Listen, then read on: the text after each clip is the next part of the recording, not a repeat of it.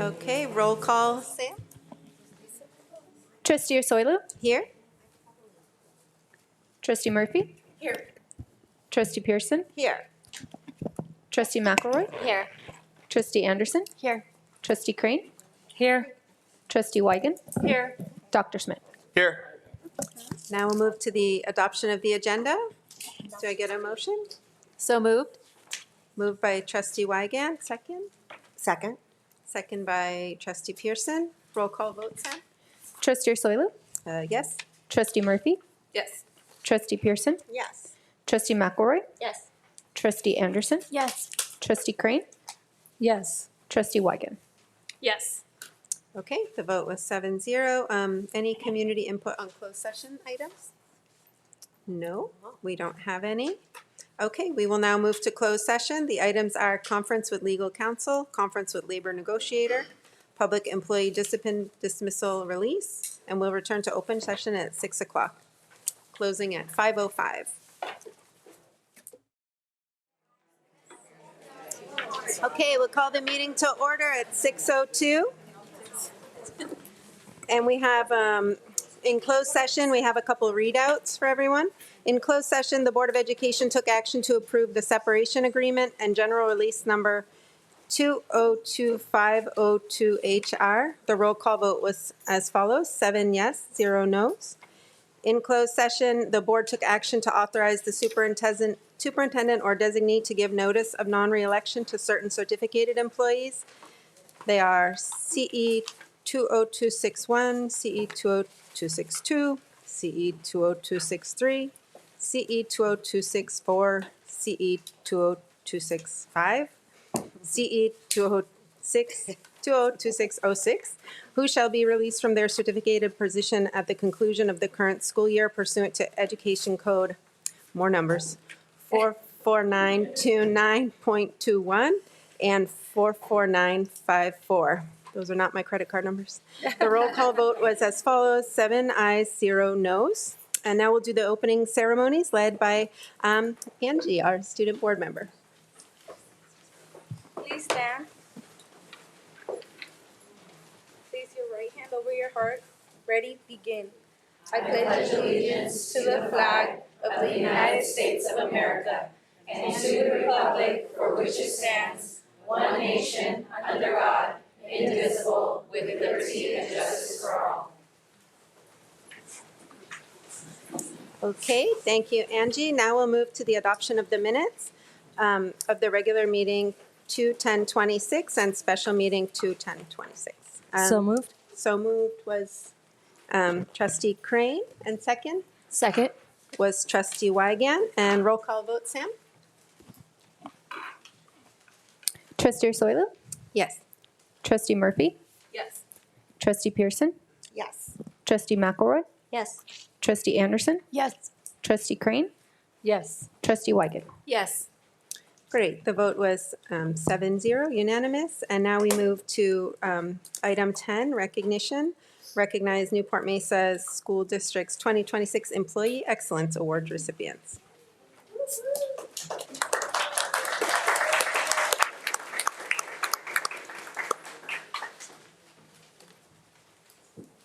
Good evening, everyone. Today we have an extreme honor of celebrating our outstanding Newport-Mesa employees who go above and beyond to create positive environments that enhance student success. The winners of our Employee Excellence Awards program exemplify many of the qualities that we value in our district, such as student-centered, collaborative leadership, professional integrity, and innovation. To begin our recognition this evening, I'd like to introduce Wilson Elementary Principal, Brittany Figueroa, who will share a few words about our first winner. Sorry.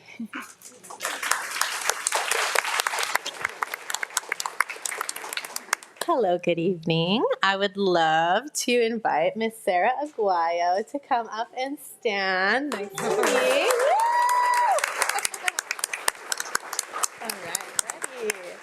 Alrighty, so it's my honor to introduce and talk a little bit about Miss Sarah Aguayo. She supports Wilson Elementary students by addressing both academic needs and overall well-being. She builds strong relationships with students, starting each day by welcoming them and ensuring that students have what they need to focus and succeed. Sarah looks at assessment data to understand student needs, applies strategies to get students reading, and creates engaging supports for reading growth. She also enhances student success by teaching a newcomer group. Through clear and consistent communication, she helps teams stay focused on student goals and move forward together. She also works closely with the reading support team, sharing strategies and supporting small group instruction across campus.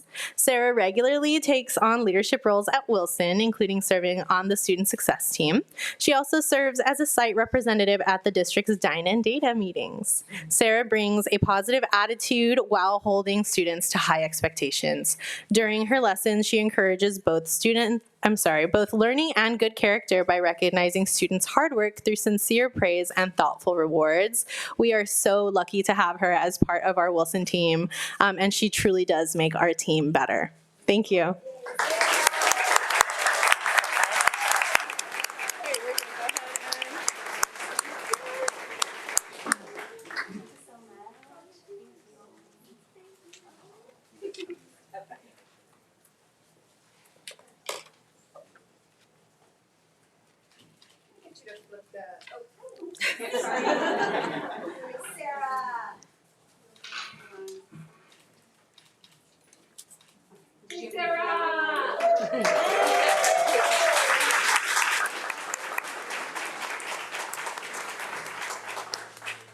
Good evening. I'm Jeff Giles, principal at Costa Mesa Middle and High School. I'd like to invite Colleen Blabagno to join me here at the podium.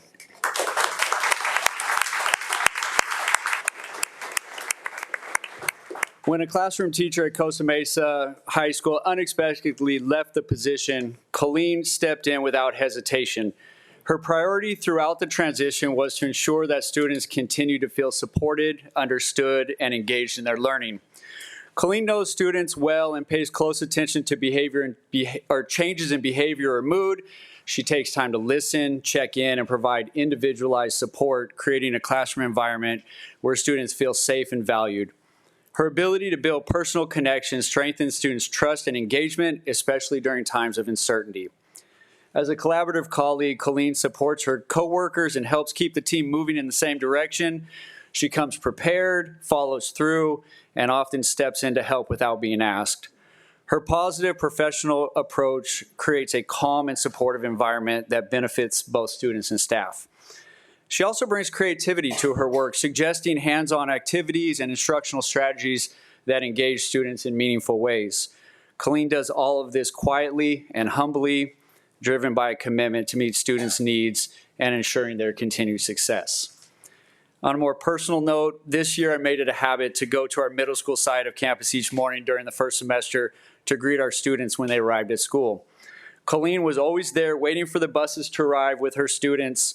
It was truly a highlight of my day, chatting and getting to know her better. But the true blessing was seeing the joy and kindness that she exhibited each day to her students as they arrived on the bus. Her warmth towards students is exemplary and is a tremendous honor for me to be able to stand here and celebrate such a wonderful and deserving colleague. Thank you, Colleen, for all you do to make Costa Mesa an amazing place.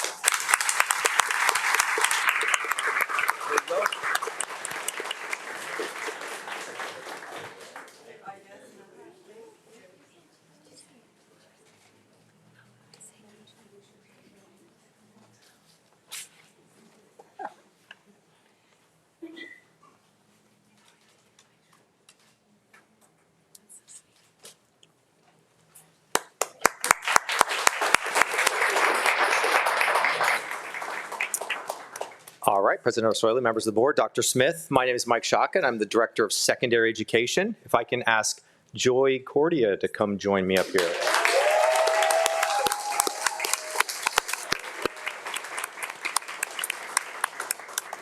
Simply put, Joy is amazing. Commonly known around the office as the Ares Jedi Master, Joy is the go-to person for many different things. She supports student success by ensuring systems behind academic records are accurate and reliable. When she identifies data discrepancies, Joy looks beyond the numbers to understand how errors might affect student experiences and outcomes. She attacks the root cause of systems in need of change through creativity, targeted training, and clear protocols. Joy brings together staff across many departments and school sites to build shared understanding and consistent practices. Her ability to connect people, break down silos, and align practices are a major part of why she's being honored here tonight. She is often the person people turn to in navigating complex systems, such as our student information database. Joy is kind, hardworking, and incredibly smart. And while the results of her work speak volumes of her effectiveness, it's what lies in her heart that truly defines her as an exceptional educator. Newport-Mesa is lucky to have Joy Cordy as a part of our team. Congratulations, Joy.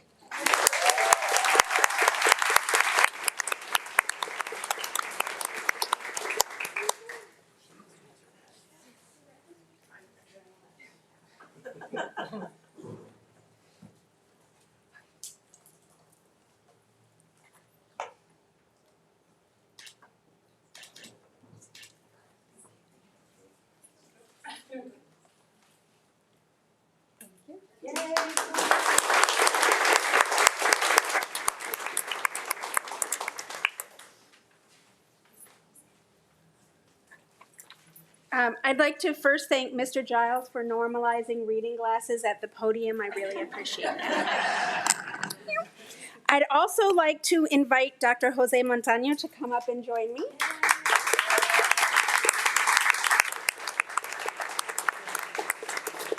I'm Socorro Shields, Assistant Superintendent, and I have the great honor and pleasure of working with all of Whittier Elementary and Dr. Montaño. He has only spent 2 beginning of schools with us. While this is his 3rd year on campus, he's only started 2 school years at Whittier. And in that time, he has created and strengthened the dual immersion program by implementing a shift that prioritizes students' home language development while supporting long-term English proficiency and academic success, particularly for English learners. He also is amazing at building and supporting other leaders on campus, whether that be teacher leaders or parent leaders. His PTA is soaring with activities that they do on campus and the amount of parents and community that they're able to bring onto the campus. He also is a very collaborative problem solver. He serves kind of as a team captain who brings everyone together, listens to multiple perspectives, and finds innovative solutions to complex dynamics problems in all of education. He is also incredibly approachable. I have watched him both greet every student and parent at the door as they walk on campus, as well as greet them as they cross the threshold into the MPR for events and other things. And with that, he is leading the site to ensure that it continues to be a safe learning environment where all students belong and thrive. And with that, Dr. Montaño.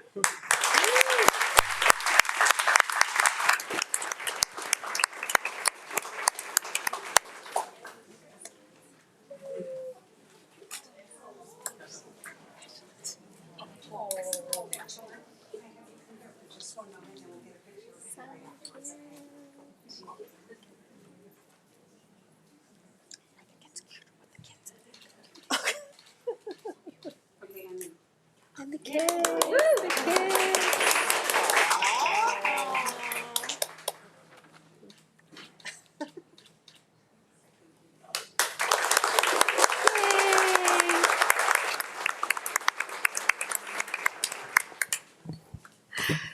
Good evening, President Orsoilu, trustees, Dr. Smith, cabinet, staff, and community.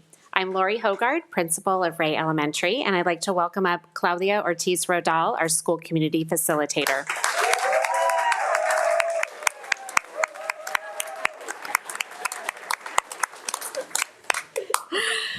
Claudia plays a key role as a bridge between Ray Elementary and families, connecting families to community resources and helping them navigate our school system. When 6th grade camp approached, Claudia stepped in to ensure students had jackets and sleeping bags so every student could participate and enjoy the experience. Her responsiveness and empathy consistently meet students' needs while reinforcing a sense of belonging. Claudia helps families understand college and career readiness from the earliest grades. She organizes avid family nights, supports parents with academic strategies, and encourages students to see themselves as scholars. She also leads Raise Padres Unidos, a group of parent leaders dedicated to fostering family engagement.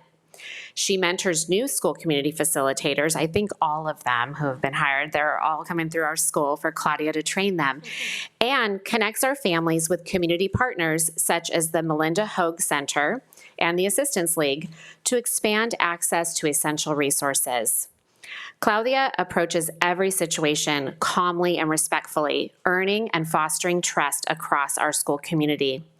Through innovative programs like the Latino Family Literacy Project and Graciela's Dream Book Group, Claudia strengthens homeschool connections and builds lasting support systems for students and families. This recognition's very well deserved. Thank you, Claudia.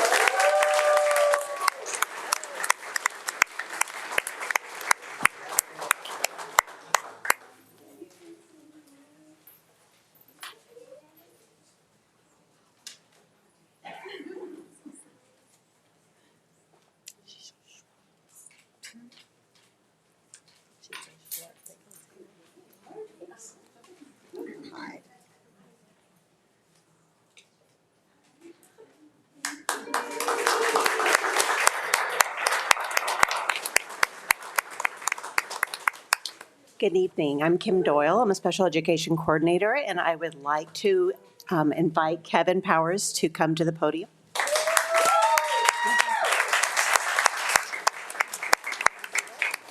I'm staying with the reading glasses theme. Kevin Powers supports adult students with special needs through patience, consistency, and respect. Whether working in his classroom or stepping in to assist other educators, Kevin's calm presence and gentle approach helps students feel safe and supported, even during challenging moments. Colleagues regularly rely on him to fill in when staff are absent or to help debrief behavioral situations on campus. When a student moved from his classroom to another setting, Kevin remained closely involved, answering questions, sharing detailed insights, and modeling effective behavioral strategies for colleagues. His support helped ensure the student's transition was successful and gave the receiving team confidence in their approach.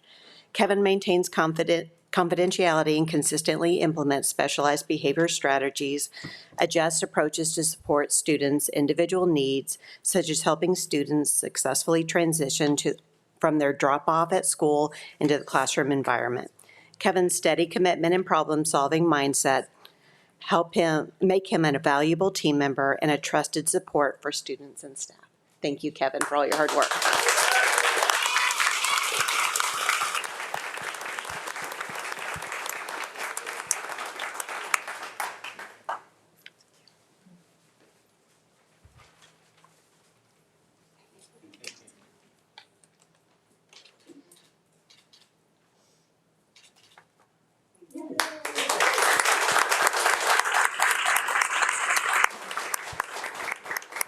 Good evening. My name is Chrissy Flores, Director, and it is my honor to welcome Katie Riccio to the front.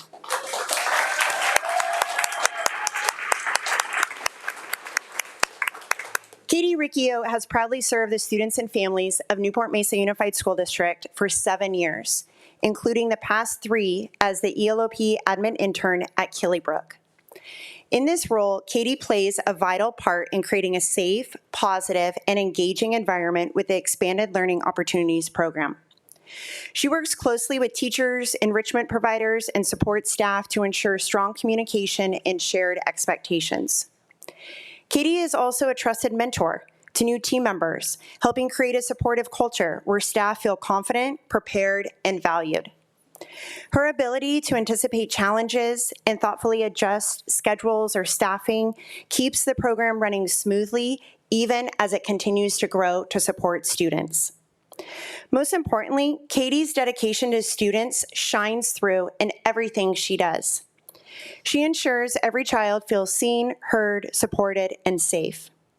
For her leadership commitment and unwavering dedication to students and staff, It is my honor to recognize Katie Riccio with the Newport-Mesa Unified School District Employee Excellence Award. Please join me in congratulating Katie for the incredible difference she makes every day.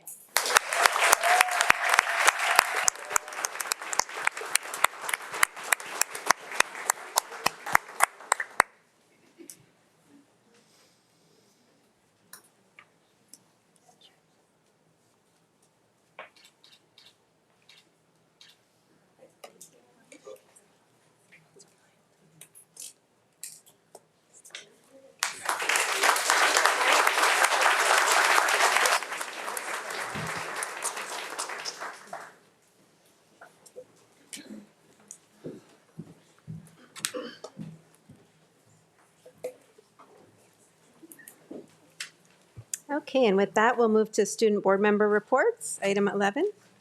Trustee Murphy. Yes, good evening. We are going to talk about Women's History Month. So, for our student board members, the question was, oh wait, I'll wait. Yep. Big fan club.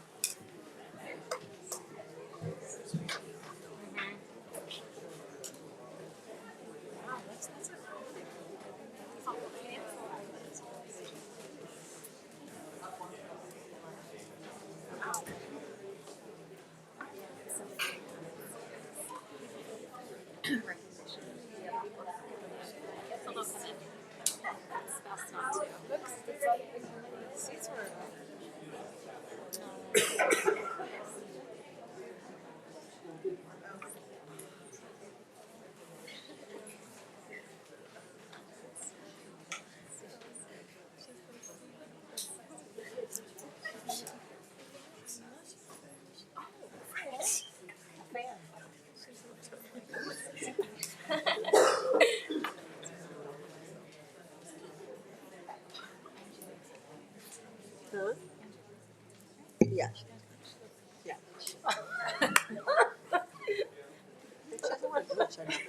All the teachers are showing up to support her, which is good. I think her teachers are showing up to support her. So she's, they're just curious.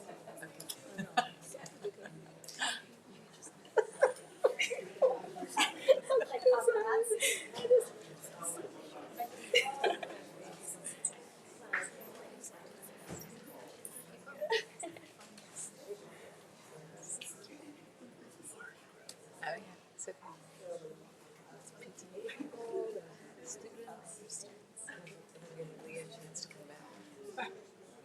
Oh, wow.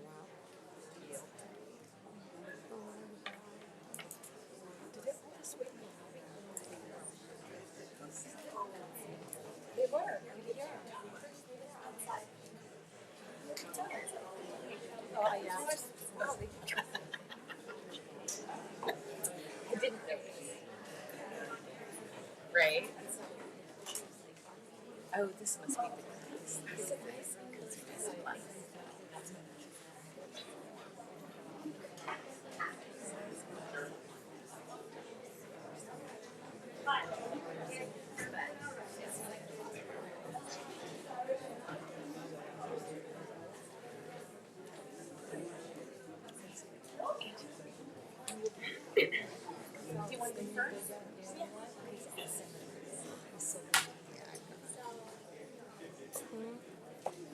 Alrighty.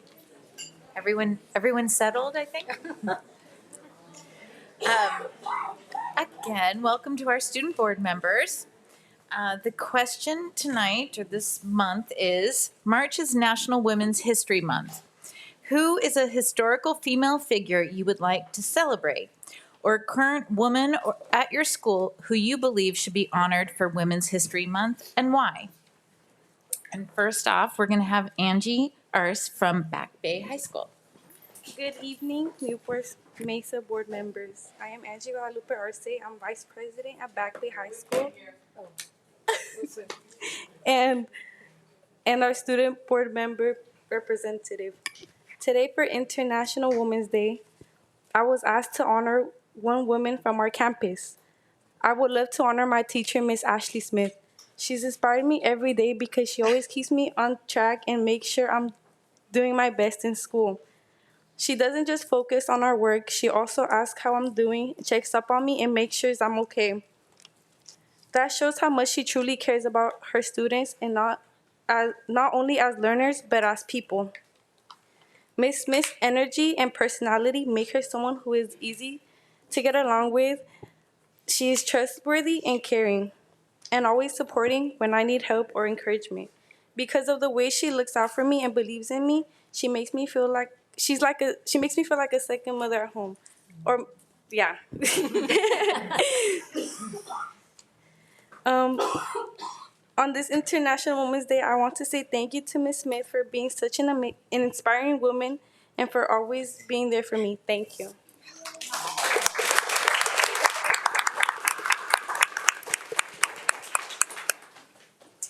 And next we have Jeremy Lohr from Early College High School.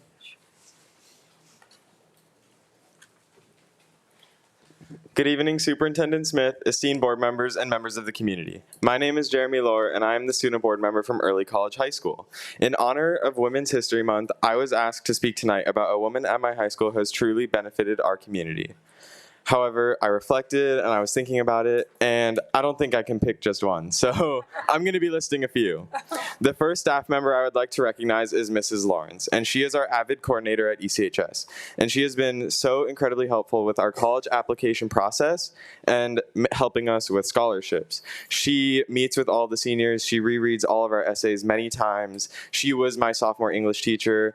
And it's so easy to either go in and just talk to her, have a conversation, ask her for help. And she's always going above and beyond for our students and me.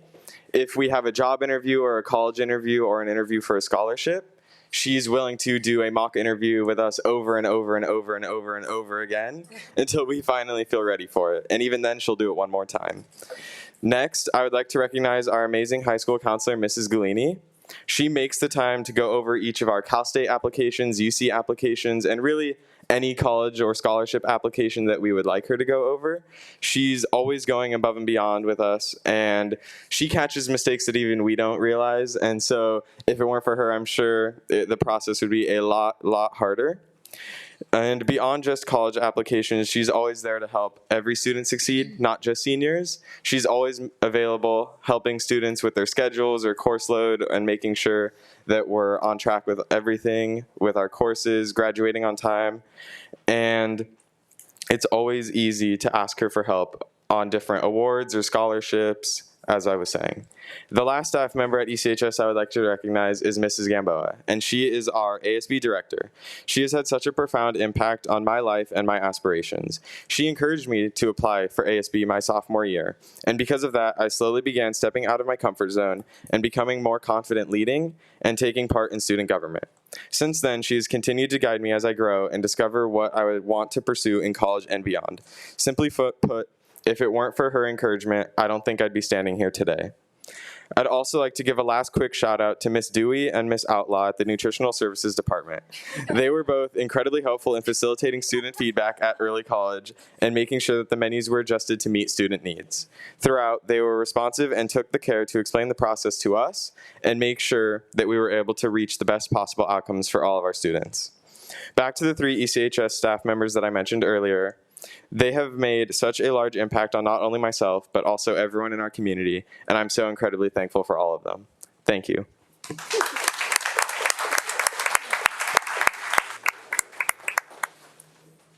And last, we have Audrey Solomon from Newport Harbor High School.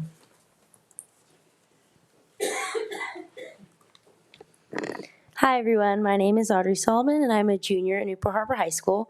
One woman who I would like to honor for this holiday is Mrs. Boyer. Mrs. Boyer is my activities director, and to put it simply, she is absolutely amazing, like seriously a superhero. Every day, Mrs. Boyer manages countless events, countless students, and countless responsibilities, and while she pulls it all off effortlessly, like not even ever breaking a sweat, she always is so put together, I know that is not truly the case. There is no doubt of the hard work and dedication that Mrs. Boyer pours into our school and our students. As a former sailor herself, she radiates a sense of sailor pride that is evident in each of our activities.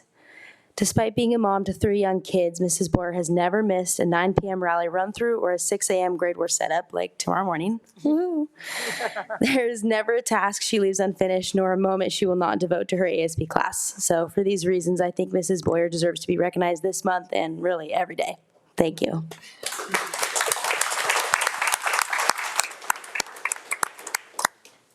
Thank you. Great. Now we'll move to Harbor Council PTA report.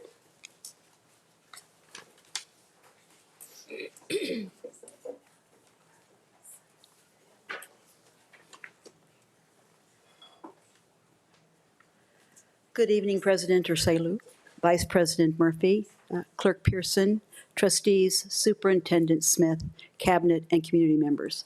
My name is Martha Fleur, and I am the Harbor Council PTA President for 2 more months. Happy almost spring. Our current PTA membership stands at 51, and we welcomed Ray Elementary School into our 100-plus club, which is terrific. We are looking forward to celebrating with Sonora Elementary School and Principal Mia Dodge at the 4th District's PTA 2026 Administrators Dinner tomorrow night at Knott's Berry Farm. Principal Dodge was selected as the 4th District PTA 2026 Administrator Outstanding Administrator Award as principal, so we are thrilled with that. Members of the Harbor Council, Newport Harbor, College Park, and trustee Carol Crane attended 4th District's annual Zach Safari. I have a handout that I just gave to Samantha and wanted to talk a little bit about that. The very hot topic of our visit with Assembly Diane Dixon was e-bikes and the legislation that she has worked to pass and got signed, and the legislation that she is also proposing. She is committed with working with our PTAs in the area that she represents in developing and drafting additional legislation that will enhance our children's safety. The items that really hit home were, 1, the power of PTA. PTA was established not as a fundraising organization, but as an advocacy group way back when, 129 years ago. Every child, we talked about safe schools and student protection, and every child deserves to come to school free from fear. Immigration policies are changing, and the sensitive location shifts impact schools and school communities. School funding and budget realities is another big issue because Governor Newsom is suggesting to what do we call that, Carol? Withhold Prop 98 funding, or do another maneuver, which they've been known to do in the past. It's not the new thing, as Dr. Smith knows, but this one is pretty significant, especially when there is money there that we are entitled to. And also, the declining enrollment has been an issue. Policy accountability in governance was really and very enforced, and wanted to make sure that the state accountability focuses on measurable outcomes, not on wishes and dreams. And that nonpartisan advocacy remains central to PTA's mission. And finally, we had a wonderful speaker on AI, and that children are accessing technology earlier than ever, and the constant concern that that is impacting their mental health. We practiced that advocacy effort at our last PTA meeting, which Dr. Smith came to. We divided our PTA into the 4 trustee zones, and I asked each of the zones what was their 2 issues, numbered the top 2 issues regarding whatever was occurring in those issues. And I will tell you, by and large, the number 1 issue was e-bikes and e-bike safety and the concerns about e-bikes. The second issue, which was kind of surprising, which got a little bit of attention, was the concept that there aren't enough charging stations at the schools for laptops, and Chromebooks and whatever. And some of the kids don't have charging items to take home, chargers to take home. So that was a small issue, and the third issue was a little bit, we didn't even discuss it, was AI. We wanted to thank Dr. Smith because we put him through the ringer on that. They practiced their advocacy skills and talked about their main concerns about e-bikes and the need for something to be done.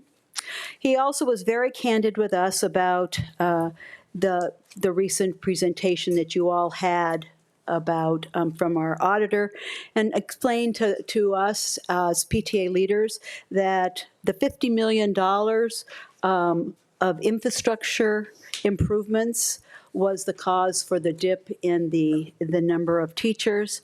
And we were so impressed that $50 million was spent to improve in infrastructure throughout our school district, so we thanked him for that. And then he talked about a little bit about the expansion of our summer school program, and to actually talk about offering not only in the Costa Mesa, the East, and Costa Mesa, the West, but also there's going to be one at Lincoln, I believe, for the Newport Chronodome R, and we really are really grateful for that because all kids need to have an opportunity to have enrichment.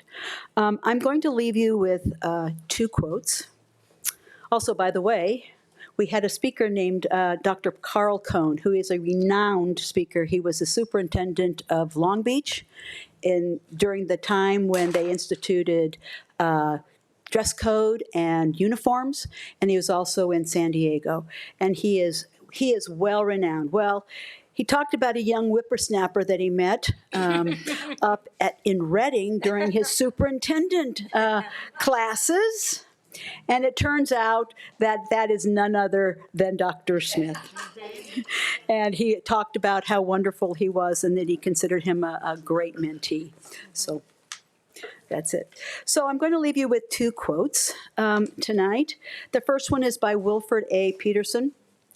Decision is the spark that ignites action.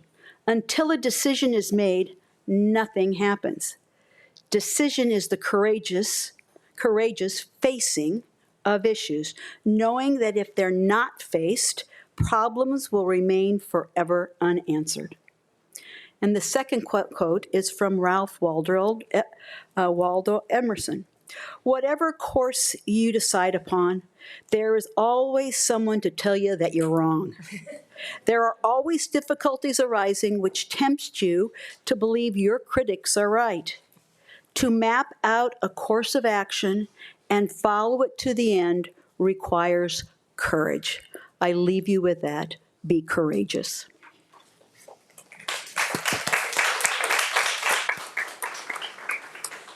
Thank you. Thank you so much, Ms. Fleur. Next, anyone from CSBA or NMFT want to make comments?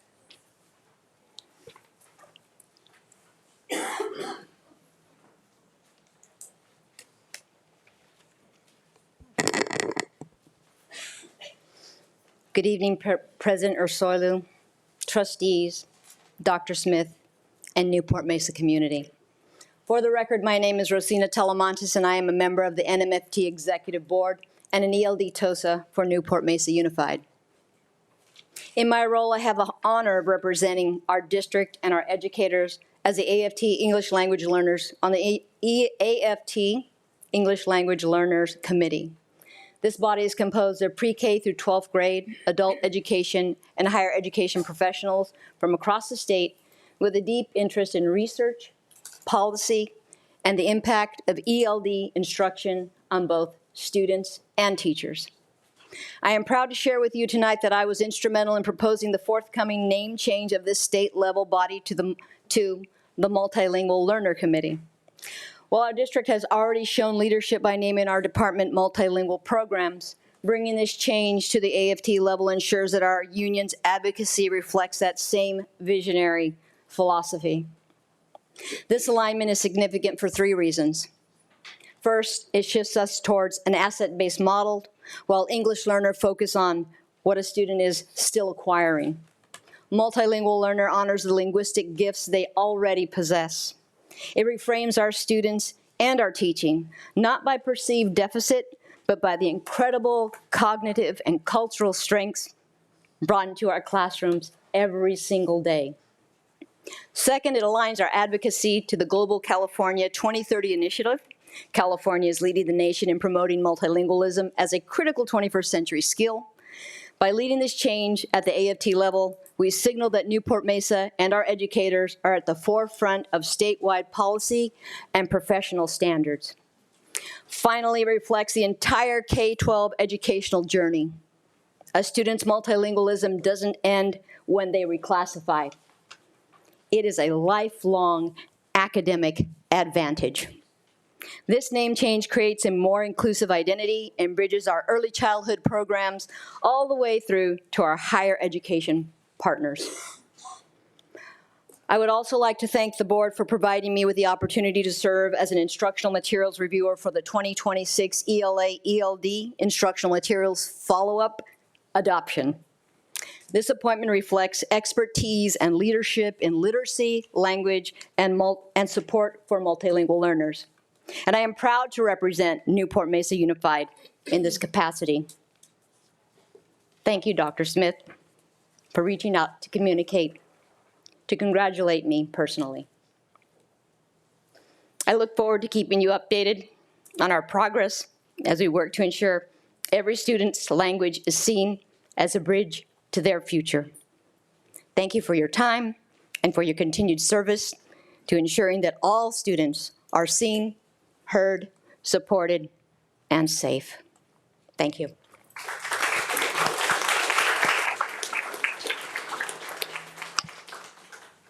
Thank you so much for all your work on that. I've, over the years, seen the transition from ELL to DLL to MLL finally seems to be the right one, so thank you for all you do. Next, we have community input on non-agendized items. This is an opportunity for the public to address the board regarding items not on the regular meeting agenda.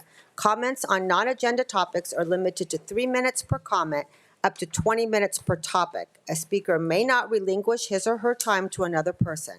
By order of the Brown Act, Section 54954.2, the board will take no action nor have any discussions on non-agendized items. The superintendent may provide clarification during superintendent's comments.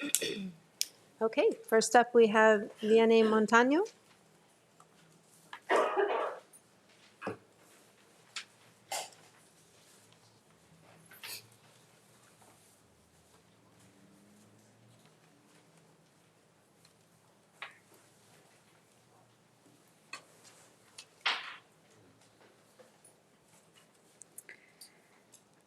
When do I start? Yeah. Good evening, members of the board.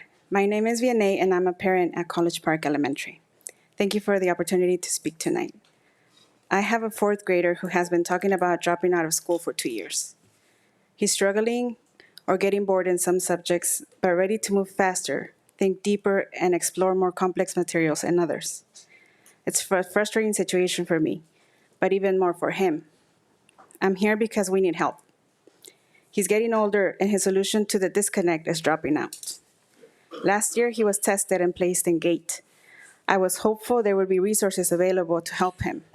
I attended the virtual GATE presentation in November, reviewed all the materials sent to me, and it described my child to a T. The conference described the traits and needs of GATE students, but no solutions, no resources, and no differentiated learning. It was disheartening, and we were back to square one. At College Park, one teacher per grade is GATE certified and is supposed to implement modifications to teach GATE students differently. While that might sound great, how practical is it? How often is it happening? How, when, and where is a teacher with 27 students supposed to teach her 4 GATE students differently, let alone the ones in a different classroom whom are also GATE identified? I want to address the need for stronger support and expanded opportunities for students in GATE, during and after school. I have learned that gifted students have unique academic and intellectual needs. When those needs aren't met, they can become disengaged and under-challenged. I'm seeing this firsthand. Some schools have implemented great programs already. East Bluff has a small group instruction, encouraging engagement and participation. Anderson Elementary has Anderson's Dolphin Academy, where students work one-on-one with a teacher and get pulled out of class in small groups for support and enrichment. Those examples truly sound like differentiated instruction. These programs will not only benefit GATE students, they could help all students thrive. This year, in November, the district offered GATE students the opportunity to participate in a program, Odyssey of the Mind, which has been amazing. They utilize creativity, critical thinking, and problem solving while working on a hands-on student-led project. I'm thankful for that, and I'm thankful that College Park took part of it, but we need more. There are many talented and motivated students at College Park, and with the right support and programs, we can ensure they stay engaged, inspired, and curious. Respectfully, I ask that the board review the offerings in our school and support programs and resources so students can receive the challenge and opportunities they need in each subject. Thank you for your time.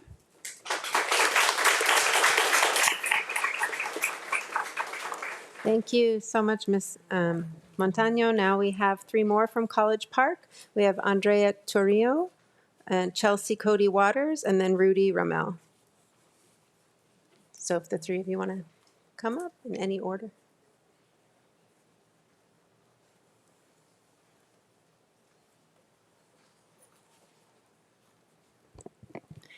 Hello, good evening.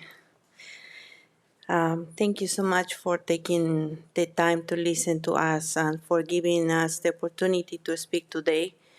It is an honor to be here in front of you and sincerely thank you for your time and attention.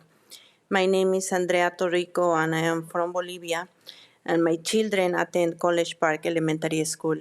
One of them is in 4th grade and the other is in 1st grade. And both of them, they are in Mandarin program at school. And I want to highlight they are part of the ELAC program. They are English learners. One of them has already been reclassified and is proficient in English, and we are working so that my other child also reaches that reclassification, which is very important to us. Our group of ELAC moms is very united and strong in the school. In addition, I am representative of the moms in this group of the DLAC meetings. I am proud to say that the group of ELAC moms has grown closer and stronger in the school. We work toward one common goal, which is the reclassification of our children. We feel supported by the help we receive at the school. We share the same concerns and we want to be heard. Most of us are immigrants, and I believe the language should not be a barrier that disconnects us from the school. We are fortunate to have Miss Carmen, a very nice person that she helped us to connect to the school.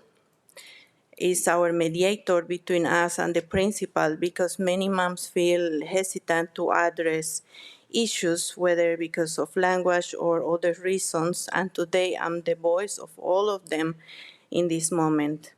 I'm here because serious incidents have happened at the school that deeply worry us. I already spoke with the principal, but I believe we need more solid and structured support to address these issues. It is vital to provide counseling both for the children adapted to the age and for the parents so that we know how to support them. It is essential to address the issues that sadly are happening not only in this school but in many others due to technology, games, and misinformation. We know that our children are exposed to many things outside of our control, whether because of work or because different reasons. That is why it is crucial that there is real support, not just saying there's a counselor, but having them come into the classroom, organizing talks and clarify our children's doubts. And thank you for listening to me. Thank you.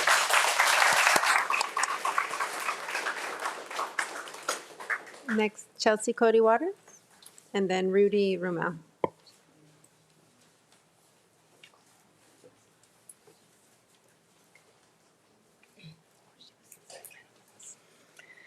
Hi, my name is Chelsea Cody Waters, and I have a daughter in first grade at College Park. As a transplant from Minneapolis, Minnesota, the village that raised me instilled a strong sense of civic responsibility, volunteerism, and community organizing.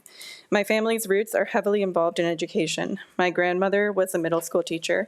My father is a proud product of an entirely public education, is a public university professor, and he was also involved in my elementary school's site council. Love for public education is in my DNA and civic duty in my heart. So I ask today, with no political agenda, is College Park living up to its full potential for every child? The Harbor Council PTA invited me to the Sacramento Safari this year, which was an incredible experience in learning about advocacy, listening to our leaders in education, and meeting school leaders from across Orange County. The keynote speaker this year was Carl Cohn, and his message was simple: invite well-intentioned parents into the schools to serve as genuine partners, because you can't know if the kids are all right unless you're there to look and listen. We have an incredible community of well-intentioned parents at College Park. Some of them spoke or will speak today. At the last meeting, Rhonda Reed mentioned that if one person is speaking out, there are many who have not. We have come together to speak on a few of the concerns raised within our community with the hope that our voices will carry for many. We have no political agenda or alignment, only a shared purpose to increase our students' access to quality education and whole child support. We all have a big love for our school district, and it's because of that love that we hold high expectations. When we stand here in front of you, we aren't saying there hasn't been tremendous progress already. The progress that was made with a full-time counselor is huge, thank you, and also maybe not the entire solution for College Park. Policies intended to increase parent engagement and communication, like Parent Square, have helped certain families but left others behind. Funding TK allows everyone to start their education journey sooner, but what works for a first grader moved back to a kindergartner and now back to a 3-year, 11-month-old is not the same. It is true that all the boxes are getting checked at College Park, but we're here to tell you it isn't working for everyone. It may look like that from the outside or from a quick school visit, but day in, day out, parents are working double time to advocate for their children's needs, which means families that cannot do that are left behind. I encourage your teams to seek qualitative data and not just quantitative data. Go into our campus, talk to more than just our school and parent leaders. Get to know as many of us as you can. Ask open-ended questions and listen. Plan to act and communicate your plan. Policies were enacted to achieve a goal. Help us make College Park work the way our well-intentioned board, staff, and policies intended it to. Thank you. Thank you.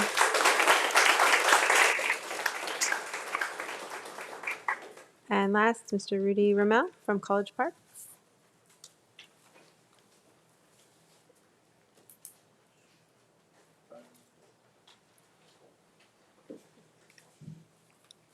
Need my other eyes. First, let me say thank you for funding a full day of school. That makes a difference for me and my family. I'm talking about the CARES program. It's free at College Park. I'm Rudy Rummel, father of twins at College Park. Each of my kids is in a different TK class. Before starting public school, our twins attended preschool for 2 years, and during that time, we were very used to being a big part of their daily school experience. We would drop them off and pick them up at the classroom, which allowed for brief face-to-face time with the teacher and a small glimpse into what they had been doing for the day. We would also hear about upcoming activities and classroom themes. Those small interactions were incredibly helpful. Knowing the weekly topics, events, or themes gave us something to talk about at home and helped us build excitement around school. It allowed us as parents to reinforce what our kids were learning. So TK is transitional not only for kids, but also for parents. As a parent experiencing public school for the first time, I still have a lot of questions. I feel like I'm swimming. About how the system works. Yeah, I have a lot of questions about how the system works. At this age, my kids aren't always able to clearly tell me what they did during the day, so communication from the school and teachers becomes especially important. Because of that, the current drop-off experience can feel abrupt. Dropping off young children behind a locked gate where they quickly disappear around a corner with unfamiliar adults can be an adjustment for both kids and for parents. I'd like to offer a few ideas that might help the transition smoother for families in TK. One idea is creating a drop-off point where parents have a clear line of sight towards TK classrooms. Even a small visual reassurance can make a big difference during these early weeks. Another idea would be allowing parents to walk their TK students to class for the first week or two of school, as this short transition period could help children learn campus, recognize staff, and feel more confident about where they're going each morning. Like when young adults go to college for the first time, it might also help to offer a short orientation for new families within a couple of weeks of when school starts. This can include introductions to teachers and staff, contact information, an overview of what a typical TK day looks like, and what kinds of activities like music or other programs students will experience. Finally, consistent communication from teachers can make a big difference. Something as simple as a short weekly newsletter with a few bullet points can help keep parents up to speed about what's going on. And I share my ideas with a lot of respect for the work school and teachers are already doing, and my goal is to strengthen partnership between families and school. Thank you for your time and everything that you do for the kids.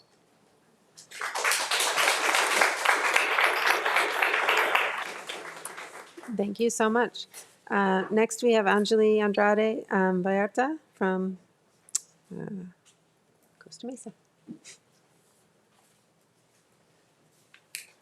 Hi, good evening, members. I am also from College Park. My name is Anjali Andrade Vallarta, PTA parent, and I'm here today to respectfully ask the school district to consider implementing a structured health education scope for 4th and 5th grade students with clear opt-in options for parents. 4th and 5th grade, as you know, are critical transition years. Many students begin experiencing early physical and emotional changes before the standard sex ed that happens in middle and high school. So providing age-appropriate health education during this stage can help students understand their bodies, manage their emotion, develop healthy boundaries and respect for others. This type of instruction can also play an important role in preventing bullying, protecting students from harm, and helping them recognize when to seek help from trusted adults. Currently, as you may be familiar, in our elementary school, there are students that are practicing self-harm, that are having gender-affirming questions about how to affiliate, and obviously the bullying is a clear issue.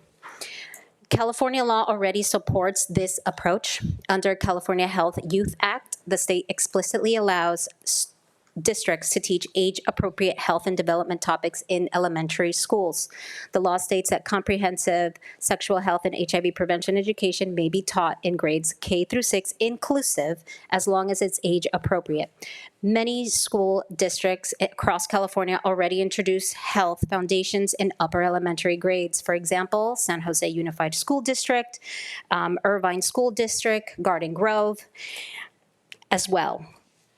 These lessons are focused on healthy habits, hygiene, decision-making, and social-emotional wellness through programs like The Great Body Shop. These districts demonstrate that elementary health education can be implemented responsibly, transparently, and in partnership with families. Creating an opt-in program in Newport-Mesa can respect parental choice while still providing families who want it the opportunity for their children to receive age-appropriate guidance before the challenges of adolescence begin. Our goal is simple: safer students, informed families, and healthier transition into the preteen years. So thank you so much for your time and commitment and well-being to our students. And last, we have Valerie Ann Brown, Parkler.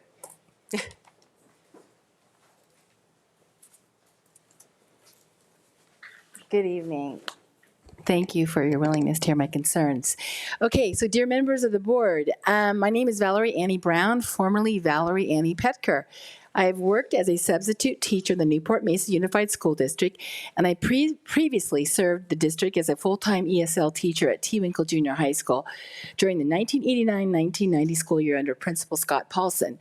I returned to California less than 15 months ago after living in Idaho for several years in order to be closer to my children, extended family, and longtime church community at Mariners. I am writing because I was recently removed from the substitute teacher list, and I believe that decision was made in error based on allegations that were not fully verified before that action was taken. Throughout more than 3 decades of working with students, student safety and responsible classroom supervision have always been my highest priorities. The 3 incidents that led to this decision occurred over the past year. One incident involved a special education assignment at Harper Day School. I've obtained a written witness statement from a staff member who was present confirming that I followed the directions given by the aides and assisted the students until they boarded their buses. That statement contradicts the report that I abandoned the students. A second allegation involves Mariners Elementary School, where it was reported that I left students unattended for approximately 30 minutes. During a call with HR, I was told that I had worked at Mariners Elementary 3 days in February. However, when I reviewed my frontline records, I saw only one assignment on February 26, during which I worked alongside the classroom teacher for the entire day. A third allegation occurred over a year ago at Rhea Elementary School, where aides reported that I had been sleeping in the classroom. I denied this allegation. My access to Frontline was blocked without notice, and nearly a month passed before I was able to meet with HR to learn the details of the report. A determination was made by HR that this allegation was not to be held against me. Public schools are publicly funded institutions and therefore extensions of government. Because of this, I believe that basic principles of fairness should guide how allegations against educators are handled. When concerns are raised, the individual should be informed of the complaint within a reasonable time and whenever possible at the school site. The educator should then be given the opportunity to respond and present their understanding of the situation and any relevant evidence. I have provided documentation supporting my statements today, including an email message from a classroom teacher at Whittier Elementary School who appreciated my work in her class during a 3-day assignment from February 23rd through the 25th. Jennifer Marin, the site administrator at Whittier Elementary, personally observed my classroom during those days, checking in periodically, and later commenting to me that I was managing the class well. I've submitted a character reference letter from Patty Duncan, Education Director for the Books Literacy Foundation. In my work supporting children's literacy, I write under the name Annie Winston and have worked with Ms. Duncan for more than 7 years. I respectfully ask that the documentation I've submitted be reviewed.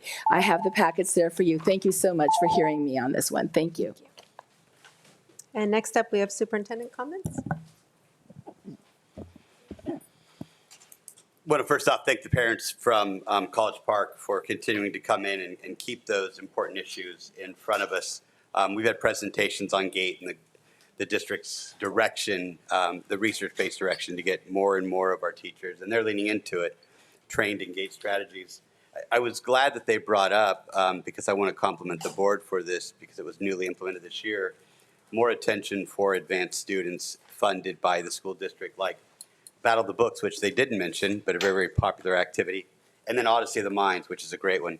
These are the first 2 that we're bringing on board. We look to bring in a couple more next year, probably around a math concept or something like that. So we're going to continue to build those, and we're excited to do so. I was also really happy that the parent mentioned that we have great school community facilitators in the district that do a great job of bridging sometimes that language gap that can be difficult. Certainly our schools themselves are committed to reaching out and welcoming families, but it helps to have that, and that is something this district prioritized years and years ago, and I'm so grateful and blessed to work in a district where they have that. We heard about a successful one tonight who won an award. Truly, they're amazing. And, the question was, are we doing everything we can for every kid? And I would say a rhetorical question, but I would always say never, right? Because we can always do more, and we're always going to be committed to doing better and better at serving each and every one of our kids. It's never enough. And so I'm grateful that the parents challenge us to get better each day, because that's what every parent should do. We're never good enough. We have to get better every single day. When I look at the comment about, the FCFs, and just want to mention that they did a survey recently at College Park, and,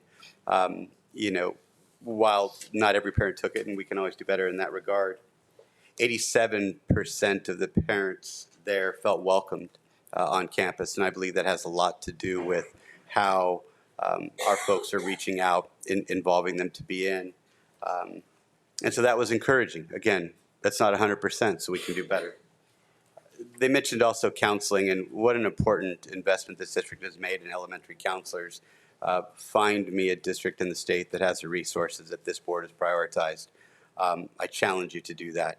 These are amazing resources, and I think the parent said this, while counseling is great, there's more we need to do in the way of parent education. And that's something that this board continues to challenge us to do, is how do we do a better job of helping inform our parents, educate our parents, help them.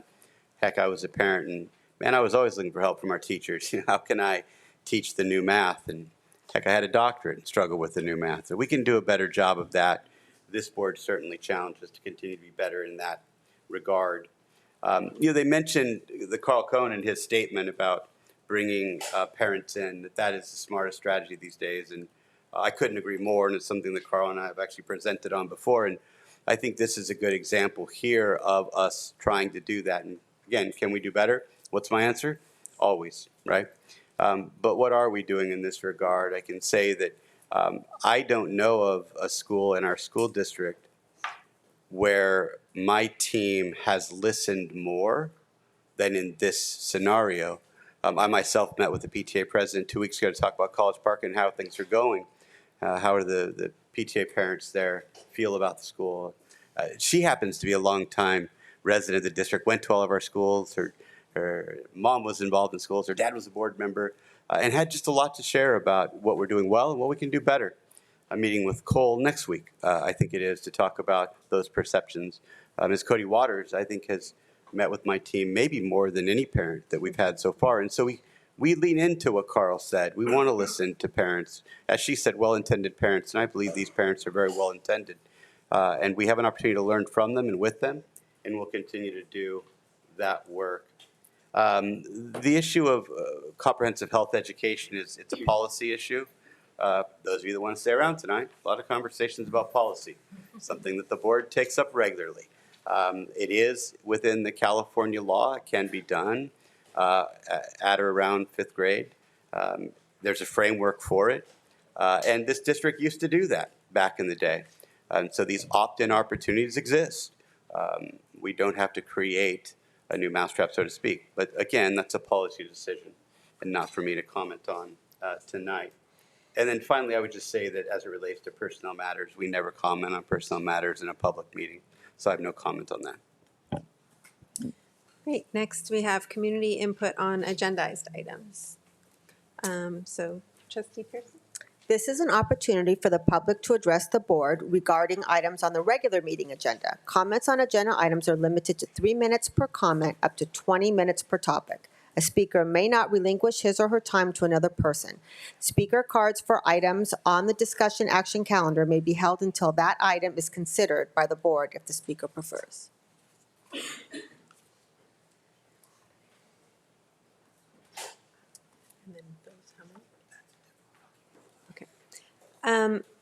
Okay, we have many speakers, 15, for the, looks like the bike issue.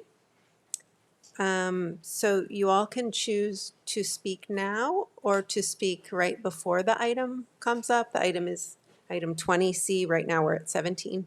So if you want to speak now, you each have a minute and 20 seconds, divide the 15 folks divvied up. So I can read each of your names and then you can decide to speak right now or you can speak before the item. It's your choice. So I'll just go name by name and then either come up or don't and I'll put you in a different pile for later. Lauren Sparks. Lauren speaks? Yes. Okay, perfect.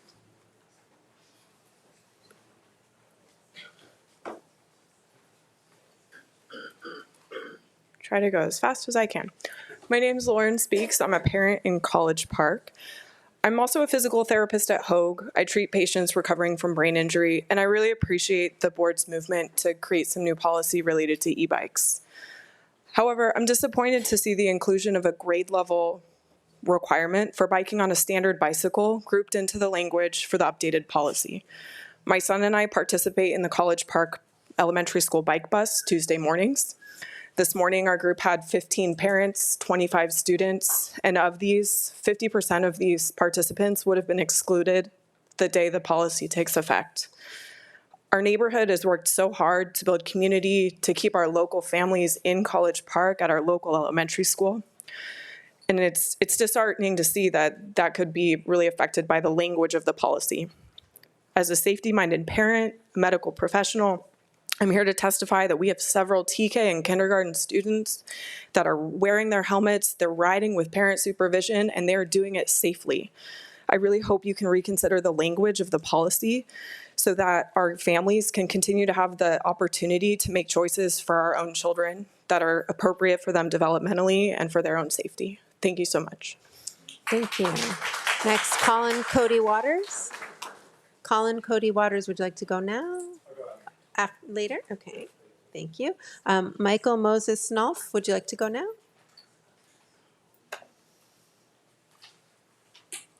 Hello, my name is Michael Moses Snolf, and I've been a member of this community since 2003.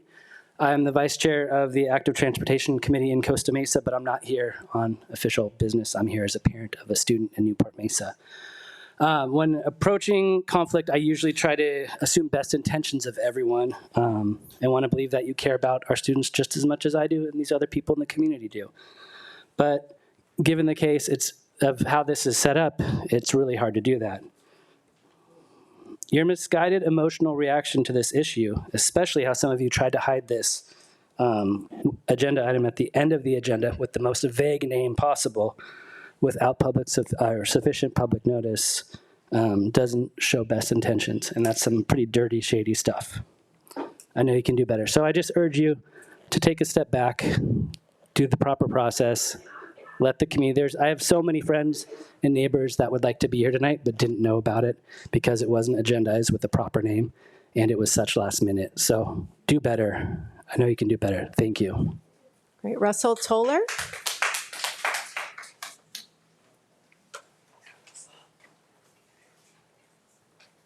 Good evening, board. My name is Russell Toller.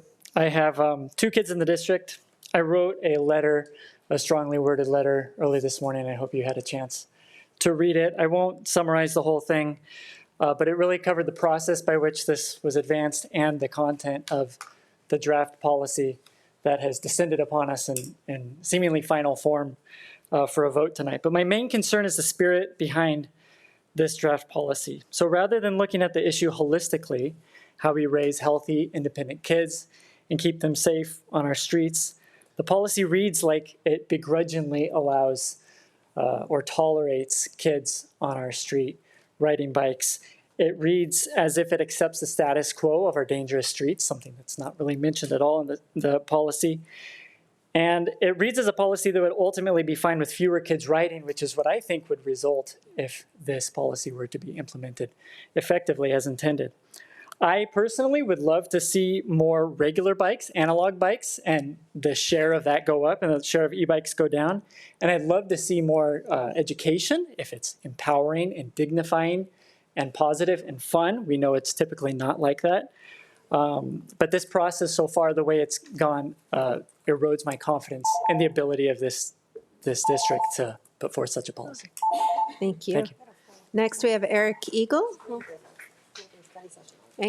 Sorry, I can't read it. Eric Engel? He'll go later. He'll go later, perfect, thank you. Flo Martin?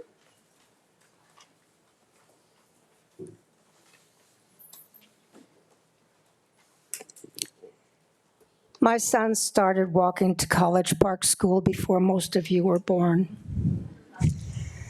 They biked or walked to Davis Middle School and Costa Mesa High School. Their mom is currently a member of the Active Transportation Committee with the city, as well as a founding board member of Costa Mesa Alliance for Better Streets.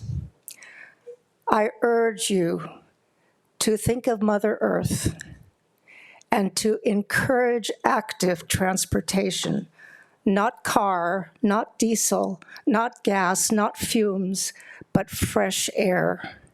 Encourage students at all levels of this school district, And I was a certified school teacher in this district for many years as well, before you guys were born. Encourage students for active transportation and give Mother Earth a chance to breathe. Thank you. Thank you, Flo. Next, Jennifer Tanaka. Jennifer Tanaka. Wait, okay. Next, Ali Cotton.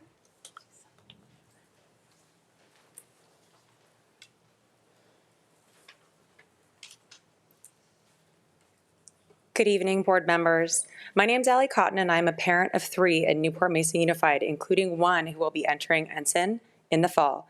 I'm here tonight because e-bikes have introduced a level of speed and risk around our youngest children at our elementary and junior high campuses that simply did not exist just a few years ago. E-bikes are not toys. They are motorized vehicles capable of speeds 20 miles per hour or more, yet many young students lack the judgment and reaction time to operate them safely in crowded environments. What many of us are witnessing in our community is now being reflected in medical data. At Children's Hospital of Orange County, pediatric trauma cases from e-bike crashes rose from just 7 in 2019 to 116 in 2024. That's more than a 1,500% increase in just 5 years. The 2025 annual total has not yet been reported, but physicians say these numbers continue to rise. In a recent study involving CHOC physicians, e-bike injuries became the #1 cause of pediatric trauma visits, surpassing falls and motor vehicle collisions. There is also growing social pressure among younger students to have e-bikes. Many parents now feel compelled to buy one so their child is not the only student riding a traditional bicycle. NMUSD has strong anti-bullying policies, yet introducing expensive motorized e-bikes onto elementary and junior high campuses creates a new kind of social pressure where students who cannot or should not ride them can easily become the ones left out. Thank you. And beyond safety and social pressure, we should think about what we want childhood to look like. Thank when you. a risk to children is clear and growing, the responsibility of leadership Thank you. Okay, next, Dave Paglia. Dave Paglia, you'll go later? The next section? Yes. Corey Haas. Good evening. My name is Corey Haas. I'm a parent of 3 kids at Kaiser and Woodland. The Safe Routes to School survey shows many campuses have 10 to 25% of students biking to school. Ensign Intermediate is well over a third.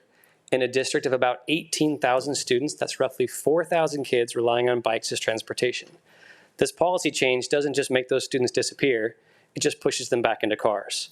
At the same time, the city of Costa Mesa has spent years investing in safer streets, bike lanes, and safe routes to school, even adding a bike lane in front of Kaiser Elementary, which has been phenomenal. It's hard to understand why the district would move backwards while the city is investing millions to make biking safer. This proposal doesn't just target e-bikes, it bans biking to school before 3rd grade. Under this policy, a child cannot ride a bike. They can ride a bike in their neighborhood or park, but not to school. How do I tell my 2nd grade daughter, who's ridden to school since kindergarten, that she can't ride to school anymore? How do I tell her that? Meanwhile, the biggest safety issue I see as a parent on an e-bike, picking up my kids from Woodland, is distracted parents in parked cars, in bike lanes, on sidewalks. And families picking up their kids in bikes, we're the ones treated like we're the problem. I don't understand. It doesn't make sense. Policies that discourage biking don't eliminate transportation needs. They simply replace bikes with more cars. Thank you. Bethany. Next is Bethany Simonson.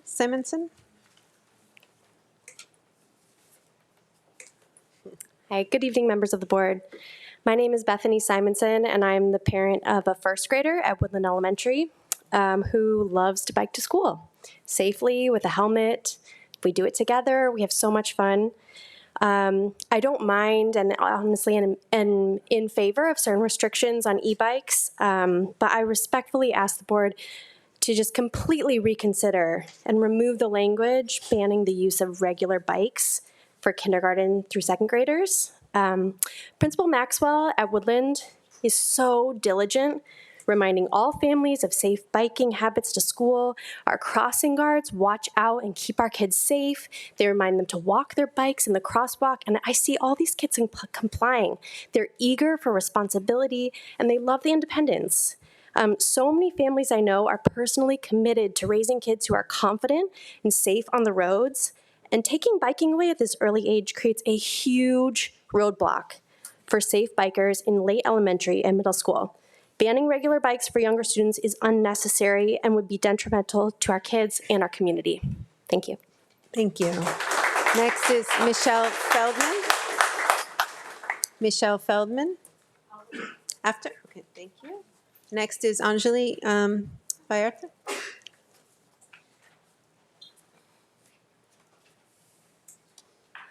Y'all had such a great agenda today, I couldn't help it. But my name again is Anjali Andrade Vallarta. I am a member of the community, parent, College Park parent, as well as a commissioner for the city of Costa Mesa. So I'm speaking to you about this proposed biking restriction.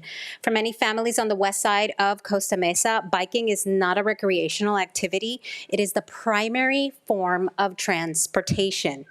Students ride every day to school, like Ensign Intermediate, Newport Harbor High, Estancia High School, and for some families, biking is the most reliable, affordable, and practical way for their children to get to school. So instead of banning bikes, we should focus on teaching safe riding and creating a culture of responsibilities. There are many great examples by school districts like Brea Linda, Temecula, San Marcos Unified, and I share these examples so that we don't have to start from scratch. And finally, as a College Park parent, my 9-year-old finally got the courage to ride a bike because of the bike bus. Taking this away would take away her eagerness to go to school every day. And now not only does she bike on Tuesday, but she bikes to school with dad, giving mom some relief every day to and from. So please keep this program open and let's come up with creative solutions. Thank you. Great.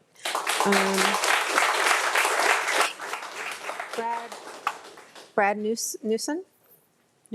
Brad Nelson. Yes? No. That can be you. Thank you.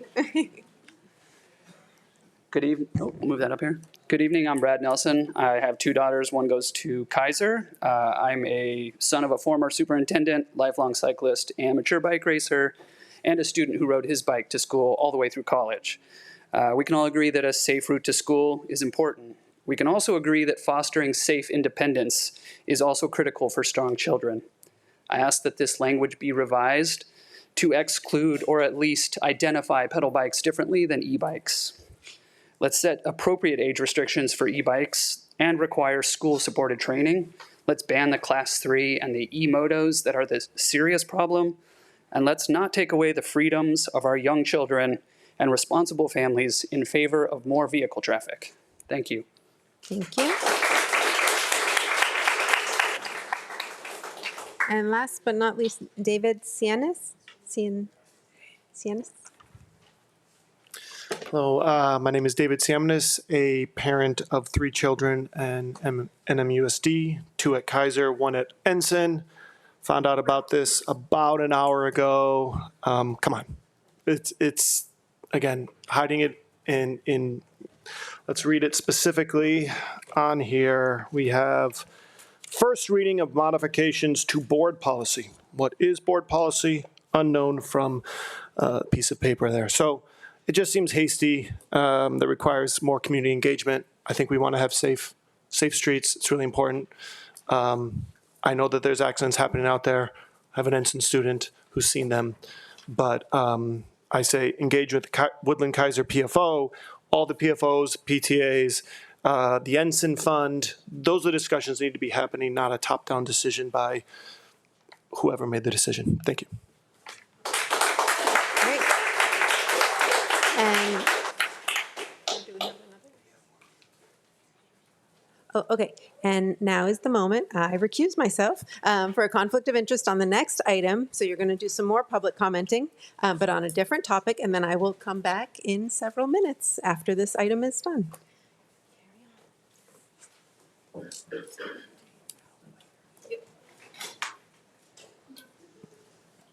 Alrighty, thank you everyone. Now we're moving on to agenda topic around our surplus land in Banning Ranch. 21C, I have Olivia Stockdale from Costa Mesa first. Do you want to speak now or before the agenda item? It's okay. Next, we have Terry Welsh from Costa Mesa. Now or before? I will speak later too, please. Okay, thank you. Anjali Baratov, now or before? Later. Colin Carbo? Zorbo. It's okay. I'll speak later, please. Okay. And Jenny Callahan. I'll also speak later. Okay. Thanks, you all.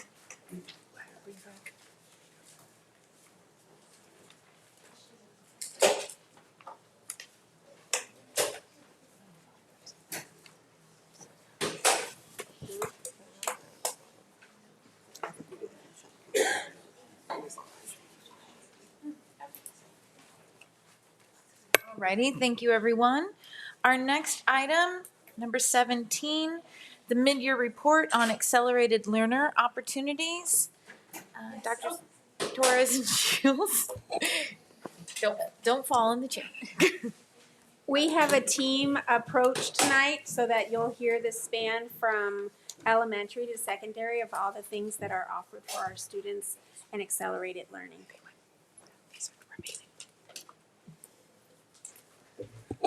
Welcome Keith Carmona and Dr. Lori Hernandez, our two directors of teaching and learning. Good evening, President Arsoilu, members of the board, and Superintendent Smith. Tonight, Lori and I are glad to share an update on the wide range of advanced learning opportunities available to our students across Newport-Mesa, beginning with our youngest learners in elementary school and all the way through our high school programs. Before we get into specifics, it's worth grounding ourselves in the why. Advanced coursework expands access to rigorous academic opportunity for all students. It strengthens college readiness and persistence. It reduces college costs through earned credit. And critically, it aligns with our district goals around achievement and ensuring every student, regardless of their background, has a pathway to that opportunity. And that commitment runs through everything that you'll see tonight. So I'm going to turn it over to Lori, who's going to talk about our elementary programs. All right, so while we, of course, differentiate and meet students where they're at, starting with our youngest learners in pre-K and TK, we do officially start our programming in 4th grade.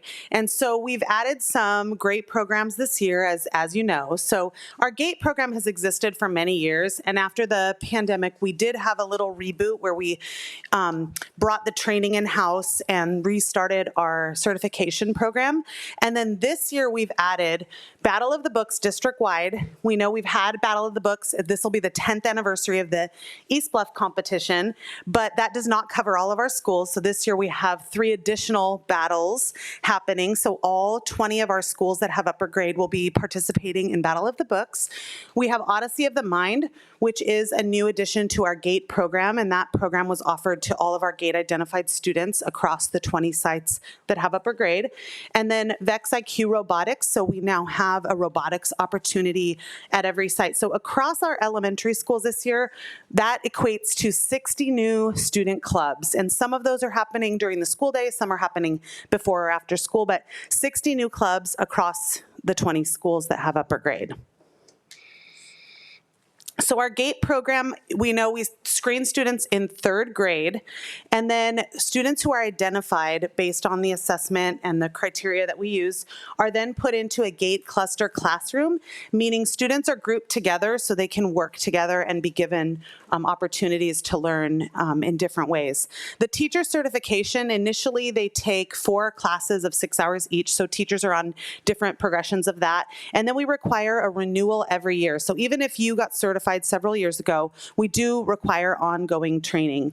And that's the what we've been working for the last about 4 years to revise, to bring in-house, to consult with experts, to find new ways to approach this in the classroom. And then each site has a designated GATE coordinator, and that's a liaison that supports with the GATE testing and communication, things like that.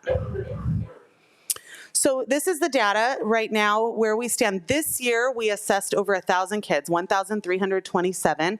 That was 96% of third graders. Parents do have an opportunity to opt out of the assessment if they would like. So that, and then this spring, those families of those third graders, it's also includes some 4th, 5th, and 6th grade retesting.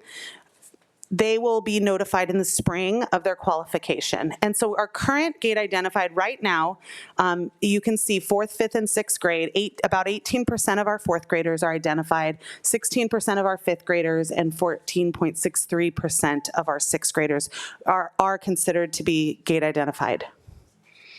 And some events coming up. So Battle of the Books, as I mentioned, it's the 10th anniversary of the East Bluff competition. And then we've added battles 2, 3, and 4, and those are coming up at the end of this month up until April 1st. We're really excited to welcome the community to those events.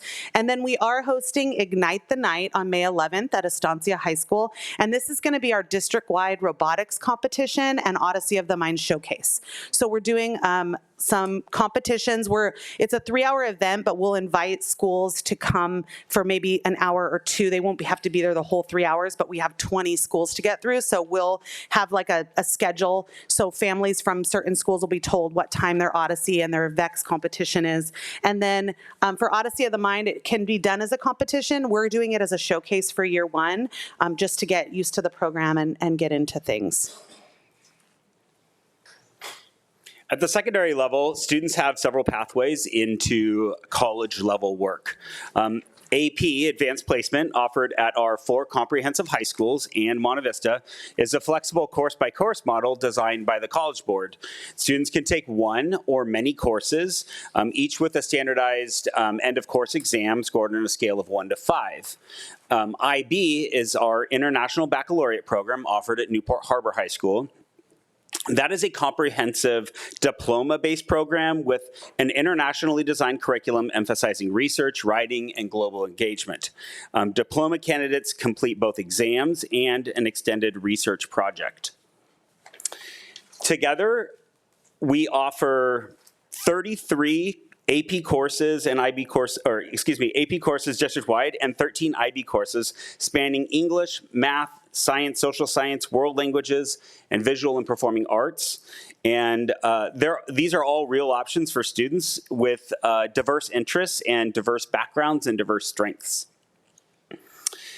So advanced coursework is not just a niche program for us. It's scaled. Last year, we had over 2,000 students enrolled in AP and IB courses, and over 1,700 of them, 82% earned a passing score on at least one AP exam, which is absolutely incredible. That's a number worth sitting with.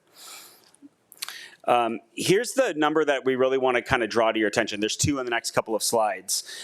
This is, over the last 3 years, our AP enrollment has grown from 2,278 students a couple of years ago to this year, 2,641. So we're consistently adding to the number of students who are taking the opportunity to really engage in advanced coursework. But the real good news comes when we look at the numbers with this slide, and that is, as enrollment is going up, what's really worth celebrating is that as more students are enrolled, the pass rate didn't drop. It climbed from 75% to 78% and now above 82%. That means that we're not just opening the door wider for students. Those students are walking through it and they're succeeding. More access and higher performance is exactly the combination of what we're aiming for, and we're really, really proud of that. Now we talk about access. Looking at access and opportunity for all students, we're tracking AP participation across specific student groups: Hispanic, Latino, students with disabilities, socioeconomically disadvantaged students, and English learners. You'll see participation has held steady or grown amongst these groups over the 3 years, but these are areas that we seek to improve in, and we'll talk a little bit more about that. On the right, you'll see the AP Honor Roll designation referred to. All 4 of our comprehensive high schools have received the AP Honor Roll distinctions, and that is connected to the piece about expanding access for students. All in all, there's still more work to do here, and we'll share a little bit more about our plans in that arena in just a minute. On the International Baccalaureate side, Newport Harbor administered 123 IB exams last year with a pass rate of 90%, which is above the global average. Newport Harbor's IB program has many students participating in individual IB classes without necessarily accessing or really pursuing the full diploma, which is what kind of points to the smaller diploma number that you see. That being said, we do see that as an opportunity to grow those numbers of full diplomas, and that's something that we're going to intentionally work on going forward. So as we talk about broadening pathways into those advanced learning opportunities in secondary, we're really focused on 3 levers to expand access further. First, it's the open and flexible math pathways. We recently restructured our math course sequencing to create more acceleration points and more entry opportunities for kids in middle and high school. And so we believe that those opportunities are going to lead to more students having access to those upper division advanced placement math classes that kids can take when they're in high school. Secondly, there's been a big emphasis about AVID. You've seen me up here the last couple of years talking about growing AVID district-wide. AVID's entire mission is built around preparing students for college success. A cornerstone of that program is the expectation that they take AP classes. So as we grow AVID sections, we're directly growing the pipeline of students that can access AP coursework and are going to be supported through it. And then the last piece is what we referred to a couple slides ago, acknowledging the ongoing work with student group monitoring, analyzing participation by student group and doing targeted outreach to those students, and making sure that we're looking at where those gaps exist and how we can fill them. So taken together, those 3 levers are really kind of how we seek to continue to build upon the success that we're seeing in Newport-Mesa. With that, we say thank you, and we would be happy to answer any questions. Great. Trustees, any questions, comments? Trustee Wygand, then Trustee Anderson. Yes, hi, thank you. Thank you for all of this great information about what we're doing with our advanced students. I just want to clarify, there's a lot of people in the audience today, so I want to clarify that the programs in elementary school, they're not just for GATE identified students, correct? The Odyssey of the Mind is part of our GATE program for GATE identified students, and then the robotics and Battle of the Books are open to both. Great. And then and so then another thing on the AP courses, with the 2,600 students that are taking them, are they unique students? So there's 2,600 unique students and not just, one kid's taking 6 classes, so you count them 6 times kind of thing? I want to make sure I give you the correct answer on that data. So which slide are you looking at? Slide 10. Okay, so those are 2,600 students taking AP courses. And how many students are in secondary? I'm testing your knowledge now. Secondary meaning? 9th through 12th, sorry. Oh, in 9th through 12th of AP? Or just of all, like what percentage of our students take AP classes is what I'm trying to figure out. Okay, the total percentage of students taking AP overall, I will get you that number. Okay. Yeah, because we have about 7,000-ish. And so when you think about all of our high schools, early college, Monte Vista, like everybody, there's quite a few. So we can do the quick math for you. The overall percentage? Yeah. Okay. Yeah, we can provide that number to the board. Quarter or something? Yeah. 37% according to my calculator. Great. Trustee Crane has already done the math. That's awesome to see, and to see that the growth and that we're, the pass rate is so high. I mean, it's great, and I love how we're really putting an emphasis on the other the student groups to get them to take those AP tests that they might not have even thought. And then I guess one other question is, what are some of your plans to increase IB participation? Yeah, so IB can become challenging because our students, as you may know, are very, very competitive, and they're very busy students. And we have students who take 6th, 7th, and 8th periods, but a lot of the students are in advanced placement coursework already.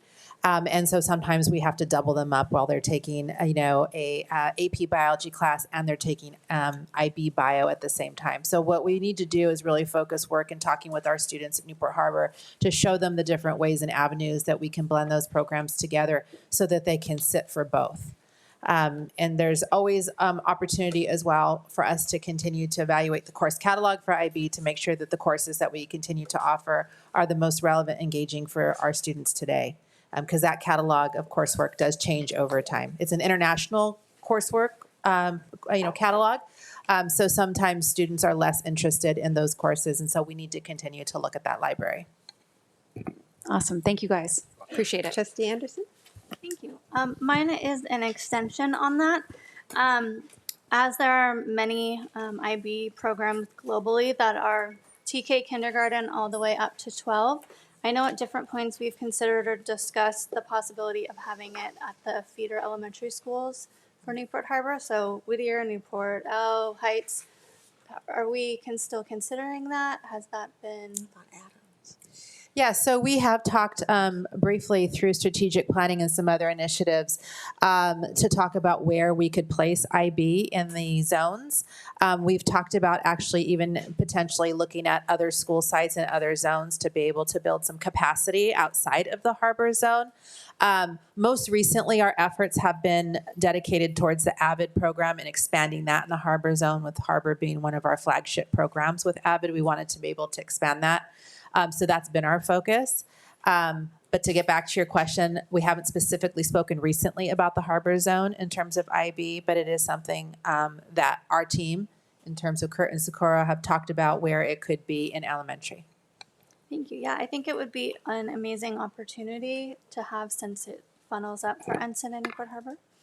And then I also was wondering if a student moves to our district in 4th grade, and they've missed that 3rd grade screening, are they allowed to be tested and integrated for the rest of their elementary years? And how do we ensure that all families are informed about that option? So every year, upper graders that have either a teacher recommendation, parent recommendation, or principal recommendation can be tested in the upper grades. We just do the initial screening in 3rd grade. So if a teacher sees those characteristics in a student, we often get recommendations. We sometimes have parents, if they come from another district and they're already gate identified, we look at that paperwork, and then we usually just accept them in as a gate identified student, because most public school districts use similar criteria. And so we typically would honor that identification, or we would allow them to be screened in 4th, 5th, or 6th. So do you think it's like 100%, or is it maybe like 60% of kids that come from other districts?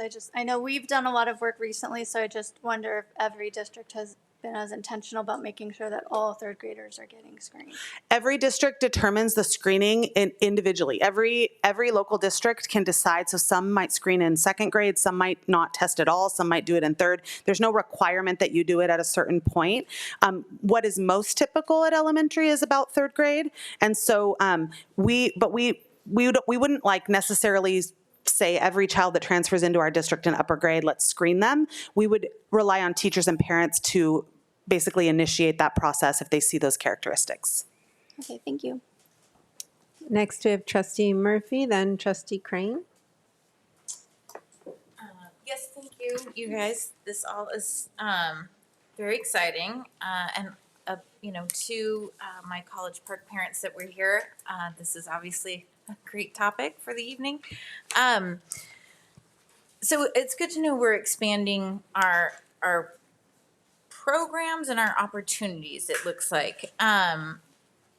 But so to this one parent's point, so if there's 4 students identified in the classroom, and the teacher is sitting there with 20-something kids, and conceivably 1 or 2 might have an IEP.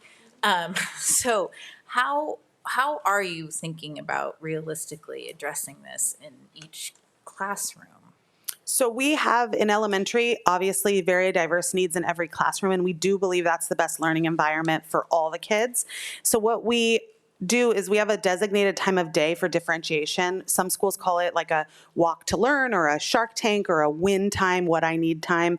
So we are in plans to have the TOSA's support, having that time also support the students that are working above level in certain areas, or students that might be already identified gifted. So we're working on some revisions to that to make kind of more of a presence of the explicit, gate instruction that the parents want during the day, in addition to these additional opportunities. Because, as was pointed out, like Battle of the Books is for everyone. So, we do want to have both opportunities for acceleration that are open to everyone. We don't want to exclude students, but we also have unique needs with gate identified students that we're trying to address. So, it's a balance, because we also want everyone exposed to their core curriculum for their grade level. So it's the magic of the teacher, right? To say like, okay, I'm going to challenge this student in this way. I'm going to meet this student's needs, but that designated differentiation time in the day is really the time that we're going to move toward having that instruction happen. Okay, so if, like the parent was saying, their student is in the class and supposedly is supposed to have differentiated learning time, and yeah, I think doesn't seem to be enough. Yeah, I think that is the hardest part, is that, it's not always as obvious, and, teachers might be doing it and people might be unaware. So some of it is really us telling our story of what is actually happening as part of our program. What are those strategies parents would see in the classroom? What are those, types of tasks that would be happening for those students? And then also supporting our teachers with our core program, saying, in our math program, here are the opportunities for acceleration, project-based learning. In language arts and writing, here's how you can challenge students that are writing above grade level. And so some of it is a mix of like teacher training for that differentiation, and maybe parents won't always know exactly what that looks like, but then also having a designated time where maybe there are students who are getting some intervention for a certain area. Maybe they're struggling to learn to read and they need a phonics intervention. Having kids who are gate identified also get something that's differentiated during that block, so we make sure it happens every day. And so that's what's happening now, or that's what we're working? That's what we're moving towards. So some schools already have a system where they're using that win time for that type of acceleration in addition to intervention, and we're moving toward that. And the time frame you think for that full implementation would be? I mean, I think it's in place at a lot of our schools, and I think we're going to be working with our principals on their site master schedules coming up in the near future. And also we now have our TOSAs. So this is the first year with our teachers on special assignment that are focused on, as you know, we have our 4 innovation TOSAs. That's a part of our program this year that's never been before. So they've focused a lot of their efforts in this first part of the year on getting those 60 new clubs up and running. It's been a huge task to get the robotics going, to train people, to get Battle of the Books up and running, to plan these events. But the next phase for those innovation TOSAs is supporting the classroom teachers in their instruction for students who need acceleration or who need to be challenged. So that is going to be the focus of those 4 teachers, 1 per zone, is to actually support those gate cluster classrooms. And then sometimes what I hear a lot, and I understand for us parents, it's, there's a lot of things coming at us all at once, and it's hard to keep track of all the communication coming at you. But do we have a plan for making sure the parents know all about all of these clubs, are well versed in how their student can join, can get, be part of these clubs, how important they are, that this club would be better for their student, this club would be better for theirs? I mean, I haven't seen that myself, so. Yeah, sure. This is the first year we've had them. So they sort of rolled out one at a time. And we've kind of had different strategies for different, so we started with Battle of the Books. We had flyers, we communicated out to school communities, join our Battle of the Books. It's, this day at this time. We did not have a problem. Kids were just jumping for that opportunity. So Battle of the Books is pretty full at all sites. And then we layered in when we did Odyssey of the Mind and robotics, that was the next phase. And so with Odyssey of the Mind, we sent specific communication through Parent Square to gate identified families. So if your child is gate identified, you received a communication through that. And we also gave that same information to the teachers so that they could join. Now the barrier, which we're working on resolving, right, is that there's no right way, whether we do it in the school day or we do it after school. Like some kids have other activities after school. We have some schools with robust enrichment programs after school. So we acknowledge that, not every student who's gate identified joined. Some were not interested. That's fine, right? But we did put the invite out to every gate identified student through Parent Square, and we can see that they received it. It was in all the languages. And then with robotics, same thing. So the robotics was different by site. Some sites already had a robotics club going. Some sites are doing it with maybe their science specialist doing it on Friday afternoons, or, you know, a lunch club. So it varies. We let the site have that autonomy about when that robotics club would happen, because some of it was dependent upon which staff stepped up to do it. So it had to kind of work with, if there's a 5th grade teacher doing it, they had to work it into their schedule. So that opportunity varied by sites. But yes, there were. So the recommendation then to a parent could be, if you're interested in something and you're not, you know, robotics or what have you, and you're not seeing it on your campus site, maybe it's something you bring up to your principal. It's something you work through. Absolutely. And people can also contact, you know, the teaching and learning office if they have any questions and they feel like they're not getting the answers at their site. But every one of those programs had district created flyers in all 3 languages that went out. So we know that it existed, but now as a parent, I know I don't always get all the flyers. I know that I'm guilty of not opening my Parent Square communications. So, you know, we want to reach every child who wants that opportunity. So we also had teachers publicizing it, but there's no perfect system, and we're going to only get better after this year. This was like our just trial, let's just do it year. And so we're taking feedback. We're going to be surveying all the coaches and the teachers involved to see how we can get better for next year. Thank you. Appreciate it. Trustee Murphy, one of the questions you asked I really appreciated, in that you were curious about how can we make it so that the practices in regards to dedicated time when we do differentiation is across all of our schools. So like Dr. Hernandez was saying, one of the things we have coming up with our elementary principals is really having our site principals who have very, very intricate master schedules at their school with dedicated times, showcasing the work that they're doing. And we're all going to be collaborating so that kicking off the beginning of next school year, we collectively have some very detailed master schedules. Something that is interesting about master scheduling is in the secondary world, you have experts because the schedule you have to put together is just very, very detailed. You need brilliant people. We're doing some very deep work in elementary to also have some very masterful master schedules, if you will. And I appreciate the work Dr. Hernandez is doing with our principals so that we can collectively get better and better, as Dr. Smith had mentioned. Thank you. Can you do that for my schedule too? Sure, come on over. Super helpful. Thank you. Great. Trustee Crane, then Trustee Pearson.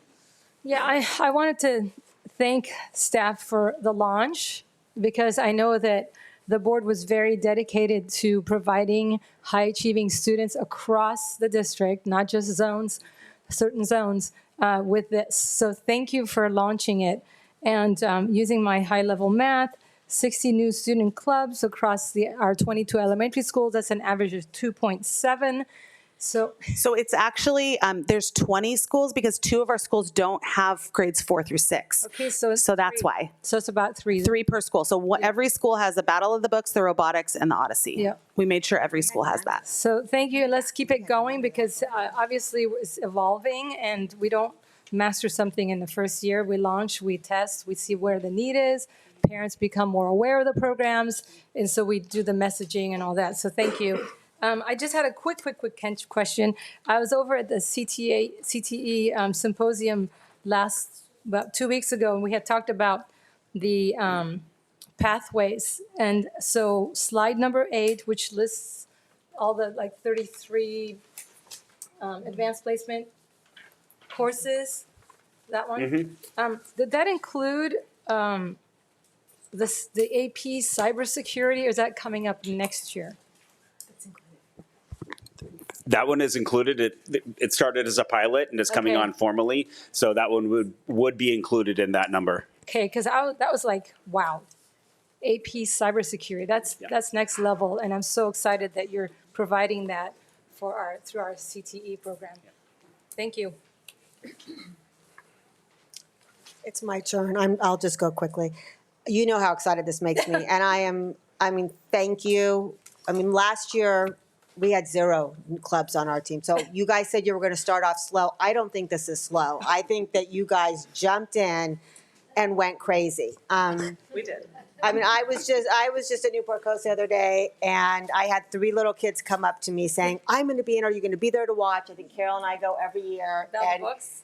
it's so great that these opportunities are coming to our kids and that you're going to continue with it. I love the idea of the TOSAs going out. I mean, I would even love for them to be, that the other thing I love is them being housed at the schools with a lot of the things so that they can, really pull those kids out and help with that extra for the GATE kids. But this is absolutely amazing. I know Dr. Smith said something about next year maybe adding math. I know Math Olympiad is a very popular activity that a lot of our elementary school kids love and parents love. So thank you. I just want to emphasize, too, that Dr. Hernandez has really taken on a Herculean effort with the 4 new TOSAs, and that these really exist because of her drive and vision for making them come alive. And she's been very adept at problem solving with resources and people. This is a lot of people and a lot of time, so kudos to the whole team. Okay. And Keith's okay, too. Thanks, Cora. Okay, with that, thank you so much. And as someone that did Odyssey of the Mind like 40 years ago, I appreciate that you guys are doing it because it really changed my life. It's awesome. Thank you. So thank you. All right. Report from the Citizens Oversight Committee. Yes, thank you. I'm hoping Despina is here. Yes, she is. Sorry, I've never met her in person.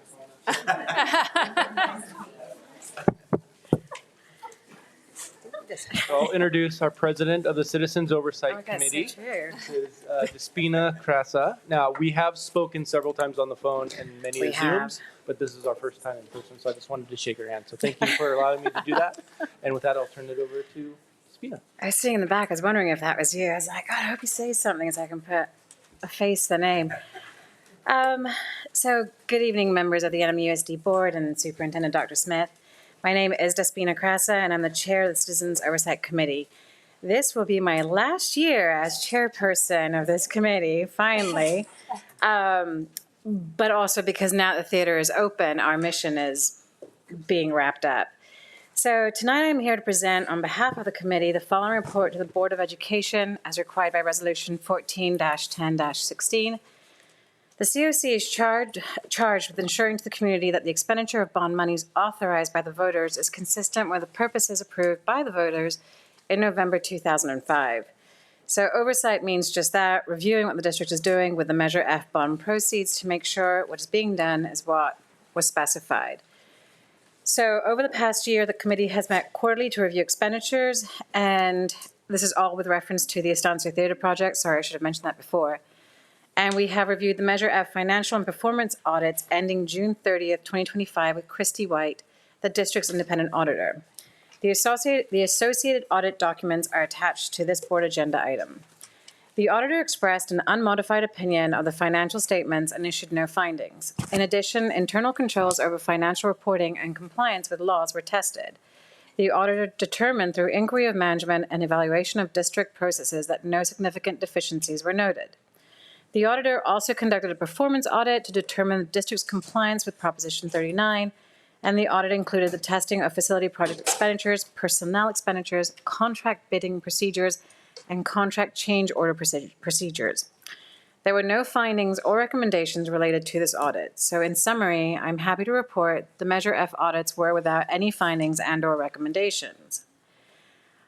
Having said all of that, I do need to add a footnote.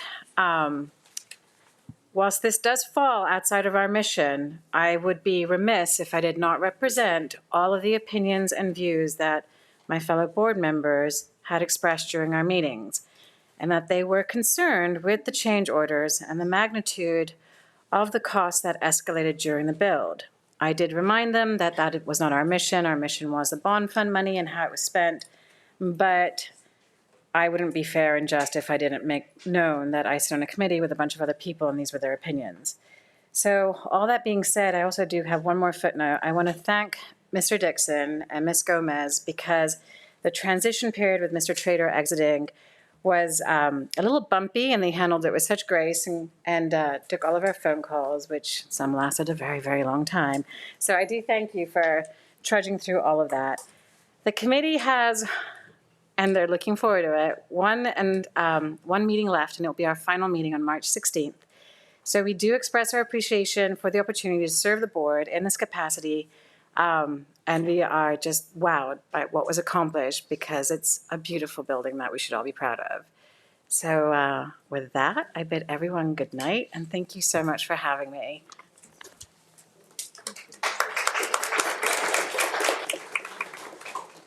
Trustees, any questions on this? To say thank you to Despina and all of the Measure F committee members for their years and years and years of dedication. Thank you so much for all of that. I know that is a completely volunteer thing that took a lot of time, so just thank you so much. Great, thank you. Now we'll move to consent calendar. Do I have a motion to approve? So moved. Trustee Weigand? Second. Trustee Weigand, and second by Trustee Peterson. A roll call vote?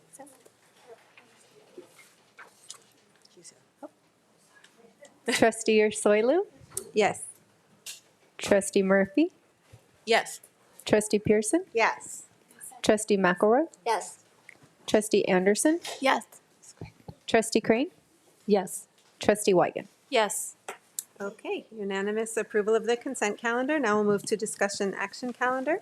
Item 20A, approve the 2025-26 second period interim report of district's financial status. Mr. Dixon? Thank you, Madam President. Let me pull up the report.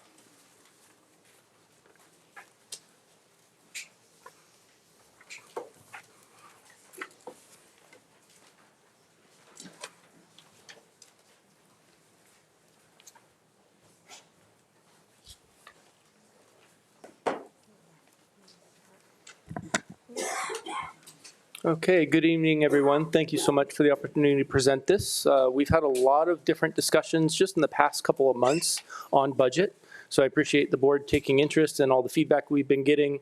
I found the budget study shop last month very important and valuable for us as we work through our interim reports as you see tonight with second interim, but more importantly for our budget adoption that's coming in June. So I'll be brief tonight as the report, not a lot of changes from first interim. So in the second interim report, we'll talk about kind of what the themes are. There's 4 real big themes. I think you can lean in from the report itself. We'll look at the changes in revenue and expenditures. Both are falling into a consistent category of reasons why they both increased. We'll have a multi-year outlook, and then we'll end with our fiscal indicator slides. And this time we're going to show it based on second interim, next year, and the following year. So we'll look at our multi-year and where our financial indicators are falling for our 3-year look ahead.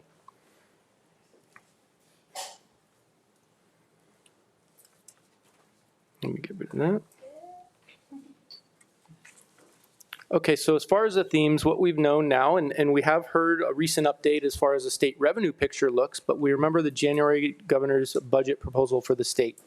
Generally good for California public education.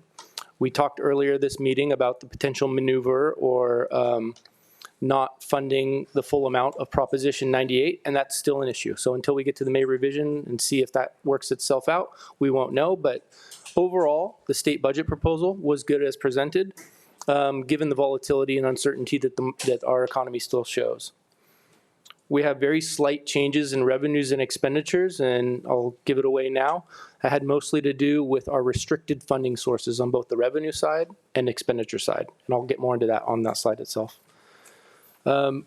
We have a steady reserve, which still meets the allowable, and we'll get to that in our financial indicators, but we have more work we can do, and we talked about that at the budget study session. We know, and we heard loud and clear from you as a board, where we want to focus our efficiencies in building our internal capacity.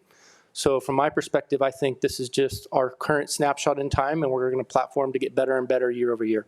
And that's a goal across the district, but specifically with our financials, we heard that loud and clear last month. So again, thank you for the study session.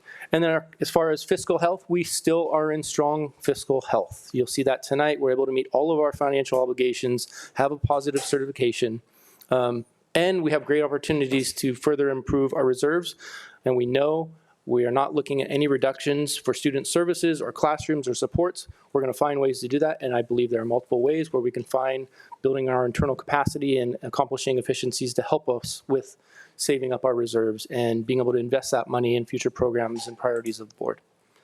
One thing I do want to bring up, we haven't faced this in many years, but because we spent down the bulk of all of our facilities funding, doing a lot of that work this summer and the previous summer actually with the planning work, there's a good chance we're going to need to do a short-term borrowing in late summer, early fall.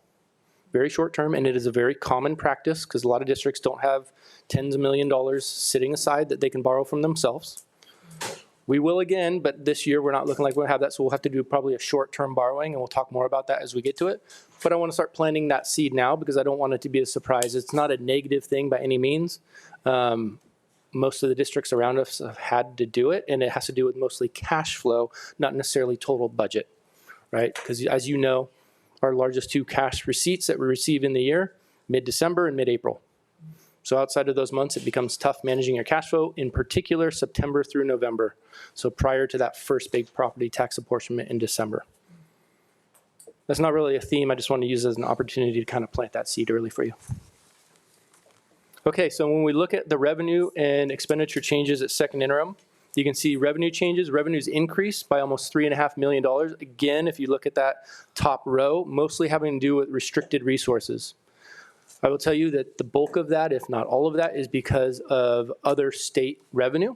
So that would be our categorical programs or grants that we receive from the state of California. So we don't, until we receive an updated source documentation on a grant award or an allocation from the state for a categorical, we do not budget for it. But then there are often times where we receive an updated allocation award notice from the state. A good example of that would be like the Extended Learning Opportunity Program, where they provide initial allocations to school districts. Well, not every school district accesses all those funds.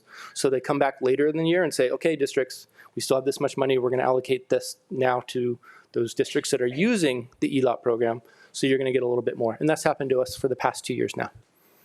So as far as expenditures, same story.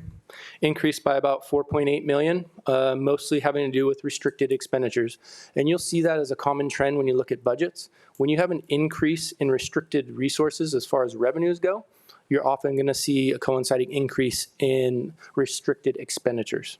And that's because you have to spend that money, and for us, we want to spend restricted funding sources first and leave our unrestricted as untouched as we possibly can. So again, I know these are big dollar amounts, but for us, this is less than 1% in both revenue growth or expenditure growth for our budget. Still something to keep an eye on, but this is a snapshot in time, again, taking us through the end of January is where this financial data falls. So given that, I wanted to look at where are we looking as far as our expenditure trends for the year. This is straight from our accounting system, where it looks at, I looked at by major object code. So you have salaries and benefits, material supplies, services and operating, and that covers a large array of different things such as legal, transportation costs, professional services, we talk consultants, utilities, capital improvements, and then other outgo and indirect. I'll note that on other outgo indirect, that's a 427% increase. That is not a static budget line item. The bulk of that has to do with a transfer that we took from general fund back to Fund 40. As I mentioned earlier, where I might have to borrow short term, we borrowed from Fund 40, so we were able to pay ourselves back, and that's what that reflects. And that's why it's an anomaly, but it's something that even with that, we're trending that about 69% of our budget has been spent or is encumbered, which means it's planned to be spent this fiscal year. Which is right on track with what you'd expect to see from the school district, is between 65 and 70% by this time of year. Do we anticipate all encumbered funds will be spent? No. Some we may go over, some will come in less, but the goal being that this gives us a good snapshot that percentage-wise, we as a community and you as a board can feel comfortable that there's nothing anomalous about where we're trending as far as our expenditure data, and that's where I wanted to present this slide to you. When you look at our multi-year, you can see, and The 2024-25 are actuals, so this doesn't relate second interim to first interim. So that's a little different from the other slides. But you can see the ending balance at the actuals from last year. We had an ending balance of just over 99 million. At second interim, we have an ending balance of 64.6 million. That is very similar to what you saw at first interim, so very little change there. That's resulting in a little over 13% total reserves. And then we maintain that level in the out years. So at 58.6 million in 2026-27 and 73.8 million in 27-28, both of those ending balances translate to a little over 13% as far as our reserves. So when we look at all this data and how it applies to this multi-year as far as our financial indicators, here's a reminder slide of how we categorize what those indicators mean. Green being we're in a favorable position, blue, light blue being acceptable, and light red being we need to evaluate or we're going to evaluate. And when you pair those metrics up with our multi-year projection, you can see that, yeah, we have evaluate for unrestricted general fund balance change in 25-26 and 26-27. This is one of the main reasons we had the theme of our budget study session that we did, as though this isn't a problem because you can see that third year out, we're going to right size, but we can do better. And I think I heard that loud and clear from you. And we're committed to doing better, and it's going to start with our budget for next year. Actually, it's starting now. We've had a lot of conversations internally with our staff of where opportunities are. Everyone's excited about looking for those opportunities, but I can tell you everyone's a lot more excited about building our own internal capacity. That represents professional growth, that represents new challenge, that represents new opportunities. So we're excited to go forward with all of our changes that we can to help with setting our financials to give you the opportunity to set those investments and priorities for us. But we have work to do. So you could see property tax revenue change, positive. Conservatively, that third year out, it's acceptable, but it's really hard to predict with property tax. I can tell you, even with the best forecasts, the second and third year out, the variance just gets a little more and more versus that first year out. It's usually very accurate. Reserves, as I mentioned in the previous slide, hanging right over 13%. Routine restricted maintenance, we heard loud and clear. We don't want to cut that investment. We know that the minimum amount per the state rules is 3% of total expenditures for your year. We know that this district, this board has committed to 4% being the minimum. So already going over the state minimum. But even when I mentioned just briefly we could go to 5% or below 5%, at the study session, I didn't get a very good response. So we're not changing that. It's going to stay in the green, and we know we have the need, right?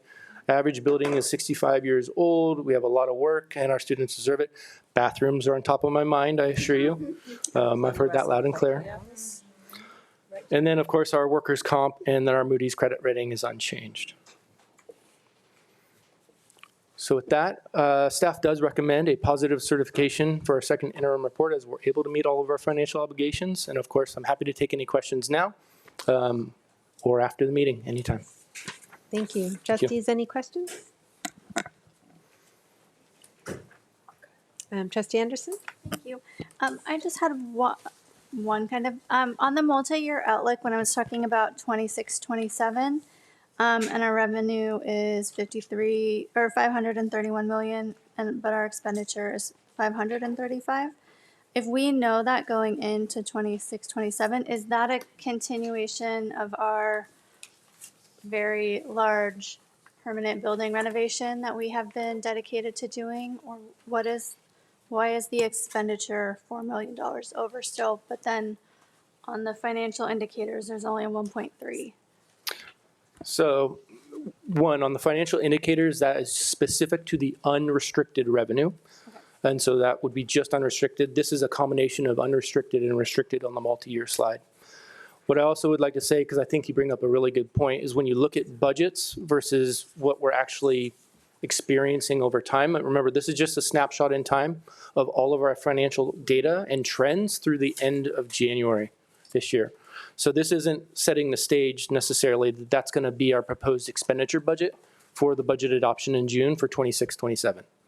This is just based on what we're seeing at this point in time for this year's budget and how that would intersect with the multi-year, with next year and the following year, if nothing were to change with status quo. Is that with our recommendation from the budget study session to really cut back on like some of the like consulting expenditures? Does and not some of reflect that.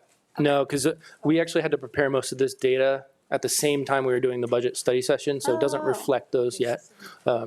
Which is partially why I get excited thinking about it, because you will see that and we'll be able to call that out in our future budgets. Okay, great. And then just one more thing. I think it's great to note. I think this is the first time that I've seen the OPEB go down. The fact that we're paying that down, I think, is really important, from 0.5 to 0.1 for 26, 27, 27, 28. I really don't remember seeing that any other time. So that is really wonderful news. Yep, thank you. And that was, give full credit to where credit is due. That was prior to me arriving, and there was a separate trust set up in Fund 71.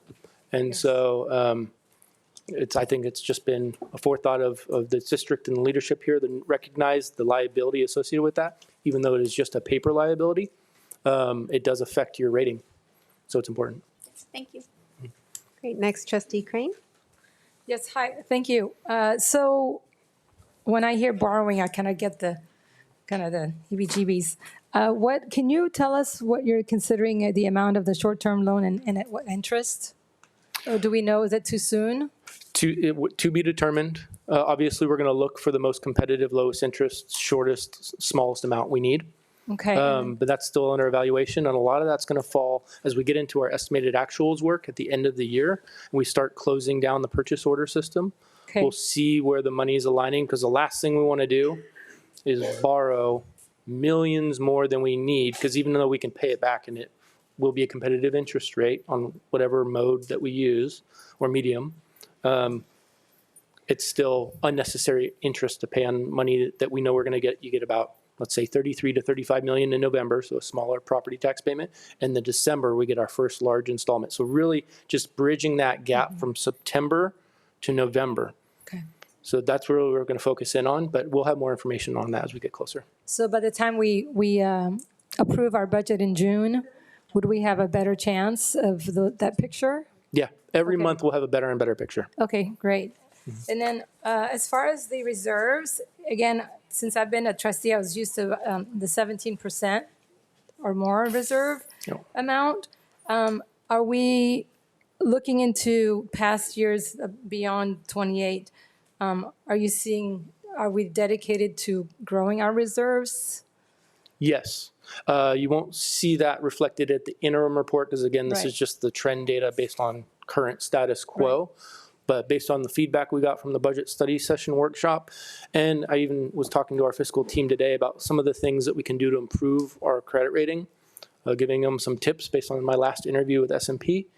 I don't want to share that out loud publicly, but we do have a strategy going forward, and it does involve expanding multi-year projections and improving our reserve position.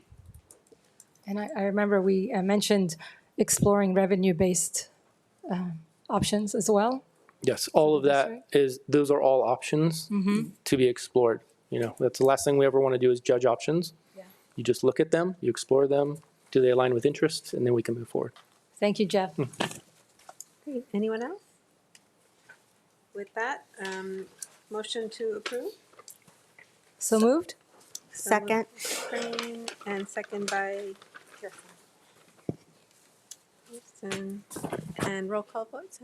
Student Board Member Angie Arce. Yes. All right. Trustee Soilu. Yes. Trustee Murphy. Yes. Trustee Pearson. Yes. Trustee McElroy. Yes. Trustee Anderson. Yes. Trustee Crane. Yes. Trustee Weigand. Yes. Great. And with that, now we can move to item 20B. Approve the CSBA Delegate Assembly election for 2026. Dr. Smith? Yeah, California School Boards Association has a legislative body they call the Delegate Assembly, and they have their members elected by the regions. We're in Region 15.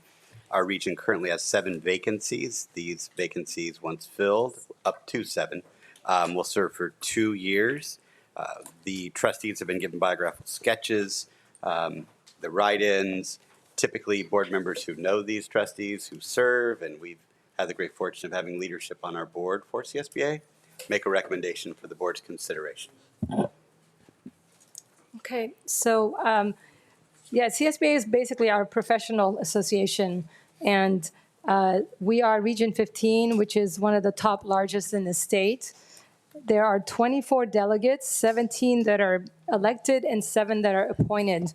And so tonight we are recommending a slate for the election of the following delegates from this region: Carrie Buck from Placentia, Yorba Linda; Carol Crane, Newport-Mesa; Katie McCune, Irvine Unified; Deanna Miller, Brea Olinda; Jonathan Stone, who is a write-in candidate from Tustin Unified; Anne Marie Randall Trejo from Anaheim Unified, and she's also a write-in candidate; and lastly, Barbara Schulman from Saddleback Valley. And I move that we approve this candidate list and vote on it. Second. Thank you. Okay, is there a motion to approve the slate? Okay.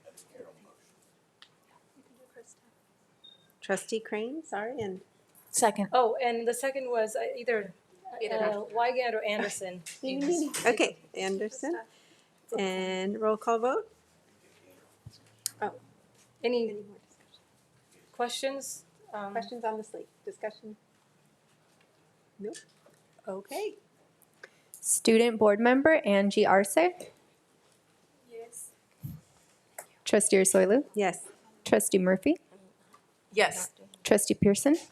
Yes. Trustee McElroy. No. Trustee Anderson. Yes. Trustee Crane. Yes. Trustee Wiegand. Yes. Great. Can I clarify? This is for this list right here? But it's the people on the back that we just voted in. The one she. Yeah. I'm sticking with my vote. Okay. All right. So with that, we can move to item 20C, the first reading of modifications to board policy. Before we pass it over to Deputy Superintendent Torres, just wanted to do a clarification.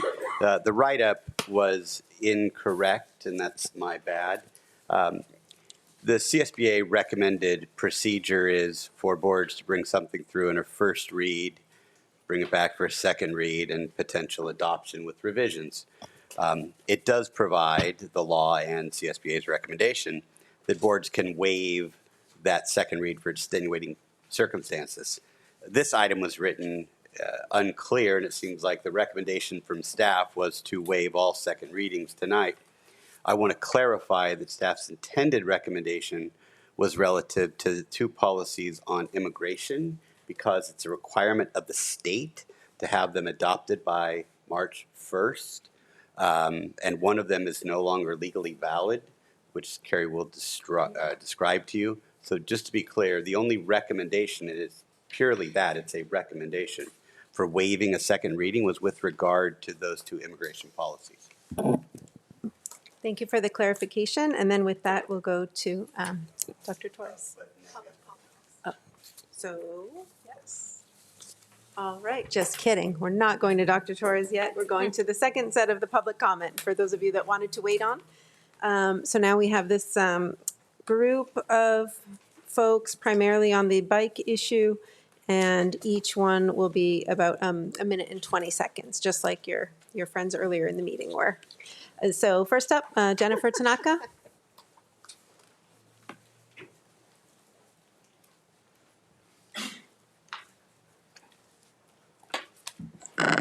Oh, that's tall. Sorry, I'm short. Good evening, Board of Education members. My name is Jen Tanaka. I really appreciate the opportunity to come talk to you guys tonight. I also appreciate you bringing this item forward because I think, as you can see, there's a lot of people who are very interested in doing something about e-bikes per kids. I think that's a great idea. The Costa Mesa for Alliance for Better Streets, where I am the vice president, sent in a letter to all of you. So I hope you guys take a look at that, kind of just laying out a general approach. And then I also just wanted to bring to your attention another email that I sent you regarding my concerns regarding the notice to this meeting. What I find striking is that there's clearly a lot of support for doing something bold, but you're probably not going to see that tonight because I think this item was very poorly noticed. So what I would recommend is that I think that this policy that you have in front of you, while bold, if it's done improperly, will not have the kind of support that I think you would really want to have for such a bold stroke. I think there's some material issues with the policy that you guys have put forward, mostly around the fact that it doesn't have any definitions in it. It also doesn't directly address Class 2 e-bikes, which have been identified as a significant safety risk because of the throttle mechanism. And I think that you're seeing that the bicycle regulations for very young children may be a little overkill. So I would recommend actually coming back with a first reading of this after it's been revised. And that way you can clean up the notice and you can actually get a lot more people in the room who want to speak on this topic. Thank you. Great, thank you. Next up, we have David Martinez.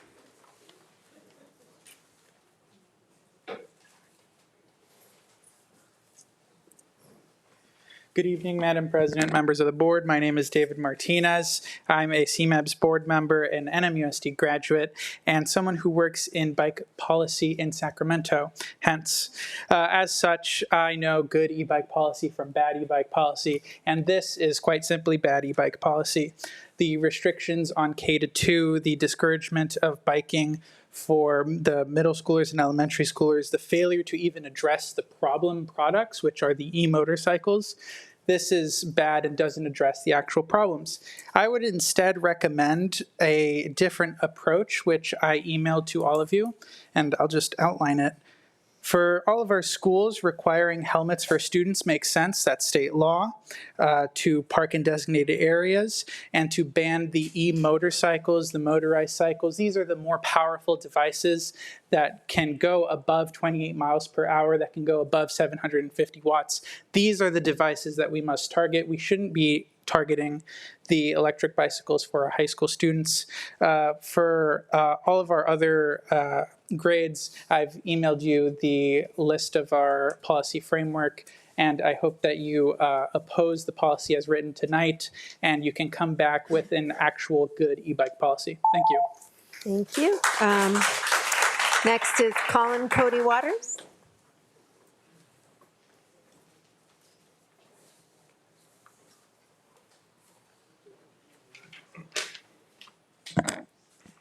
Hey there, I'm Colin Cody Waters. I'm a College Park dad to a 4-year-old in daycare and a 6-year-old in first grade at College Park Elementary, and we bike to school together almost every day.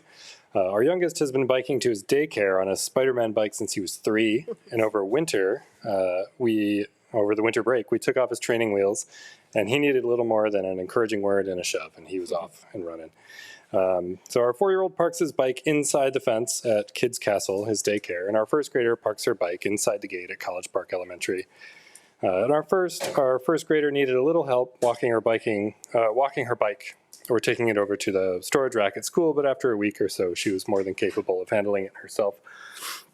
These kids are so proud of riding their bikes and so proud to be part of their community in a way that wouldn't be possible if we had to drive. And that's what we're trying to do, right? As a community of parents and educators, our goal is to help these kids be independent and responsible and teach them to be responsible members of society. I'm as concerned as anybody about the numerous safety issues posed by e-bikes, but restricting bike parking at schools punishes kids who are doing exactly what we want them to be doing and punishes parents who bring their kids to school on e-bikes. I share all your concerns, but the school district, whose jurisdiction ends at the school gate, isn't who needs to be taking action here.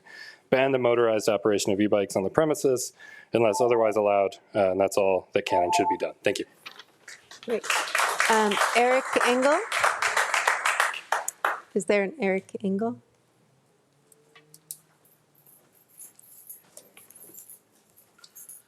Good morning, board members, and of course I'm Eric Engel, and I'm here to speak on behalf of everyone who so far is kind of in the disagreement of how it's being handled in terms of the overall, what's it called, e-bike policy thing, and in general, just biking in general. Yeah, so that's it. Thank you. Dave Paglia. Dave Paglia. No? No? Okay. Michelle Feldman? Hello, I'm going to be really quick. I'm not prepared, but I'm going to liven up this meeting a little bit by going off the cuff. My name's Michelle Feldman. I'm a parent of 3 students in Newport-Mesa. I want to just share some observations. I definitely think we can all agree that children TK and second grade are not terrorizing the streets of our community. They are typically riding safely to school with a parent. Great. Okay, let's not waste our time with that. What I want to talk about is our middle school students who are terrorizing the streets of our community.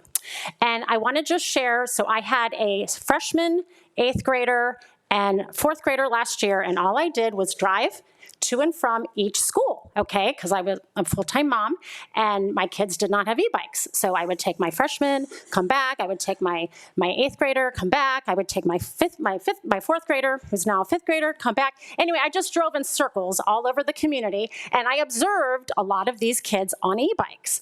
And I noticed my 8th graders age group, because I would recognize a lot of these kids because we've been in school since kindergarten with the same kids, and I'm noticing what they do, and I see none of that anymore because they are freshmen and they don't show off anymore. It's not cool to show off. So that's all I wanted to say. Just think about that age group. Thank you. Thank you. Next is Curtis Johnston.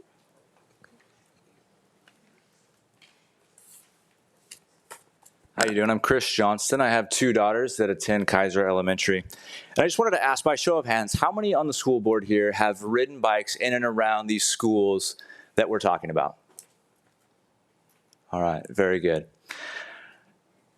I would encourage each of you to specifically see the issues that are at hand, these e-motos, these faster e-bikes, and stop penalizing these kids who are just commuting to school on these slower e-bikes, right? It's just a simple commuting tool. I think that these bikes build community. There's camaraderie. You see these kids meet at parks, at different people's homes, and they commute together to school. And what a wonderful opportunity that is to build community here. And I just want to say that I think that it is a fantastic opportunity that we have to help our children understand these safe bike lanes that we have in our city and the ways in which we can teach them how to navigate roads. And without this, with banning all of these bikes, I think we miss an opportunity to help these kids as they grow from elementary school to middle school and to high school. So please reconsider this ban. So, Dr. Torres? Okay, thank you so much. We have a couple policies here in front of us this evening, and so I think we're going to go ahead and start with our immigration policy. And so for background, the state of California passed new legislation, AB 699, which required us to update our immigration policies. So in front of you tonight, the first one I'd like to address is Board Policy 5145.13. That is an old policy that we are requesting that the board delete. Any questions, board members? Do you want us to vote on each individually?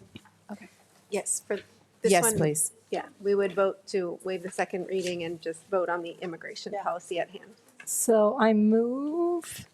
So I move that we eliminate policy 1445, response to immigration enforcement, and waive the second reading, just make it a final. Is that right? And that was, it's 5145.13. Where is it? Oh, it's the red one. Yep. Okay. That's what the one we're deleting. I would like to restate my motion. I'd like to delete policy 5145.13, response to immigration enforcement, waive the final reading, waive the second reading, and just do a final vote. Policy. Do we have a second? Second. Second, Wygant? Okay. And with that, do we do a roll call vote on each one, right? Okay. Student Board Member Angie Arce, Yes. Trustee Ursulou, Yes. Trustee Murphy, Yes. Trustee Pearson? Yes. Trustee McElroy? Yes. Trustee Anderson? Yes. Trustee Crane? Yes. Trustee Weigand? Yes. Okay. And then, as I mentioned, AB 699 required this new legislation, and our effective date, which I think you heard Dr. Smith mention when he opened the item, which would have been, we should have had this adopted by March 1st. But our March board meeting was a little bit later, so here we are this evening. That is Board Policy 1445. This policy that's in front of you was revised by our state of California to ensure some additional protections for our students as it relates to immigration. Particular things to call out is just to ensure that, to reiterate, I should say, that no student information that is related to immigration is called out in any of the policies. We don't collect that information. It makes sure that we have protections for discrimination and other non-discrimination statements. Great. Any discussion, questions? Yes. I just wanted to make a quick comment. I was up in Sac Safari with other trustees, and we're not the only ones not to adopt it by March 1st, just so you know. Thank you for that. Well, I think because we had an existing policy. I would like to make a motion to approve policy 1445, response to immigration enforcement. Great. Is there a second? Second. Anderson, and second Murphy, and roll call. Student Board Member Angie Arce? Yes. Trustee Soila? Yes. Trustee Murphy? Yes. Trustee Pearson? Yes. Trustee McElroy? Yes. Trustee Anderson? Yes. Trustee Crane? Yes. Trustee Weigand? Yes. All right. With that, we can go to the concepts and roles one. Yes. So in front of you this evening, and this one is not necessarily urgent and does not need to be required, to be passed by March 1st. So if the board so felt, they could take this back for a second read. This is Board Policy 4000, Concepts and Roles. This policy is just a revision to an existing policy to clarify the role the board has in collective bargaining. Great. Discussion, questions. Trustee Crane. Oh, I don't have a question. Oh. I just didn't push my button off. Okay. I'd like to move. Motion, a second. Second. Motion to approve. Yeah, motion to approve policy 4000, concepts and roles, the way it is amended. Sorry, did you want to waive the second reading? And waive the second reading, yes, please. Okay, Trustee Weigand, and Second. second by Trustee Murphy. And roll call. Student Board Member Angie Arce? Yes.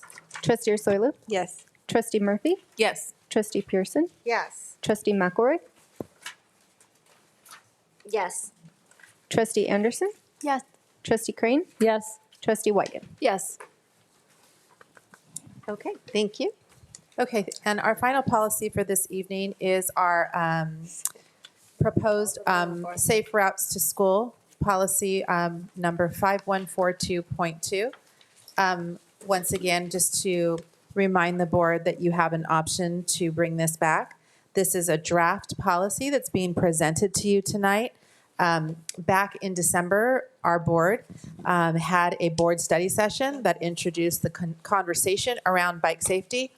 From that meeting, staff was charged with coming back and looking at options and to modify policies and to look at best practices across the county.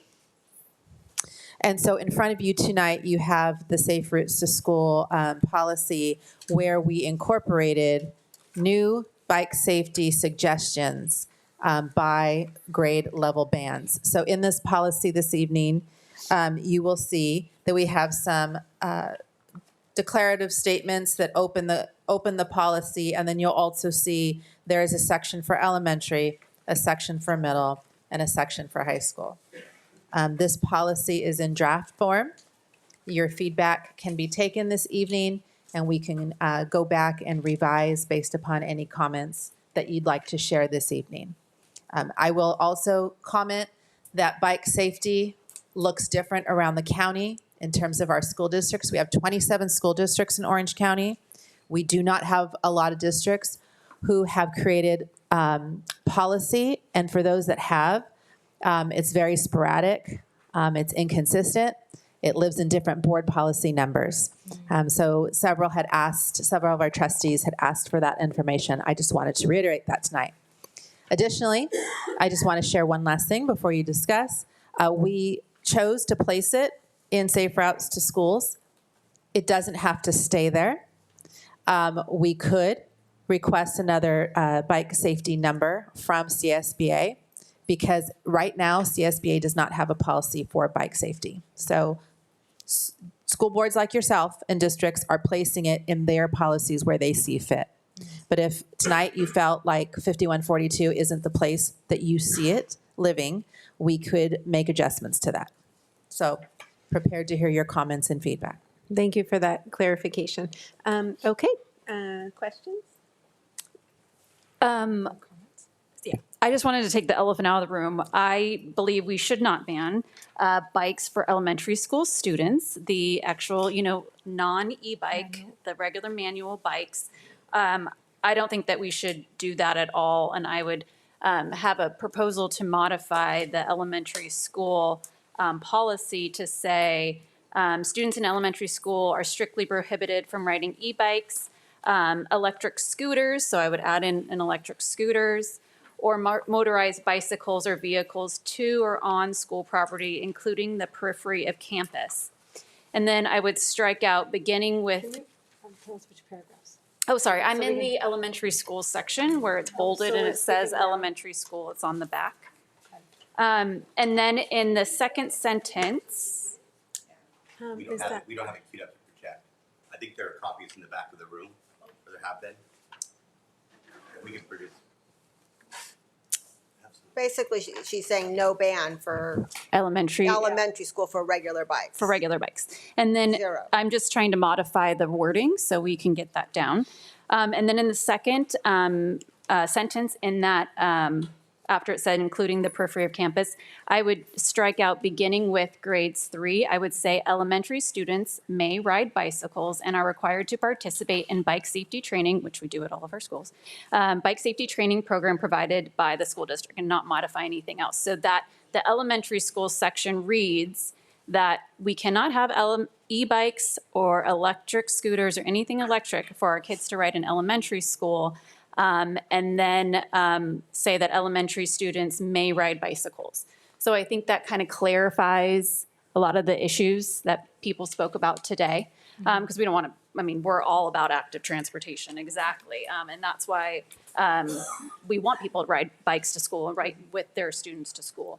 I'm in favor of that language. And then the middle intermediate students, I want to ban e-bikes. I'm fine with that from K through 8th because of all the concerns and things that have happened. We have and I think this is what some people haven't seen, is that we have been called by the police department, or we have an accident probably every other day on all of our campuses or around our campuses.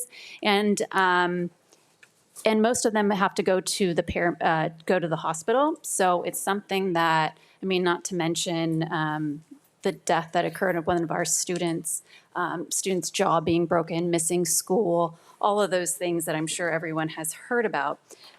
So that's why I believe in a ban from K through 8th. And so that would be the modification I would say for elementary schools. And then in the high school, they can ride, but I would like to have strict regulations where, and these could be in the ARs, which is administrative regulations, where it's how we would work on implementing those restrictions for high school students. And it would involve, say, a parent training on the weekend, and then tie the privilege to ride your e-bike to high school to discipline actions on campus and off campus, as well as a one strike you're out. So if you cause bad issue, if you have a disciplinary issue on campus, you're no longer able to park your bike on campus, just like we would do for cars in high school. And then I also want to figure out a way that we can tie high school riding an e-bike with grades. Because we are in here for education, and I would hate to have a student that's like, well, I can ride my bike, but I've got terrible grades. And, just like participation in sports, we require a certain GPA. So I think that would be acceptable on the high school side. So just, yeah, go ahead. That's my modification for the wording it's really just modification for the wording on the elementary students. And then for the high school, it would be to add in information that might be part of the AR. thank you for that. And I think because this is such a complicated discussion and we have all these sheets and notes in front of all of us, I'm just going to ask everyone to just remain calm, be curious, not furious, and we're going to get through this discussion, I promise.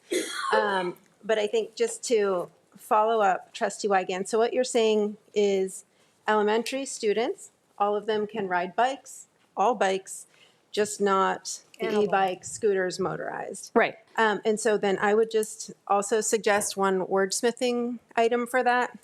Students in elementary school are strictly prohibited from operating e-bikes, scooters, or motorized bicycles. Right now it says from riding, but if they get a ride to school with their parents, we want them to be able to ride on an e-bike if mom or dad is driving them to school on the e-bike and then they hop off. I know we took my daughter when she was in 1st through 3rd grade, we would bike her to school on the tandem bike. Back their e-bikes weren't as cool 15 years ago, but now, so the parents can still get the child to school. So we just don't want the elementary student operating the electric vehicle. So if that is clarified. That makes sense. For that, okay.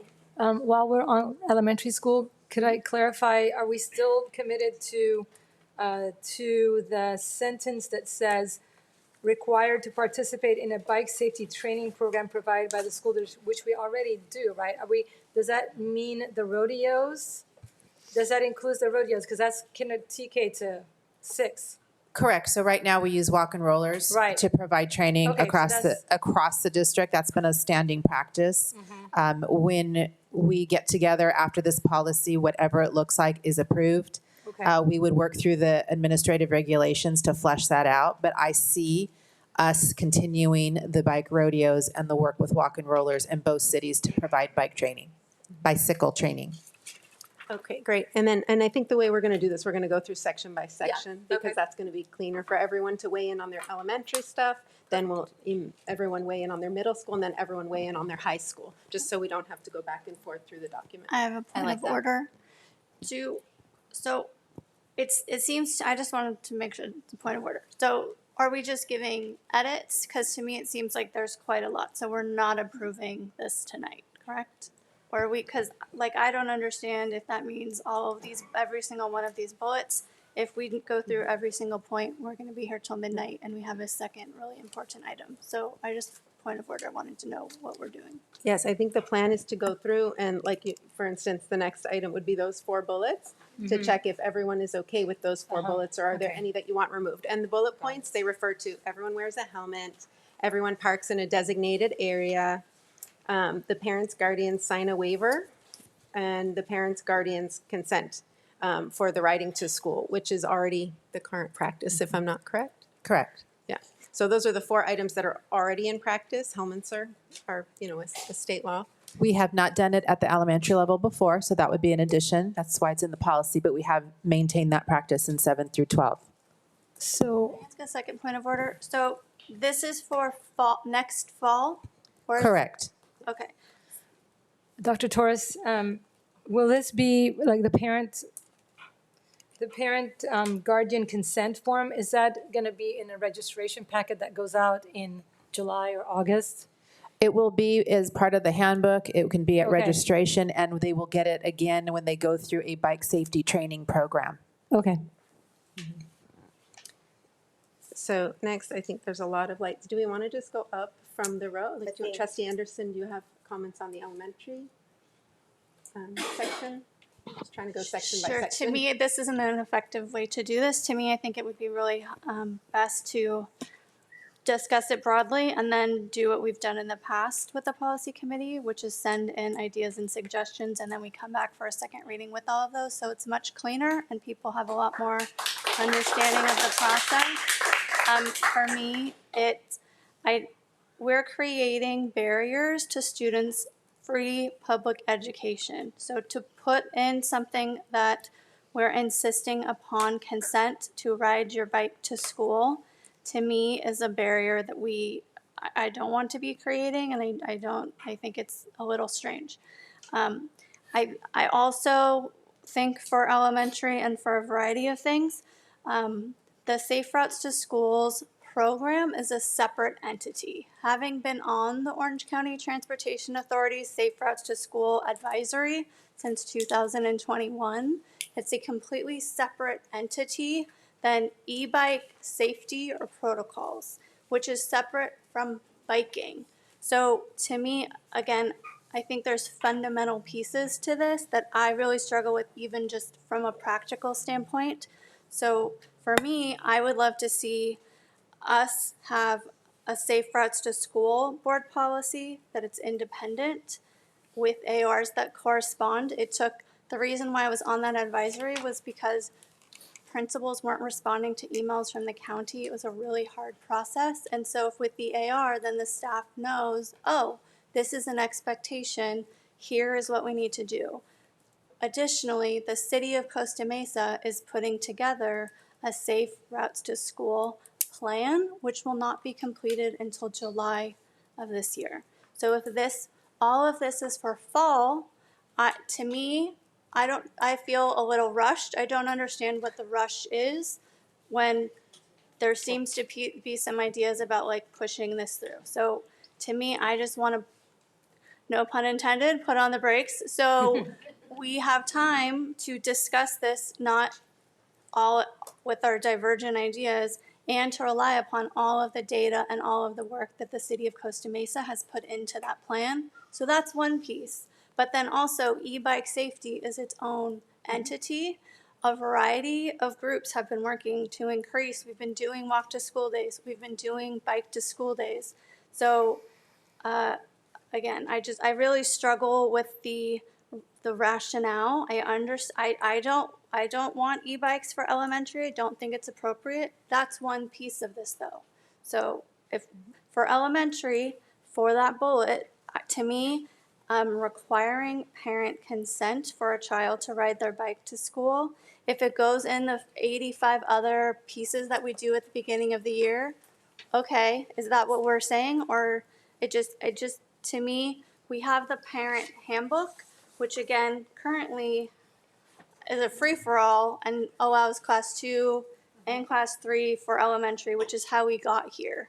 So the parent handbook, again, is something that I think is a different consideration and also should be a part of decision-making, which is what I think the study session I had hoped for. Okay, can I Thank you. speak? Sorry, next up we have Trustee Crane did her button first, and then Trustee McElroy.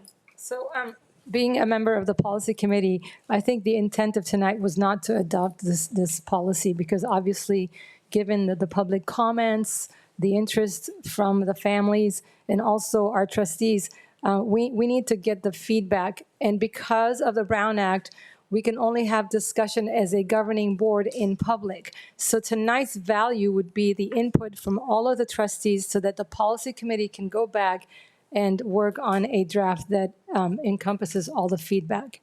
So, and then it comes back out at another time. So as Trustee Anderson mentioned, we do have some time.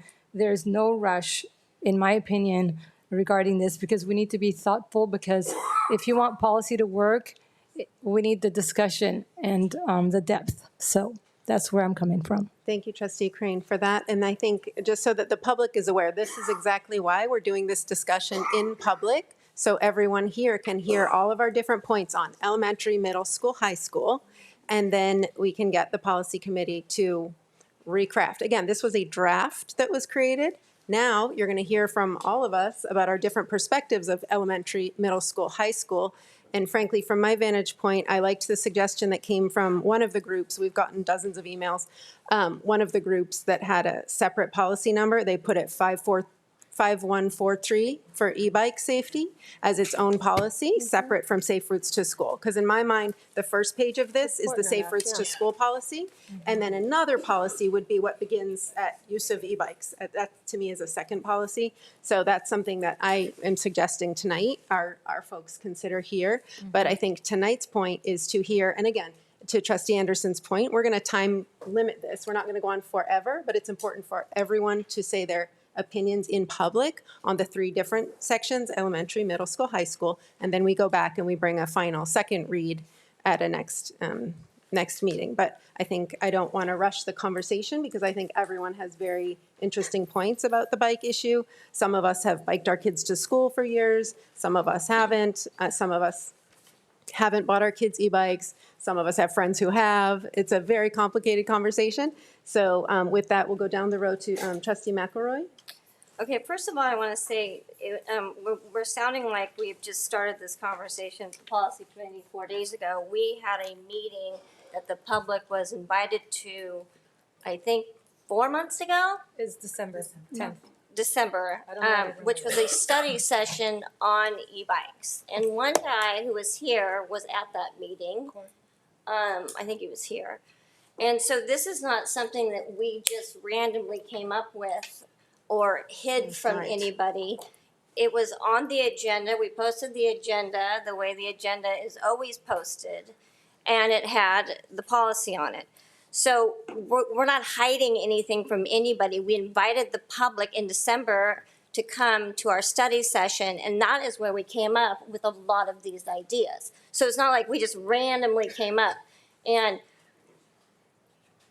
you're speaking that, let me say one other thing. When we had deaths, accidents day after day after day, I live right near Ensign. It is so dangerous.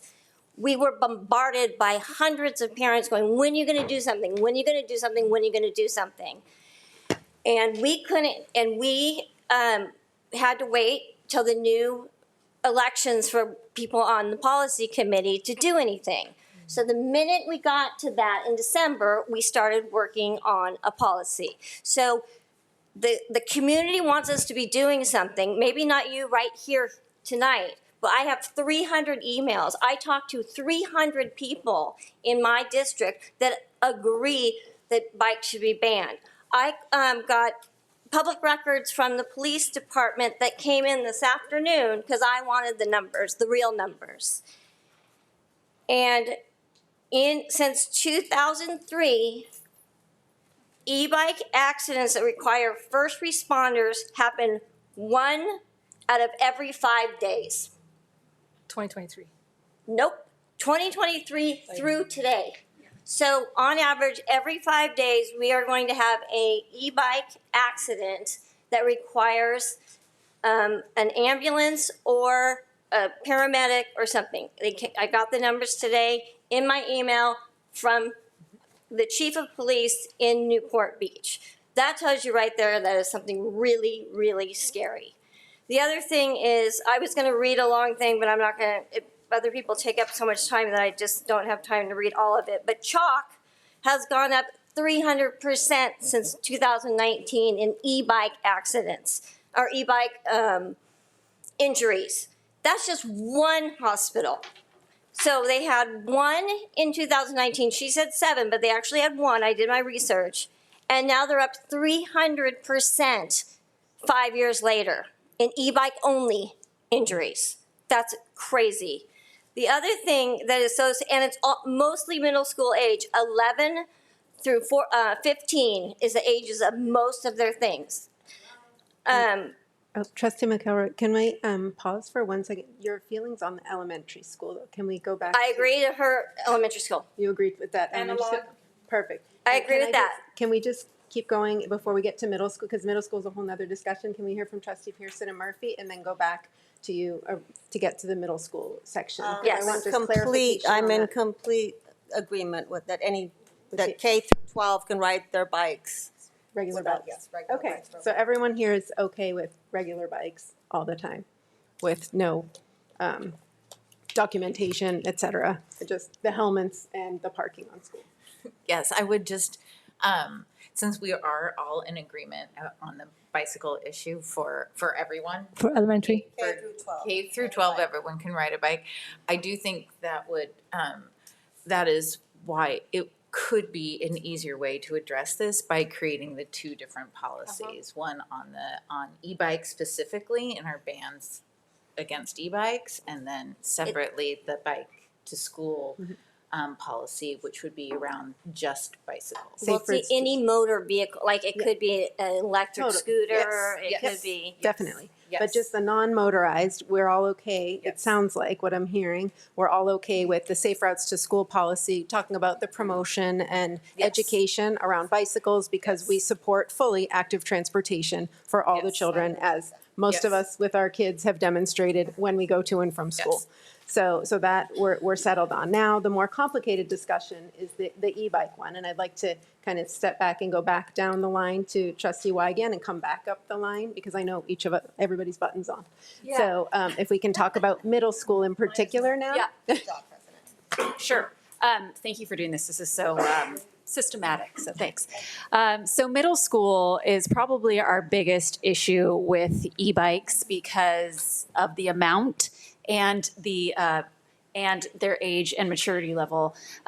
So in my opinion, if we don't do anything about banning e-bikes for 7th through 8th grade, we shouldn't do anything about it. Because if you don't do something about 7th through 8th graders in our district, it's still going to be horrible, and we're still going to have issues. We're still going to have accidents, and there's still going to be the bullying of kids that might have e-bikes, that don't have e-bikes, that become these bike gangs around the neighborhood, and it's bad. I mean, the number one thing, I've been on the board for 6 years, and the number one thing that parents come up to me and ask is, when are we going to ban e-bikes? And this is not just from the same people; it's from multiple people, from multiple community members, and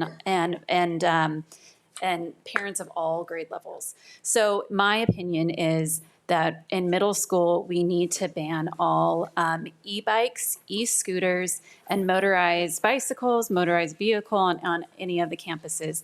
And I'll tell you that I can see the anger of maybe parents that have 7th graders right now that are accustomed to riding their e-bikes, and then in 8th grade, they're like, oh man, I was hoping that they would ride their e-bikes in 8th grade. But the 6th graders coming up, they probably don't have e-bikes yet. So those parents like, great, I don't have to buy one. It's cheaper as well for just a pedal bike. That's, $200 as opposed to the average of $3,000 for an e-bike. And then those 8th graders going into high school, if we allow e-bikes in high school, with restrictions, they can do that as well. So, I mean, I understand that to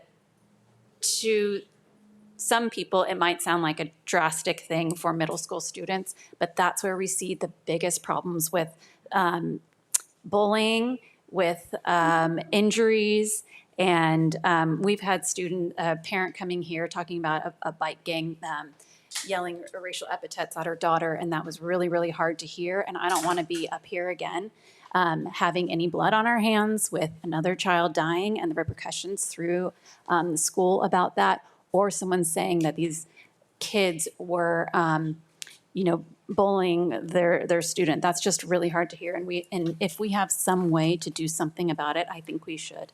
And so in the middle school, yes, no e-bikes. And another thing I wanted to say is actually, Carrie Torres actually put together some good data, and I'd ask her, there's concern that we're limiting some people's ways to get to school, and they might not attend school. And I think you put together some attendance data, but before e-bikes and then after e-bikes. And I'm paraphrasing, and you can say what they were, but the data didn't change before e-bikes.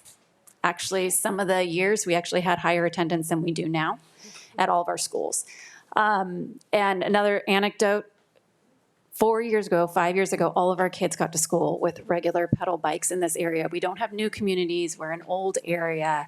My husband, for one, rode his bike to all the same schools and got there just fine, even so our kids today, and if we're really concerned about healthy kids, pedal bikes are the best. And Carrie, do you want to talk about that data?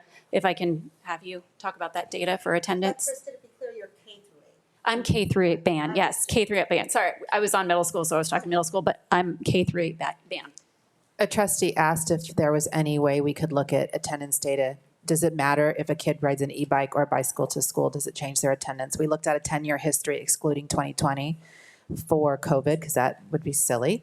And so we looked, and actually there is not a significant difference. And actually we have a decline in attendance currently. So. Great, thank you. Next, Trustee Crane. Do you want to share your thoughts on middle school? I'm going to skip it. Okay. Trustee Anderson? Thank you. I think we are where we are. I'm very sympathetic to that concern. My brother went to Ensign. Ensign is a really uniquely impacted school that doesn't have a lot of space, and I think it's hard with cars and vehicles, and it has been that way since its inception. I think there's two things that I would like to see addressed within middle school for not just Ensign, but we currently have Class 2 and Class 3 bikes that students are using, which I think are creating a lot of these problems. So I would like to see that changed. There is not a very safe route that has been established to get to Ensign from Westside Costa Mesa. Over a third of students at Ensign are from Westside Costa Mesa.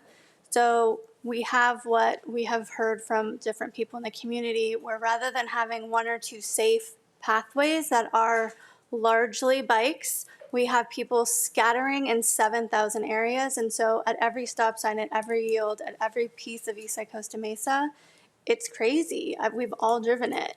So again, those are two solutions that I would like to see before we go to a much more punitive place.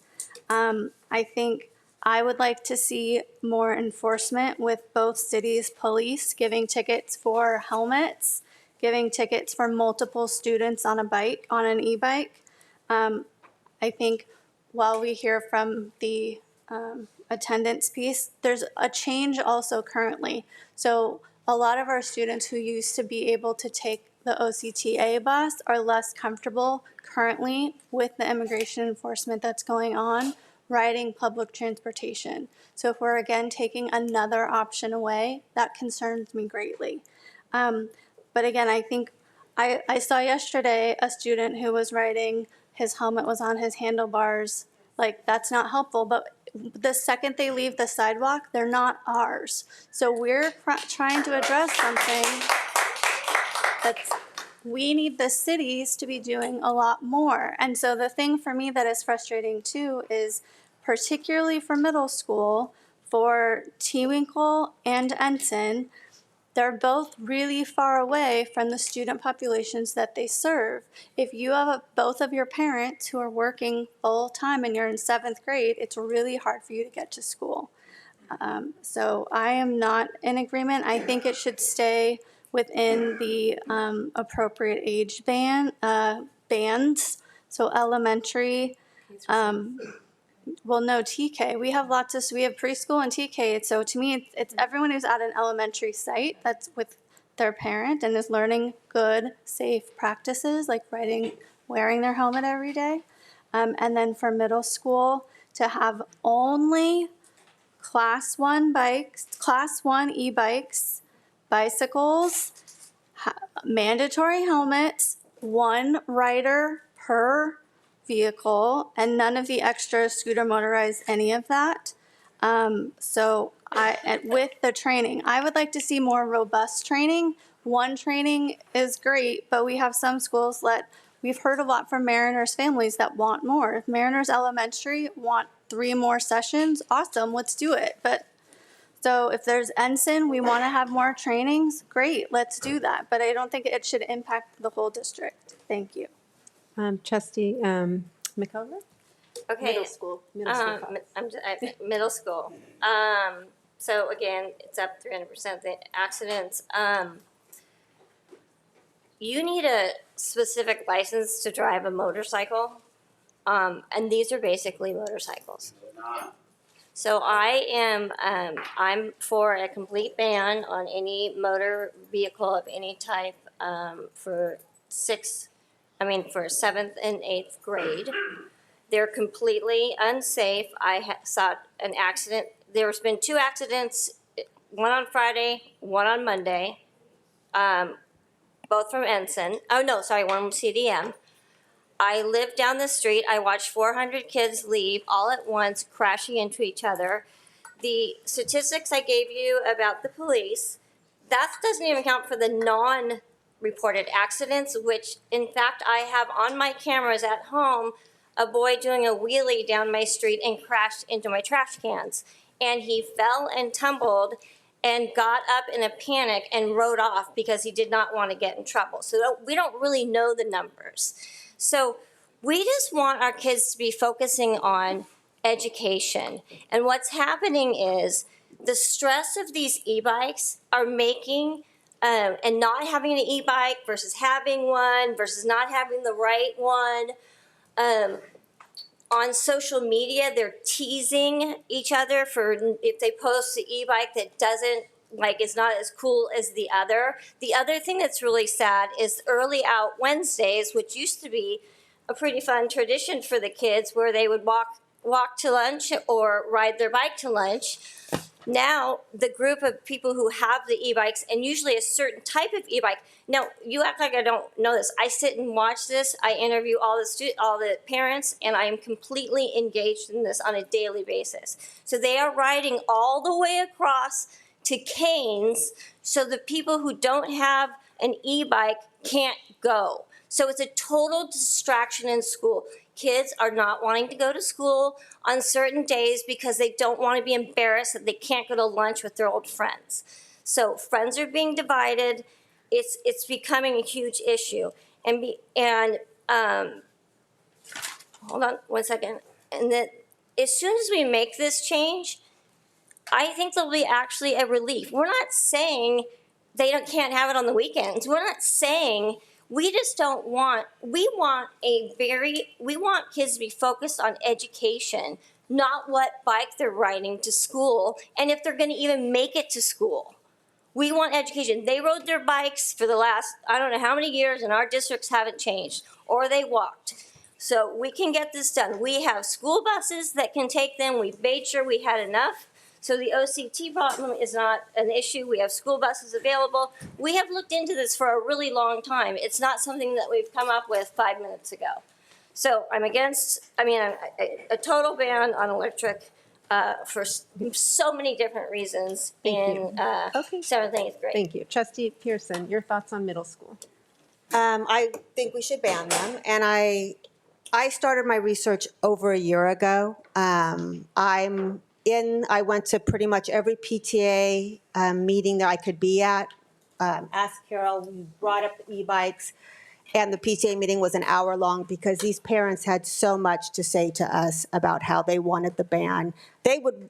Parents, I probably polled over 500 parents. I would say 499 not only said I want a ban, they said I want it to go all the way to 12th grade.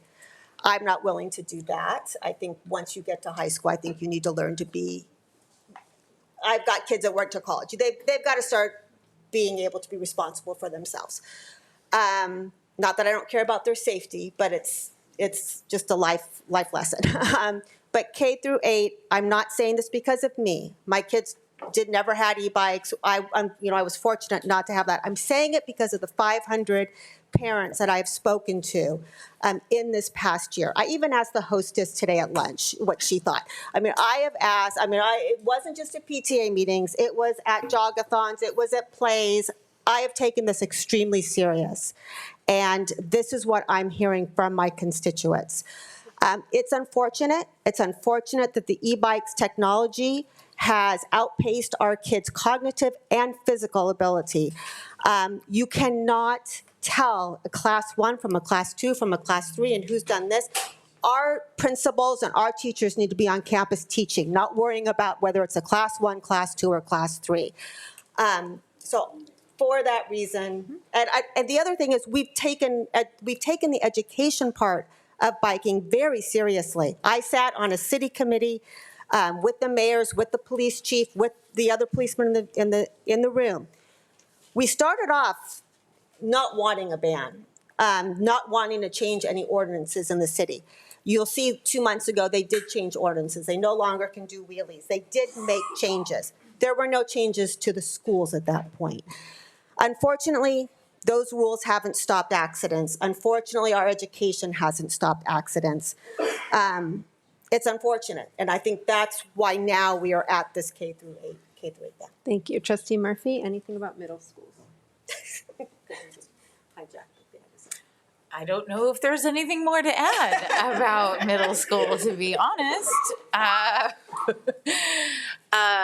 Yeah, no, my gentlemen, I certainly hear you about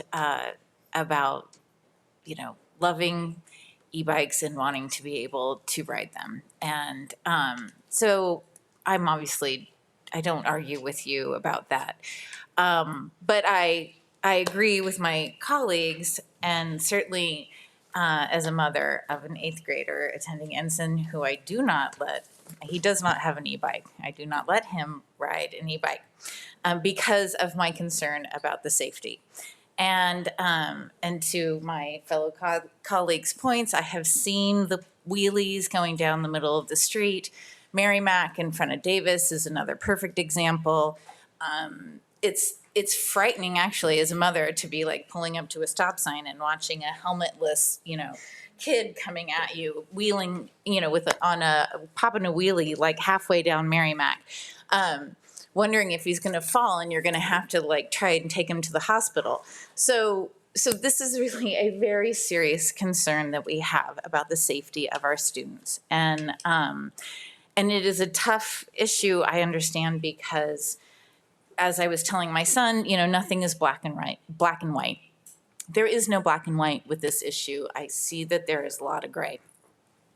But I can't support motorized bikes in vehicles in middle school because of the safety concerns.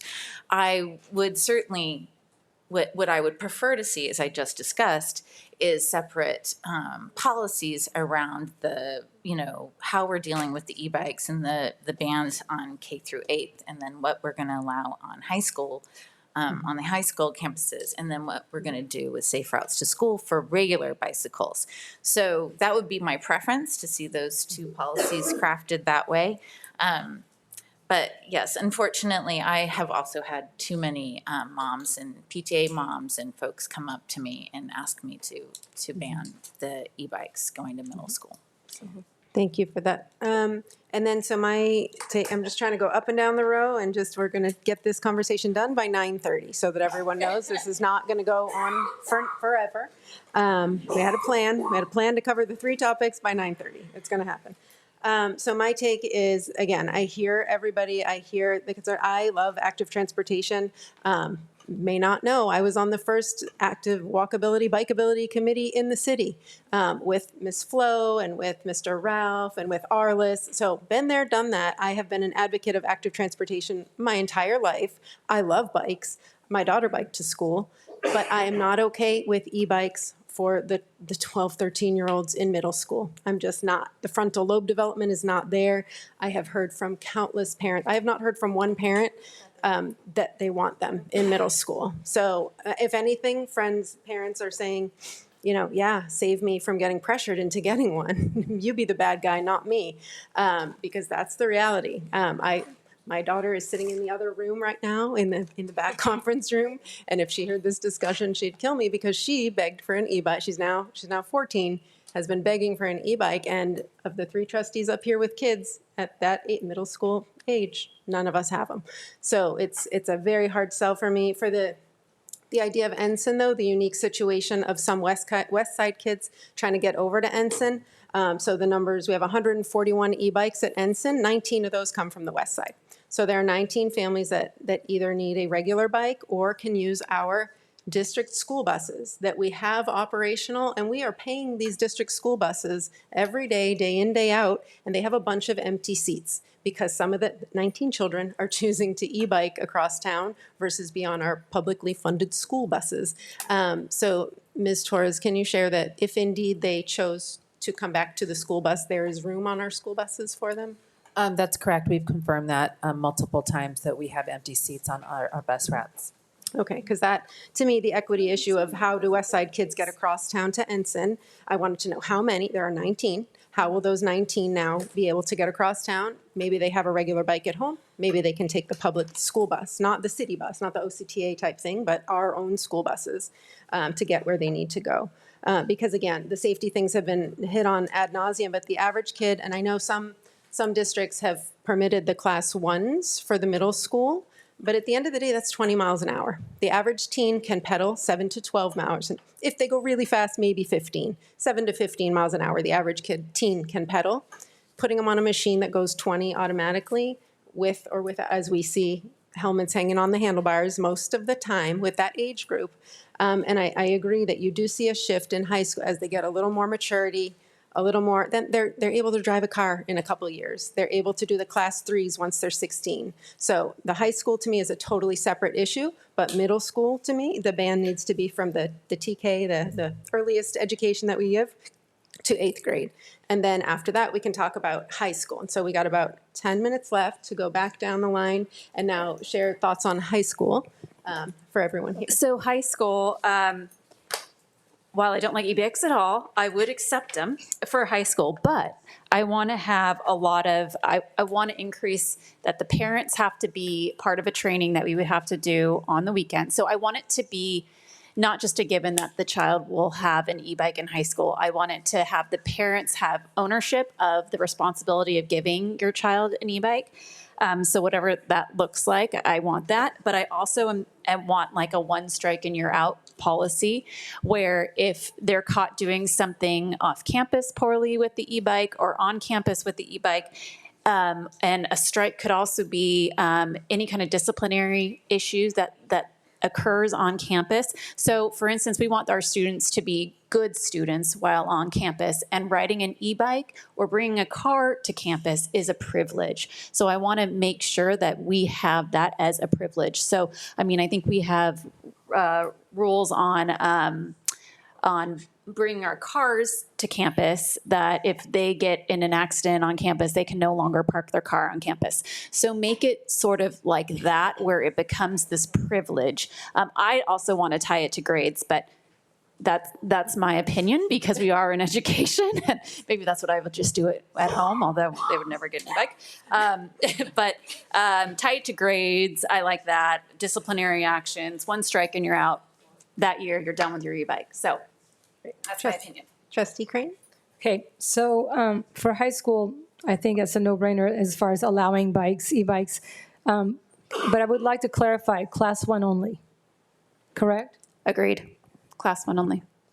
For policy. Well, I think that is where we have to do look the to staff. ARs. The implementation of that is going to be nearly impossible unless anyone here, I mean, some of you guys here, I'm sure you can line up 3 bikes and you guys can ID a 1, 2, or 3, but can our average principal and staff ID a class 1, 2, and 3? And the implementation nightmare of that, I think for high school, you have to just allow them. It's going to be nearly impossible, especially the 3s, which are only allowed for 16-year-olds and up. That's on the parents to not buy their kid an illegal vehicle when they're 14. Hopefully they wait till 16, but I think the e-bikes for high school just have to be allowed because the implementation nightmare of, oh, you're a 1, oh, your bike can be here, but your that's bike true. can't be. I don't know how that can be. That makes sense. But shouldn't we have it in language though? Shouldn't we have it in language though? Something about class 3, they have to be 16. I also kind of thought about, you know, we were doing stickers at Ensign and saying you went through this bicycle training and could park your bike. But so if, say, a kid goes through all of these steps in high school and they could bring their bike, I think we need to make it really big, like a big yellow placard that you have to put on your bike.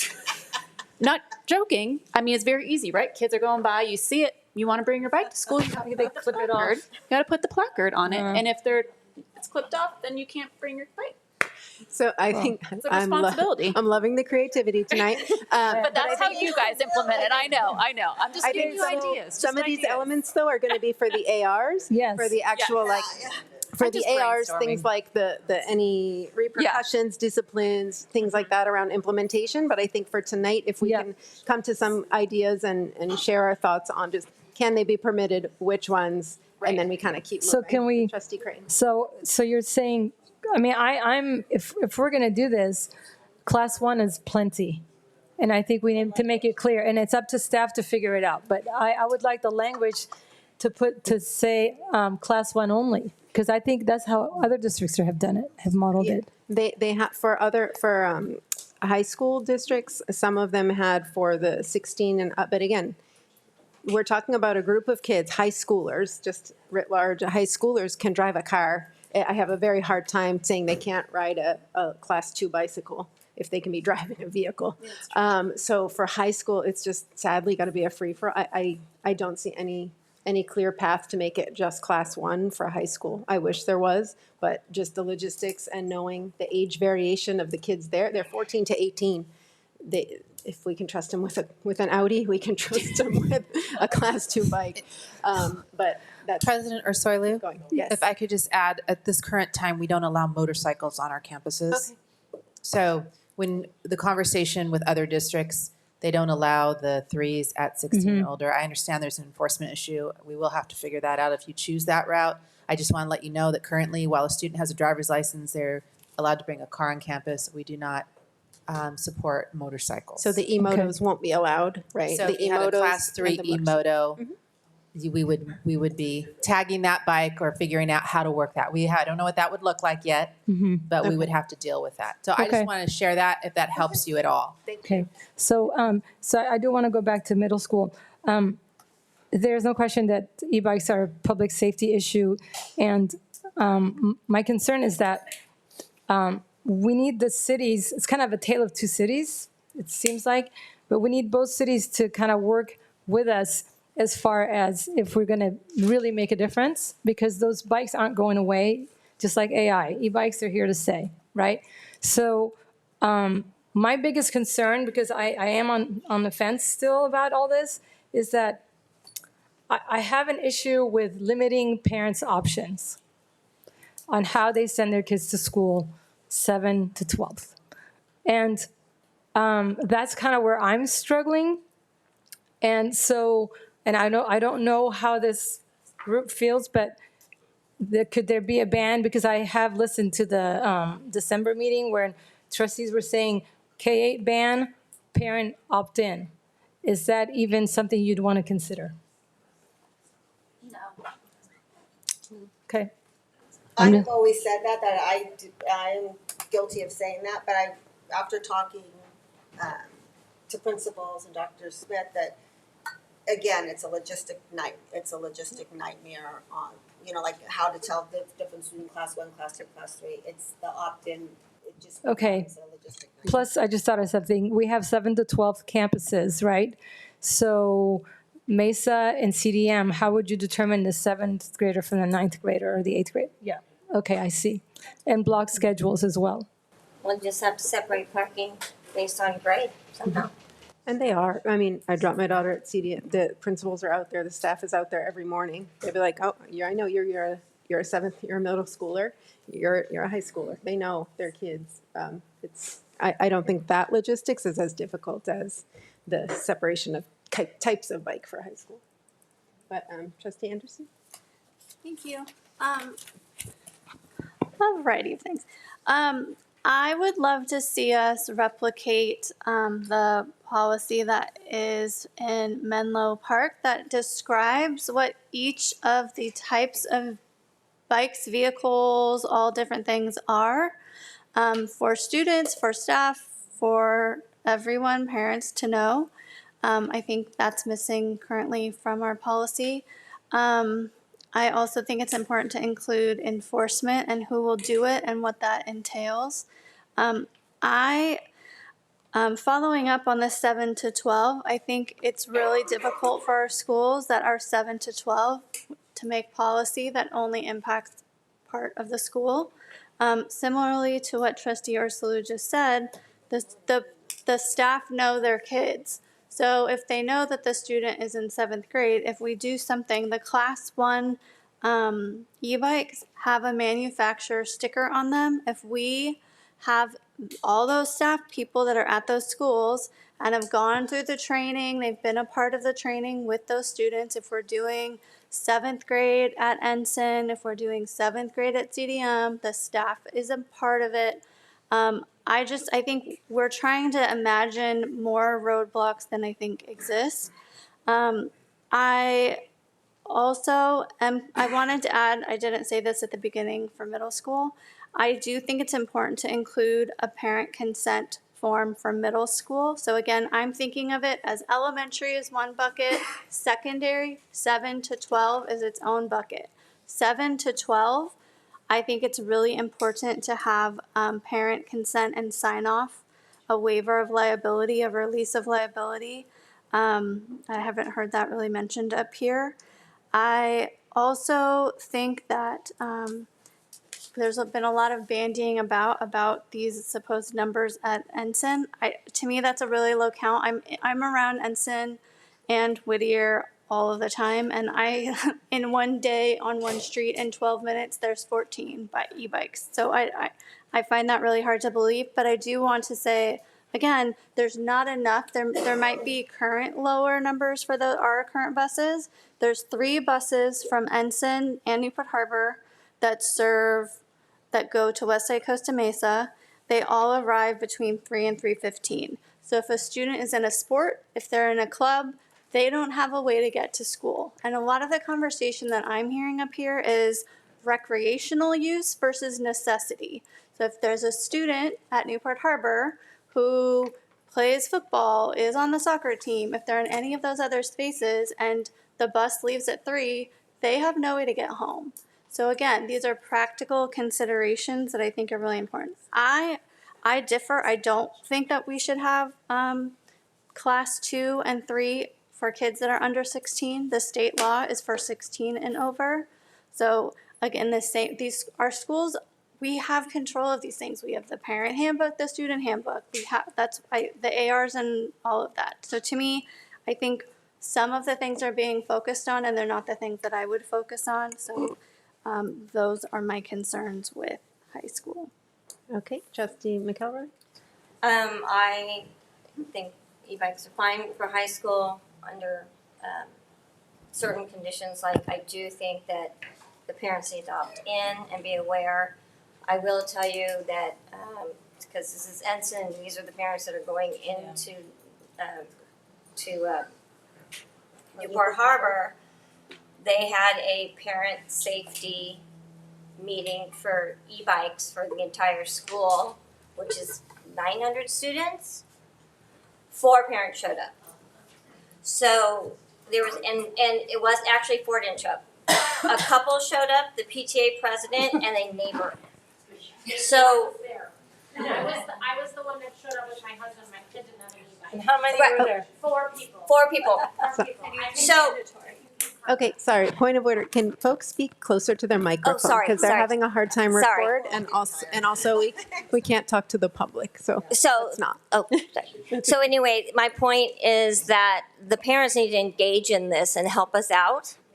And a lot of this might not have happened if they were engaged in this early on, you know what I mean? So I want the parents to have to go to the class, and that is the only way, just so they're aware of what's going on, of the different type of bikes and all of this. The only way that their kid would get a pass to use a bike on campus is if they attend a class. And, Trustee Pearson? That's for high school. Okay. I'm okay with e-bikes for high school. Just no motorcycles, like. As And Dr. Trustee Torres said. Murphy? Yeah, the high school thing for sure.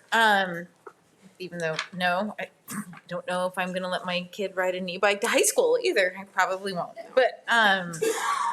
But for high school, we are saying that parents have to, before the high school student can ride their e-bike, the parent has to take the training, right? Is it in for high school? We have said students are required to be in a training, and the parent guardian's consent and release of liability. Right, but it doesn't say class. Yes, so do folks think the parents need a class? I think, I mean, I agree. Based on the fact that 4 people. I know, I agree with. Based on the fact that 4 people showed up for a meeting, I would say that. I know, I agree with Trustee McElroy. I mean, half of the issue here is the fact that we can't get the parents to, to I don't know, really understand how serious this issue is in terms of their child safety, and how easy it is, unfortunately, for these kids to get into a serious accident that could have life-altering consequences. Those accidents, the trauma that the kids are experiencing at Chalk, actually, that you mentioned, is mostly head and neck. So when the internal injuries are reported, it's head and neck. So, and this is it. Granted, this is not necessarily at Hoag. We're talking about Chalk, the Children's Hospital. So, I hope you understand we're talking about children, certainly not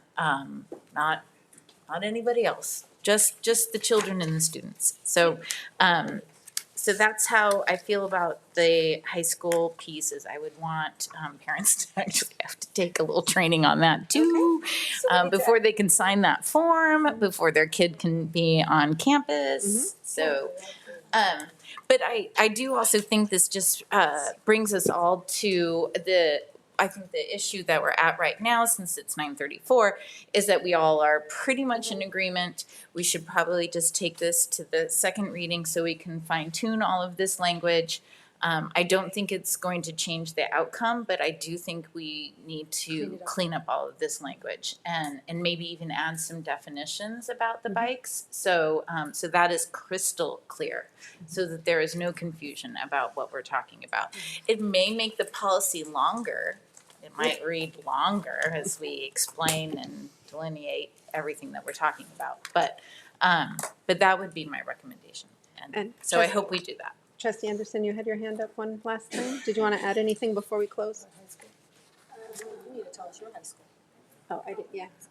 She's fine. So, Trustee Anderson, I want to, just since I'm on the policy committee, I make sure we get this right. So, under high school, second bullet, we're going to add parents, guardians have to attend class? Yeah. Okay, so we're going to do that. Okay? Well, if we're going to do this, do it. I mean, is that I need to hear, Mm-hmm. because we need to hear what your And then, input is. then did you have anything, Trustee Anderson? No, I was just going to say, to me, it's not based, it shouldn't be based on grades for secondary. It's a necessity as access to school, which is federal law. So yeah, and I think that's that all. was. But I think it didn't come up again. So I think it's a moot point. I think something. Trustee Wygand is dreaming a little bit. Dream big. I run a strict household. Yeah. Well, and we still have a long way before implementation. Yeah. So and we so have it's only time. for the next fall. So it goes back to the policy committee. Yes, I mean it is a form of transportation. Some of those kids are driving cars to school. It is very hard at this point in high school to regulate. They can bike, they can e-bike, they can car, they can do whatever they got to do to get to school. We can hope their parents come to a training. They probably won't. No, but they have to sign the form first. It may take multiple times to get the parents to come to the training, but the students at least will go to the training. The parents will sign the waiver. The helmets will be worn, and we can see how it goes from there. And no motorcycles and no e-motos will be allowed. That's kind of a no-brainer. No one wants those. So I think that just covers sort of the basics there. And our middle schoolers would be able to catch the bus, catch their regular bike that's probably rusting in the garage right now. But the high schoolers who need to get to jobs, who need to get to sports, who need to get to all of these responsibilities, they will be able to e-bike as they need around town, as folks have mentioned. So I think with that, we have enough input from everyone here has sort of weighed in and given their thoughts. And I think just for the folks in the room that have been advocating for bikes and active transportation, I just want you all to know that we absolutely hear you, that this was a draft, that no one was trying to pull anything over anyone's eyes, that all of us here actually care about active transportation. And it just takes a while to be able to do things in public because we can't whisper because that would be illegal. So we can't do it on our own. We have to wait and do it all in public, which makes the meeting go till 9:37 on this topic. But I think everyone got their thoughts out in public. So now the policy committee can go back and refine the draft and make it into a tighter draft. And the Menlo Park, I like that it had the two different policy titles, like that one is safe routes, which is a distinct thing. One is e-bike safety, which is another policy number the state will give us, whatever that number is going to be. and separate those out. And to Trustee Anderson's point, also, I love definitions being in a policy. Like the definition of a class 1, class 2, all of the things need definitions. But I think with that, we're good to go back to the policy committee, and then we come back to you guys next month for the second and the. I just want to give the parents enough time to adapt if we do pass this to the new policy. So the sooner that we do this, the better, because, they still have a 8 months to adapt to it, but they need to be well aware of what's going on. And so that's why I think it's very important that we get this done immediately and have it ready for vote next, after, read through and vote next meeting. Yes, so the next I meeting. wanted it to happen this meeting, so for the parents' sake, to be honest, because I figured that we were going to agree, most of us. But I do think it's a good idea to make perfect changes, but ready to vote next month so they can make changes, so they can adapt to this change. And frankly, so that over the summer, parents and students can take these classes that we're going to require for the e-bike. So they'll have all that time to log in and whatever the vendor we find to do these classes, can get set up so the implementation can begin next fall. But again, back to my point to the bike advocates, and I'm sorry we went over 9 minutes. I'll wrap it up, but I understand your concerns. I understand how diligently people have worked on safe routes to school and active transportation measures, and how it takes school district and city and transportation and state, frankly, Caltrans. Yeah. There's a lot of players that need to come together to make the roads safe, and we can only control this one little part. So all of these things about, enforcement, police aren't ticketing for the helmets, we can't control that. That has nothing to do with us. We can hope, we can ask, we have. But that's not us. We can't ticket for helmet being on their bike handle. So all we can do is control, okay, we know that less of them should be on the road for the middle school time in the beginning of the morning when people people are driving their cars without having their morning coffee on their way to work yet, and just hundreds of kids are flooding the street. Some of these kids are 80 pounds on these ginormously heavy bikes, and it's just not a safe situation for them. So with that, thank you, everybody. And can we get a motion to waive this one for the second, wait? We don't need a We motion. don't need any, okay. But I do have a point clarification, because again, Yes. I want to make sure we have the right details. High school student section, bullet number 2, it's going to be parent guardians have to be required to join a class, whatever, for those students, for the students whose students are wishing to ride. And then it says they're class 1 e-bikes to and from school. We need to change that then. 1 and 2. To 1 and 2. Okay. And then bikes are good. Okay. Okay. Well, thank you, everybody, for your patience and for the curiosity and not the furiosity. We will move on now to the next item, which is item 21A, adopt resolution 10-326 to standardize district facility components for specific materials, products, things, or services on public works projects to Rowling-Borg Corporation for the standardization of the public address system and related equipment or devices. Mr. Dixon.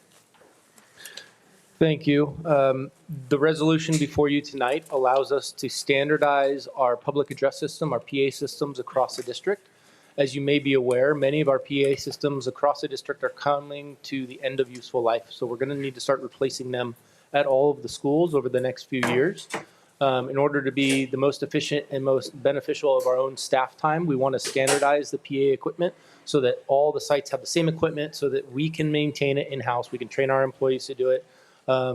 And we have consistency among all staff. So if you move sites, you're already familiar with the PA system because it is going to exist district-wide. So we need this resolution in order to standardize it, which is why you see it tonight. And so our staff does recommend that you approve resolution 10-0326 so that we can begin this work. Now, I would also like to say that this isn't just coming to you without any forethought or insight. We had a very extensive request for proposal process that we went through with a big group of not only scoring on the RFPs themselves with written, but also interviewing the various PA firms, all of which were very good. They demonstrated their systems in use, and it included participants in that group. Dr. Torres was part of it. I believe Dr. Shaka. We had principals, and we had some of our maintenance techs that would oversee the work on these systems.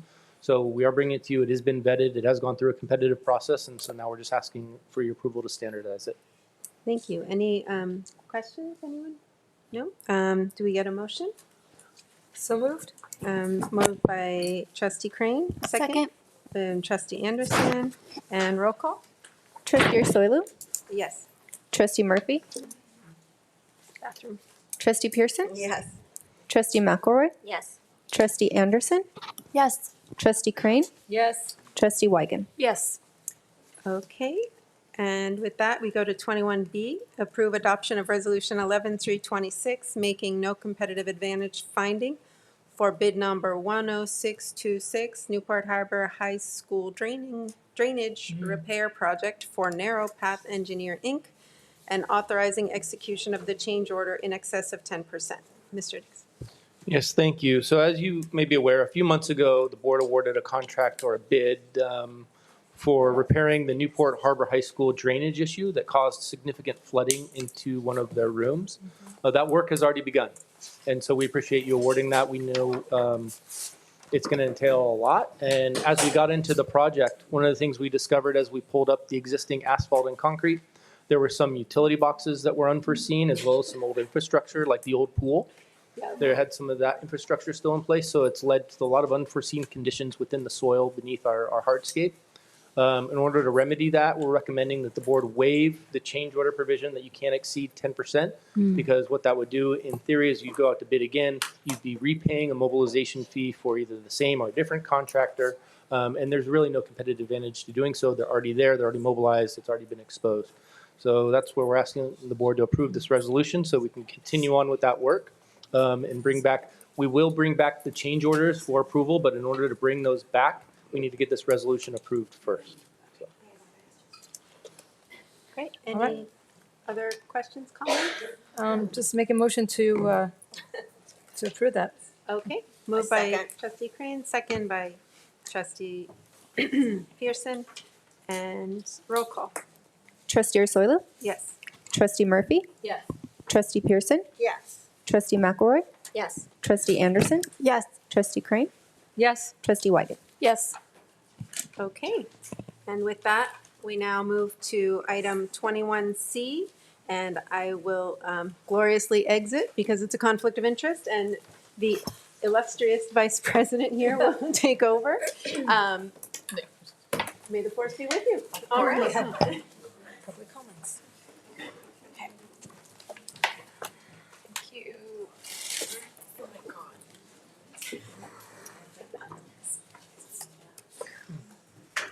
Yeah. It's like.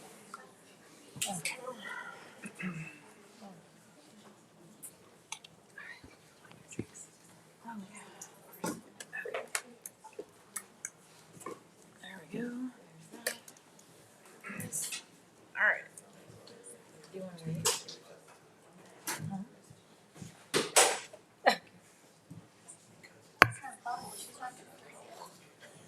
Okay. All righty.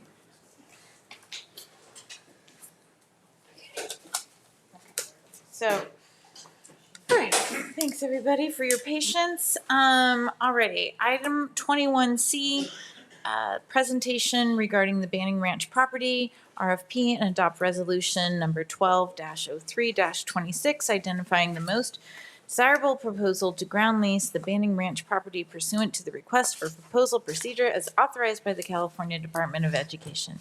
Jeff Dixon, please. No, public comment first. Sorry. All right. You have 2 minutes and 50 seconds for your comments. The first person we have up here is Olivia Stockdale from Costa Mesa.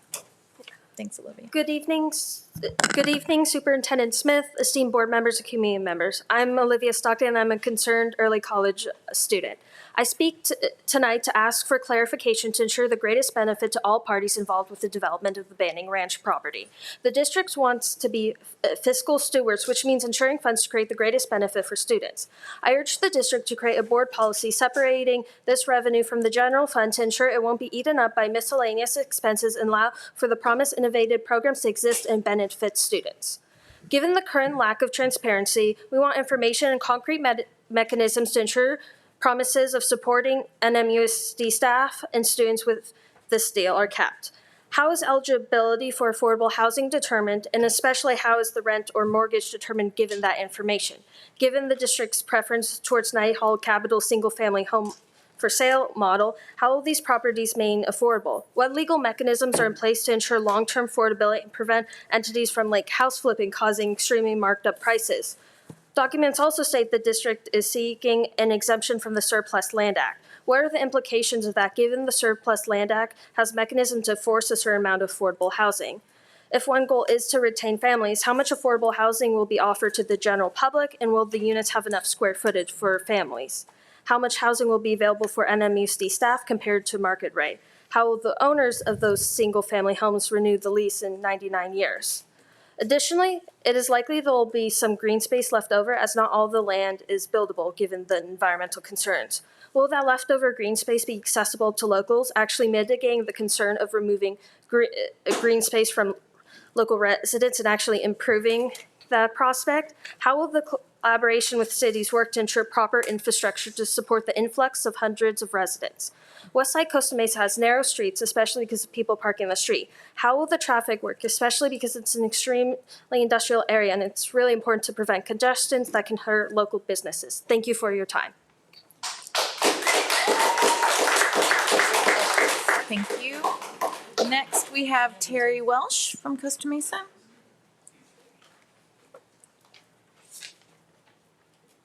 Hello, my name is Terry Welsh, and I am president of the Coastal Corridor Alliance, formerly known as the Banning Ranch Conservancy. And I think I speak for everyone in the Randall Preserve community when I say that we would like to see these 11 acres permanently preserved as open space.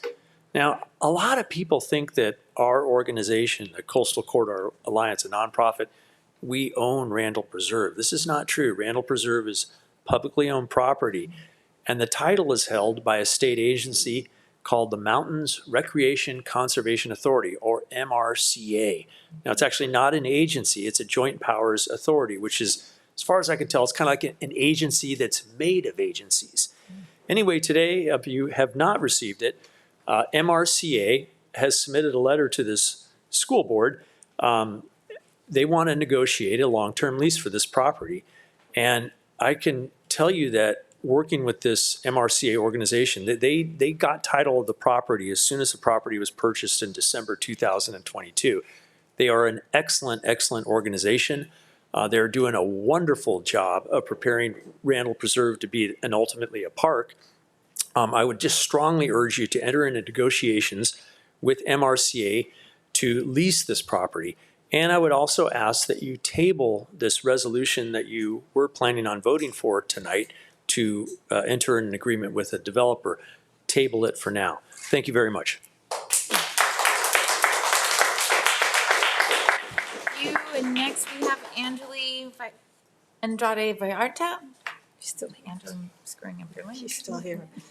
I know. Yep. Sorry, Angeli. Hi, good evening. Angeli Andrade Vallarta to speak about the proposed development of Banning Ranch. I strongly support what the previous two commenters, the young lady definitely hit some great points, and as well as the president of Randall's of Banning Ranch. So I want to begin by saying supporting teachers and housing solutions are goals many of us share. Teachers deserve to live with the communities that they serve, but the question is whether teachers deserve housing is where that housing should be built. Banning Ranch is not just an empty parcel of land, it's one of the last remaining natural open spaces. The west side of Costa Mesa, which is a park-hungry area already, has left. It provides habitat for endangered species, biodiversity, all the things that you all know, and increasingly rare in Southern California, accessible green space. When we lose that land like this, we don't get it back. For our children and future generations, green space is not a luxury, it's a necessity. Research consistently shows that access to nature improves child's physical health, well-being, academic performance, and overall quality of life.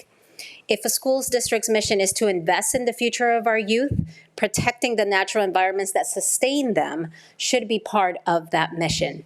Developing housing on protected land also sets a troubling precedent. Once we begin to treat conservation land as a backup option for development, the protections that communities fought decades to establish start to erode, and Banning Ranch exists today because of previous generations understood the value of preserving it. We now carry the responsibility to carry it forward and protect it for the next generation. There are alternatives that we can pursue, so tonight you really have a choice between short-term convenience and long-term stewardship. If we truly want to show our students and the future generations what leadership looks like, we must demonstrate that some places are worth protecting, and Banning Ranch is one of those places. Let us support our teachers without sacrificing the natural legacy that belongs to our children. So please preserve Banning Ranch. Thank you, Angeli. Next, we have Colin Sarbo.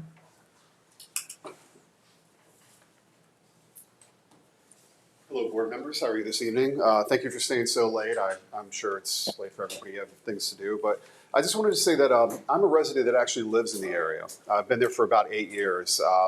I was there, our houses were built on old Raytheon lots. So I remember when we had to have gas monitors on our houses just to be able to make sure that it was still safe there.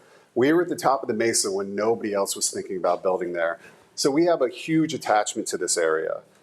And I think when I hear about 169 units that are going to be butting up against one of the most sensitive ecological areas in all of Orange County, is this really something that we want to take on?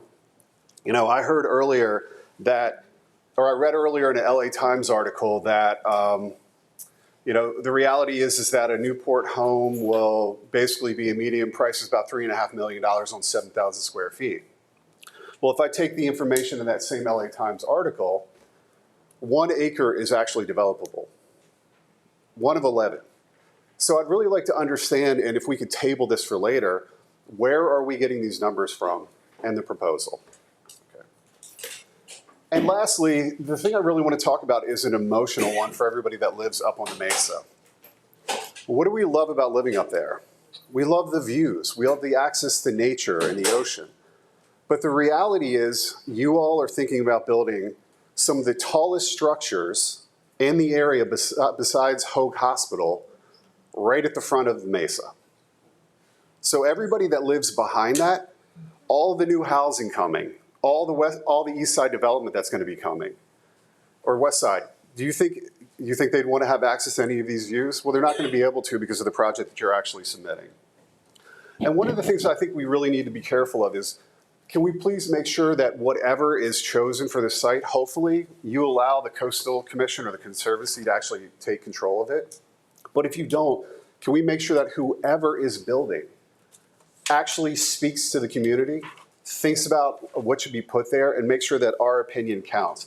Because one thing I want to make sure, as everybody alluded to earlier, is that if we don't get this right, the legacy of everybody on the school board will not be that you are able to obtain limited housing with good revenue for the school district. And let me say, as somebody who is married into a family of local teachers, I love the idea of the revenue and the housing. That's amazing. But if we get it wrong, we're going to squander all the hard work that people in this room have put together and also natural resources of everybody in Orange County. So I appreciate your time. Have a great evening. Thank you for the time. Take care. Thank you. Next, we have Jenny Callahan from Costa Mesa. Is Jenny still? Oh, there you go. Still here. I was also here in January. I'm Jenny Callahan. And obviously this decision has been made. We all know. But we're all here tonight to talk about what a disservice you are doing to this community. This is some of the last natural land in Newport area. But more importantly, as a teacher of 25 years, I'd like to talk about the part about affordable housing. As a teacher of 25 years, not even making $120,000, speaking with a mortgage company as a single female, I would not get approved for any of your homes, nor would I get approved for these new homes that are talking about being built, which is offensive because I work probably more than most people in this room. As a teacher of 25 years and you guys are talking about affordable housing, that's an insult to me. I could not live in one of those new houses. A mortgage company would laugh me out of the room. So I would like to know, what is the affordable housing being put in there? It's for the Newport-Costa Mesa teachers. Here I am. I could not afford any of those houses. So I want you to think about that. You're talking about these California Affordable Housing Act. What single teacher could afford it? Anybody?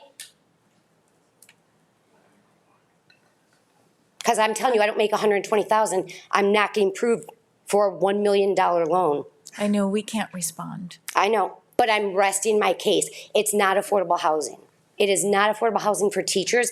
It's an insult to us, and I'm offended by those words because that is not affordable. And everybody in this room knows that, and I don't care what anybody says. Not only are you doing a disservice to our community, it's offensive to teachers that you call that affordable housing. Because right now, most teachers are living below the poverty line. Thank you.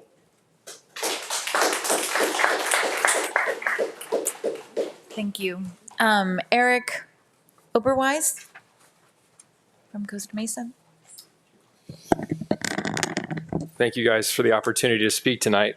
So many of us have sat through this meeting tonight because this issue matters very deeply to us.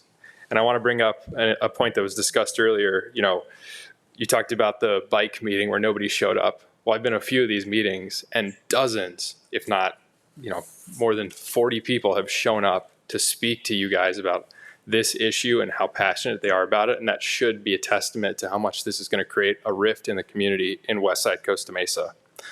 Dozens of students, residents, teachers, and other community members, they've shown up tonight and they've shown up in the past to voice this same concern. This parcel sits in the middle of a preserve that's now been thankfully protected by the Coastal Commission and the great work that's been done. And realistically, it just doesn't seem like common sense to build 169 units right there in the middle of something that we've worked hard to protect.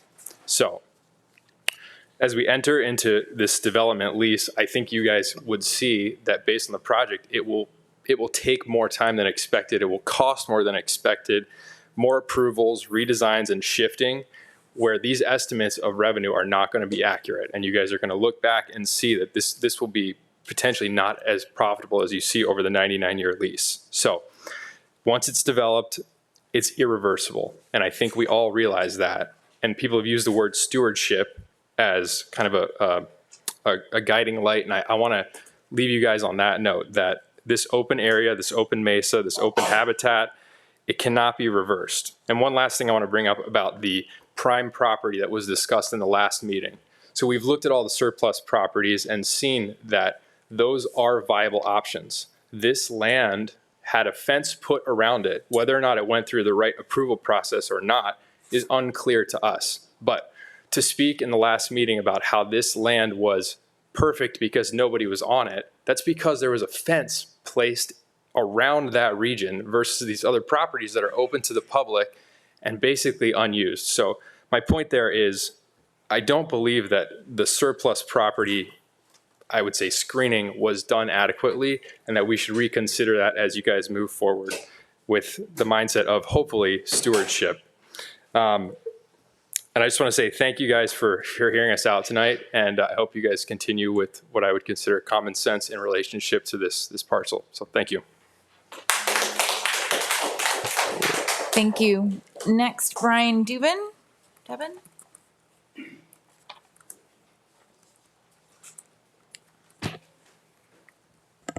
Good evening, trustees. My name is Brian Dubin. I'm an active resident in the Lighthouse community. I'm the father of 2 boys in the Newport-Mesa School District, and I'm also a physician at Hoag. I'd like to briefly raise a slightly different issue that hasn't been discussed tonight. While the district certainly has the authority to evaluate surplus property, the key issue here is timing and legal process. The Banning Ranch area has already been identified as a culturally sensitive site with a positive sacred lands file search and known tribal concerns. That triggers required CEQA review and AB 52 tribal consultation. Because of that sensitivity, the district should avoid committing to a specific development path before those processes are completed. Selecting a preferred proposal, authorizing exclusive negotiations, or entering option or lease agreements too early can prejudice environmental review and limit meaningful alternatives. So the request is simple.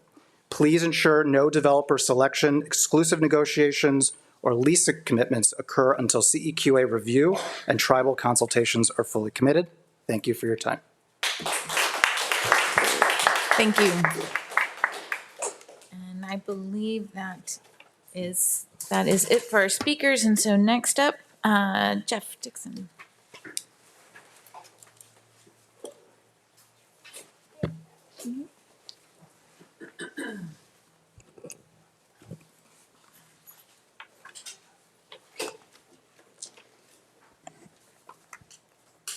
Okay, well, thank you. We're going to do this presentation the same way we did the one on January 20th, where we have Andreas Cheltas, our legal counsel who's assisted us for a few years on this now, and myself. And I will summarize the presentation, and then Andreas and I will be up here for questions after.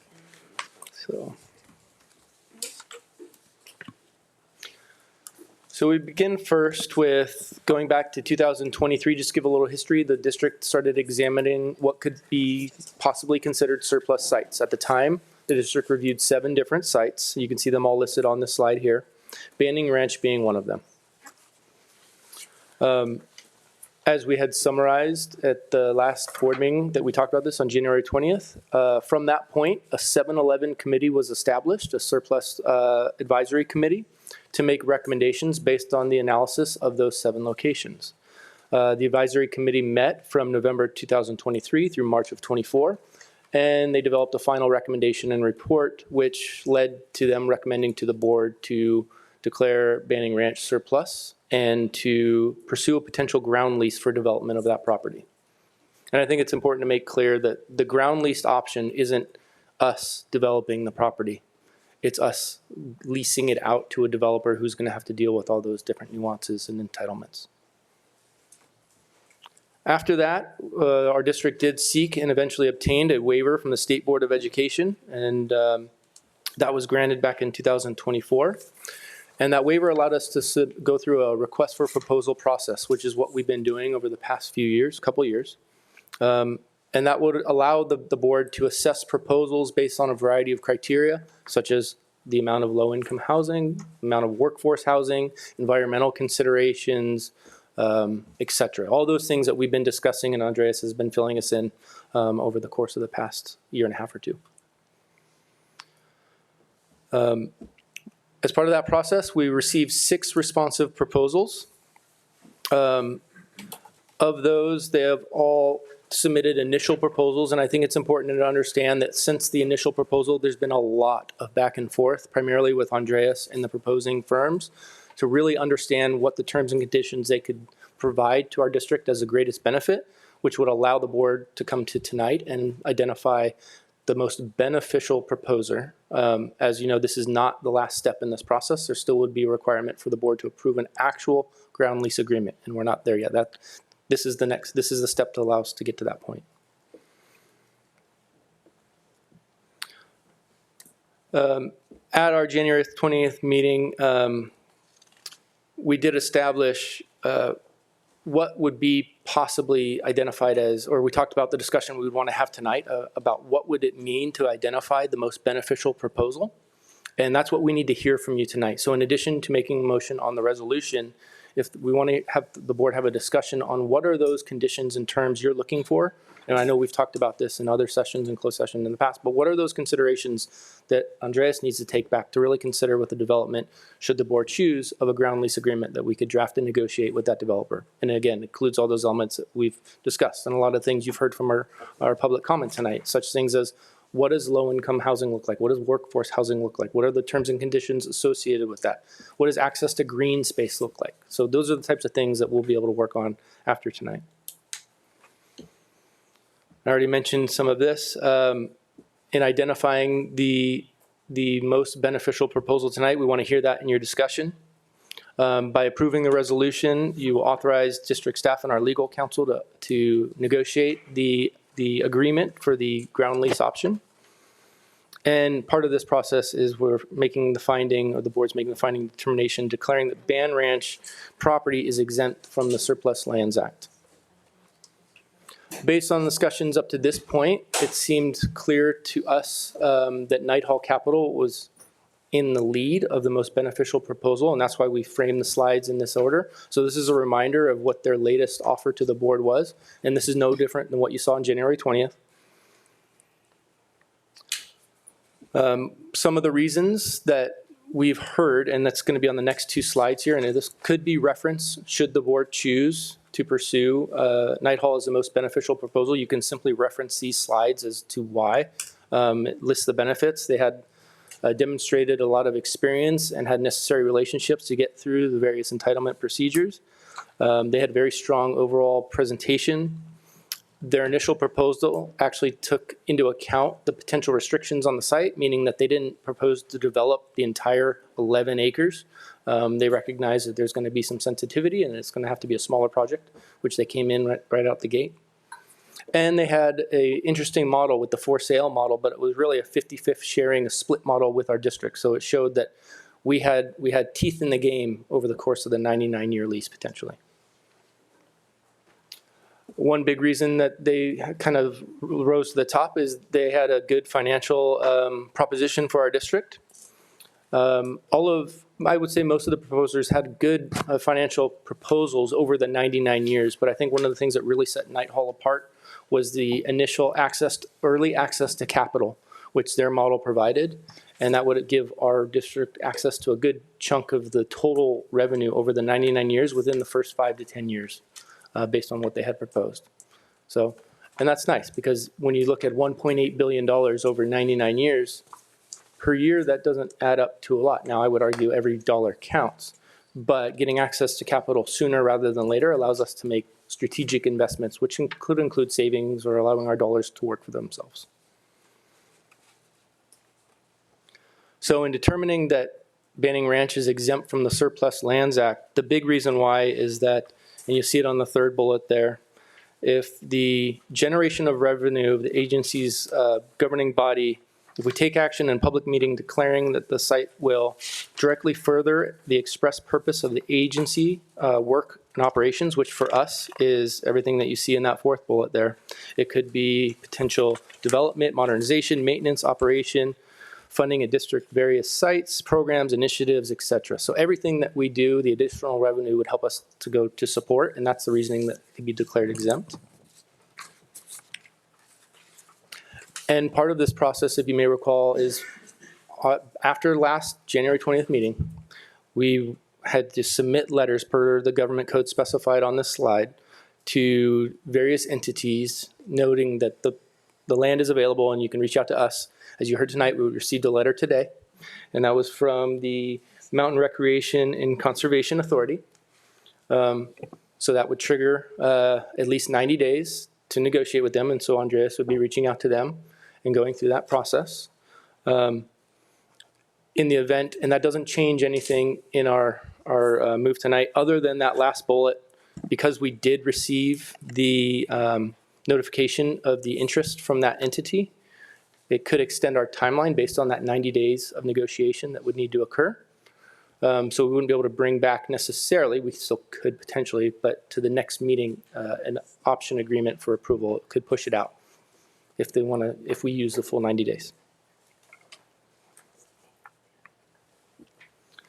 So again tonight, based on what we've heard so far, Nighthall Capital has been identified, at least to this point in our minds, as the most beneficial proposal that we've heard from you. By approving the resolution tonight, you'll authorize us to negotiate with Nighthall based on the discussion you have, where hopefully you can identify those specific terms, desires, and conditions you would like to see in that option agreement so that Andreas can take that back and work with them. And then finally, the final finding, determining and declaring that the property is exempt from the Surplus Lands Act, again, going back to the operational and the revenues that it's going to generate for us. So with that, I'm here, and more importantly, Andreas is here to answer any questions and hopefully guide facilitate your discussion. Okay. Not to say that you need me, because Mr. Dixon's very good. That was a heck of a summary, but yes, we're here. Questions? So I just wanted to clarify today what we're doing. We're adopting the resolution of the developer we find as most responsive, or what the term is we're using. So say we go with Knight Hall, and we're then going to talk to you today probably about going with Knight Hall and then what we would like to see in that contract going forward and how you would negotiate with their team. Is that correct? Yes, that's right. There's going to be plenty of opportunity for the board to continue to chime in on the development of an agreement. In other words, as soon as we get a draft agreement that's pretty much final, we can bring it to you and have a discussion about what is done, what maybe is still up in the air, and you can continue to fine tune. But what this resolution does is to say, yeah, we've identified Knight Hall as the most beneficial from that RFP stage. So there's no promise that anything's going to be done just yet. It's just saying from the RFP stage moving forward, we've now put a pin in it and said Knight Hall is the most desirable entity.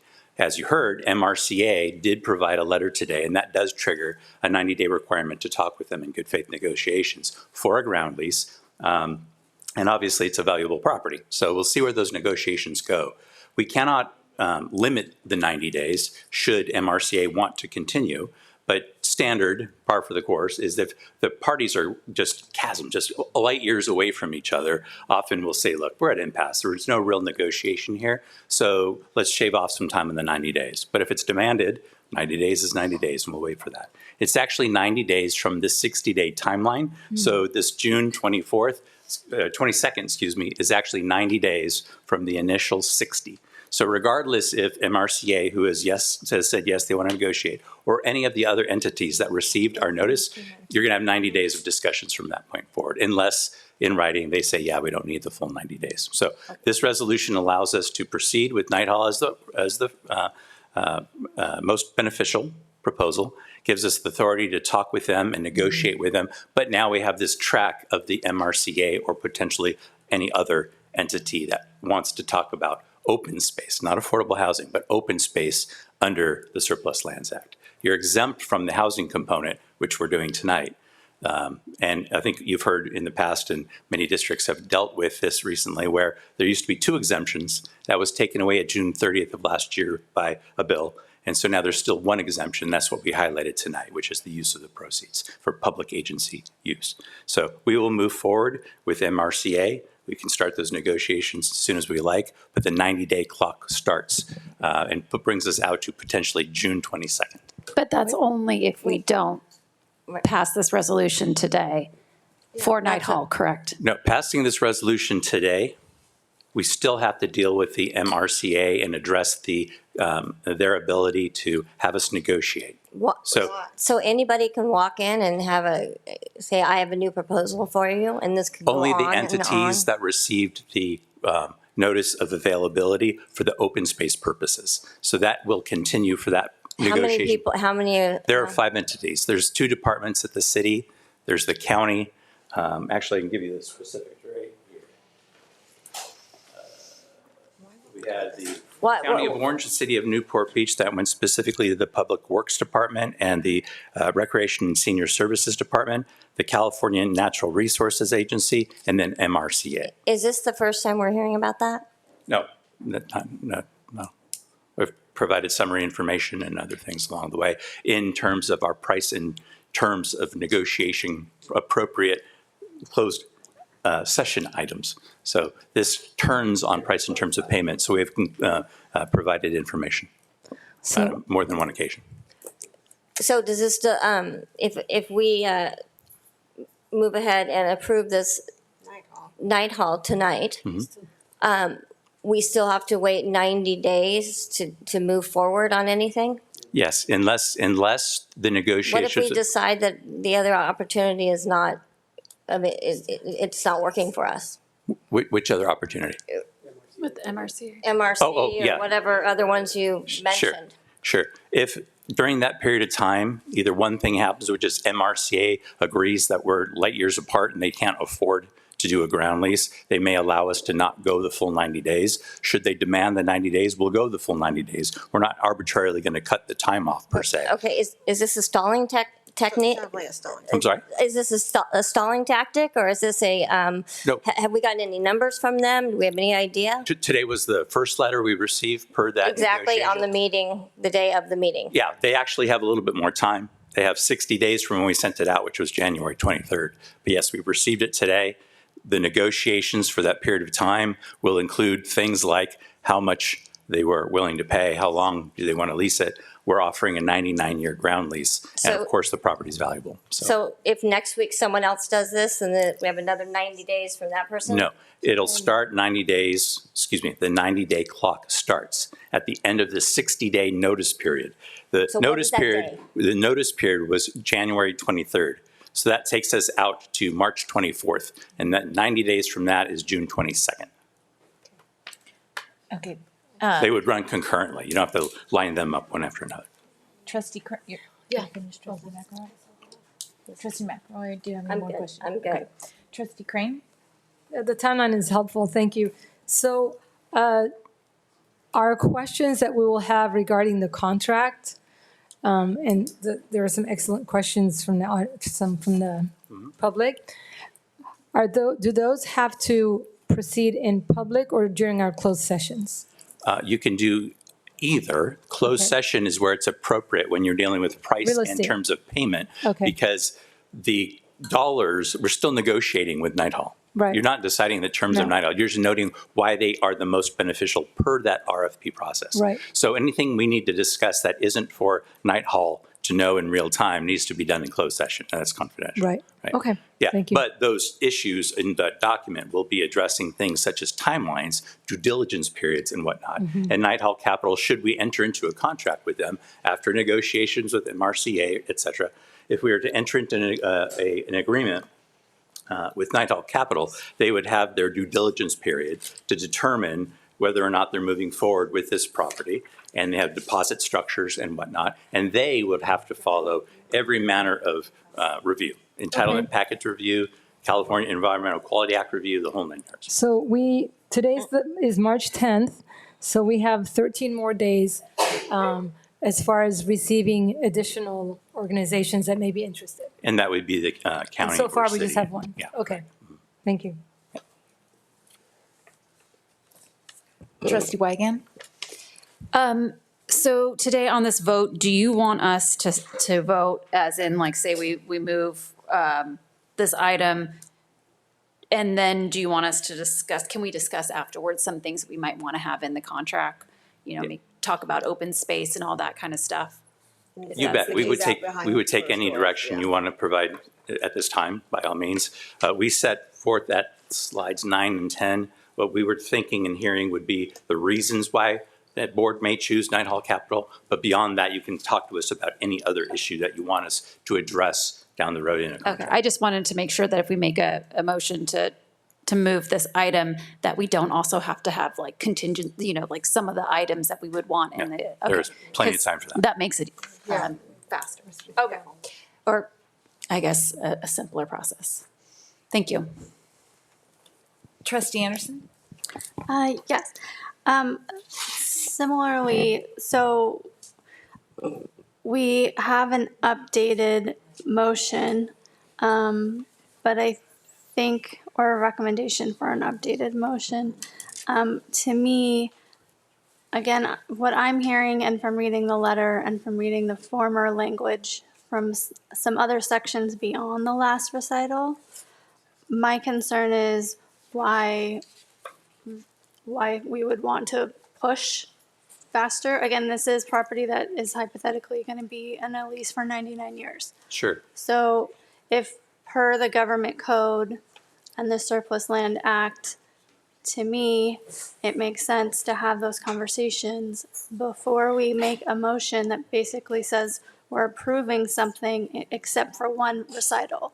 To me, I think, I'm not sure why there's someone with the bikes. I don't know what the rush is for something, but for something that's this long lasting. So I think it's unfortunate that we got that today and not last week. It's unfortunate we didn't get it before Friday. I think it really is confusing and it changes a lot of conversations, and this is our first opportunity to even discuss it in public.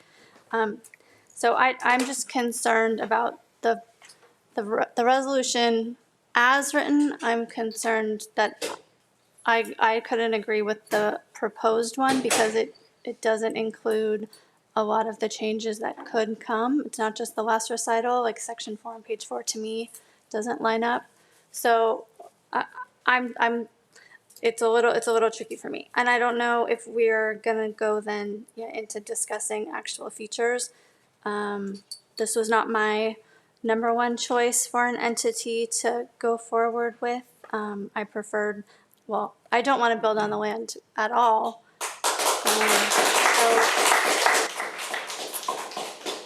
But I would prefer to wait. If there's 90 days, it's not 90 years. It's not 9 months, it's 90 days till those discussions and conversations have been made. So to address that, the reason for the timing goes back to January, and this slide, the beginning slides on this presentation as well. The waiver process that the State Board of Education demands of a school district has some requirements. They require that once you received in open session those final proposals, that within 30 to 60 days, this being within that 30 to 60 day window, you actually take action to approve. Again, so it's bifurcated in my mind. The action tonight is just to move forward with Night Hall as most beneficial per that RFP scenario, the State Board of Education waiver scenario. Separate path is moving forward with discussions with MRCA. So we set this up, and this was posted last week before we even knew of the MRCA letter. It still makes sense to move forward, legally speaking. You can do this today. If not, we would have to come back with another board meeting, perhaps updating and showing proposals again and starting another 30 to 60 day clock. So that's the reason for proceeding today with that updated motion. Trustee Murphy. Trustee Anderson, is that? I think the difference though to me is it's not one of like the proposals. It's different because it's for open space. So it's not one of the RFPs that like we've been working with, for a year. So I understand what you're saying. To me, the way that this updated proposed motion is written, I couldn't support it the way that it's written based on the language that's in this. Because it's not just about the last recital of the existing resolution to me. Yeah, the idea is that it just approves the Go ahead. resolution. Crystal wants motion. to make a motion. I'll second. Thanks. I hear you. Go ahead. Yeah, I'd like to call for the vote. I'm okay. I'm going to second her. I'd like to move that we adopt Resolution 12-03-26, identifying the most desirable proposal to ground lease the Banning Ranch pursuant on the request for proposal, and designate Night Hall as that most desirable proposal. And I second. We have a first and a second. All righty, Sam. Can I make a comment since I didn't give a chance? Sorry. Yes, Sorry. go ahead. You got 30 seconds. I'll have to go quick because we only have 4 minutes left to this meeting. So most folks who know me, I am very supportive of affordable housing, of workforce housing, of permanent supportive housing. I've spent a good majority of my career working on housing issues for low-income families, and so my struggle here is because I am very supportive of affordable and workforce housing. I am also, my struggle is that I'm keenly aware of the issues that we have with this space, with the environmental repercussions this is going to have if we do develop it. I hear our friends over at Banning Ranch who have fought so hard and so long to preserve this space. I understand I understand the loss to the West Side community of green and open space this could be. So I am struggling. I will just say that. And I guess my preference would have been the proposal that had included more open space and green space as one of their priorities in the proposal. So that is my concern, and now we can take the vote. Trustee Soilu? Can I have a point of order? You were talking about we only have 3 minutes. Do we? Oh, we didn't. I mean, I No, think we made the motion. We're gonna we have to vote to extend the meeting after 10:30. Oh, okay. Okay, so That's let's it. go. So we okay. can vote now, Can real quick. We do that before we're. No, we're voting. No, Let's we're go. voting quick. We're going. Trustee Murphy? Proposal? Yep, We have a discussion. first and a second. Okay. And we're going. Yeah. We're done. What I meant was time-wise was 10:30. We have to make that motion to extend the meeting then. Trustee Murphy? No. Trustee Pearson? Yes. Trustee McElroy? Yes. Trustee Anderson? No. Trustee Crane? Yes. Trustee Wyken? Yes. There we go. Motion passed. I'd like to move to extend the meeting if needed. Second. Why? Second. Yes, we do need that motion. I'm not seconding. Second. Trustee Anderson seconds. So we will be extending the meeting. Oh, sorry, roll call vote. Trustee Murphy? Yes. Trustee Pearson? Yes. Trustee McElroy? Yes. Trustee Anderson? Yes. Trustee Crane? Yes. Trustee There was a Wyken? I apologize, just point of clarification. There was a motion to be made that included the reasoning for the most material, and that's going to be in the meeting minutes. That was on the slide. We probably should have addressed that a little bit more specifically on the slide. So we prepared a motion that will be in keeping with what the State Board of Ed wants and needs us to do for the waiver requirement. I forgot I had to say this. Yeah, it's just all it's approving the resolution, but all it's saying is specifically that the minutes will reflect slides 9 and 10 for the reasonings for the selection. That's all, because we have to put that in the meeting minutes per the State Board of Ed. I would read it because. Okay. Yeah, if you can clarify the motion, that would Okay, be.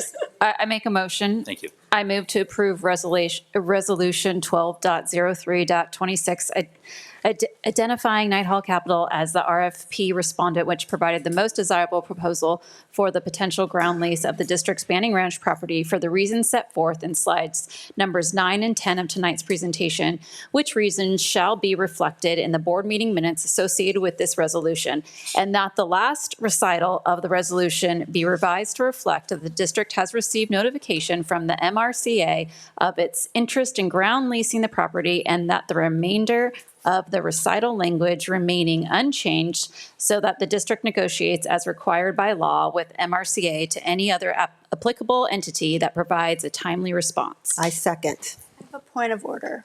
We already voted on this. She made a motion. It did not include that. I have never been part of a meeting where a second motion goes forward for something that already went through and was voted on.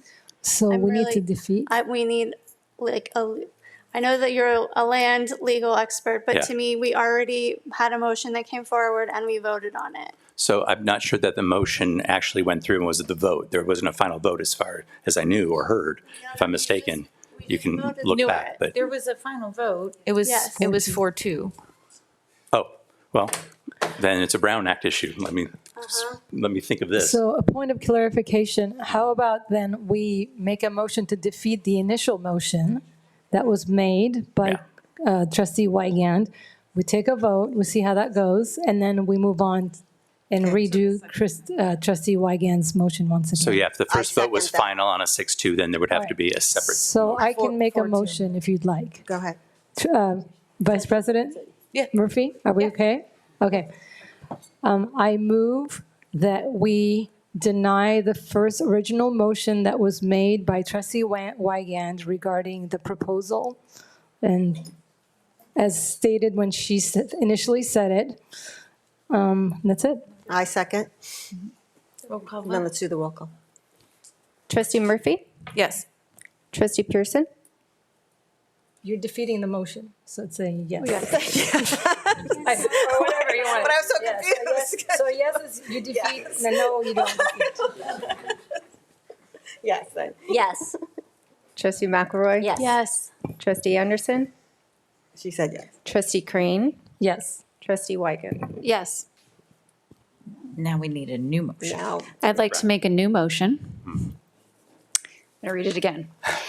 I move to approve Resolution 12-03-26, identifying Night Hall Capital as the RFP respondent, which provided the most desirable proposal for the potential ground lease of the district's Banning Ranch property for the reasons set forth in slide numbers 9 and 10 of tonight's presentation, which reasons shall be reflected in the board meeting minutes associated with this resolution, and that the last recital of the resolution be revised to reflect that the district has received notification from the MRCA of its interest in ground leasing the property, and that the remainder of the recital language remaining unchanged, so that the district negotiates as required by law with MRCA or any other applicable entity that provides a timely response. I second. Roll call vote. Trustee Murphy? No. Trustee Pearson? Yes. Trustee McElroy? Yes. Trustee Anderson? No. Trustee Crane? Yes. Trustee Wyken? Yes. Thank you. And sorry for that second bite at the apple on the procedure. Thank you.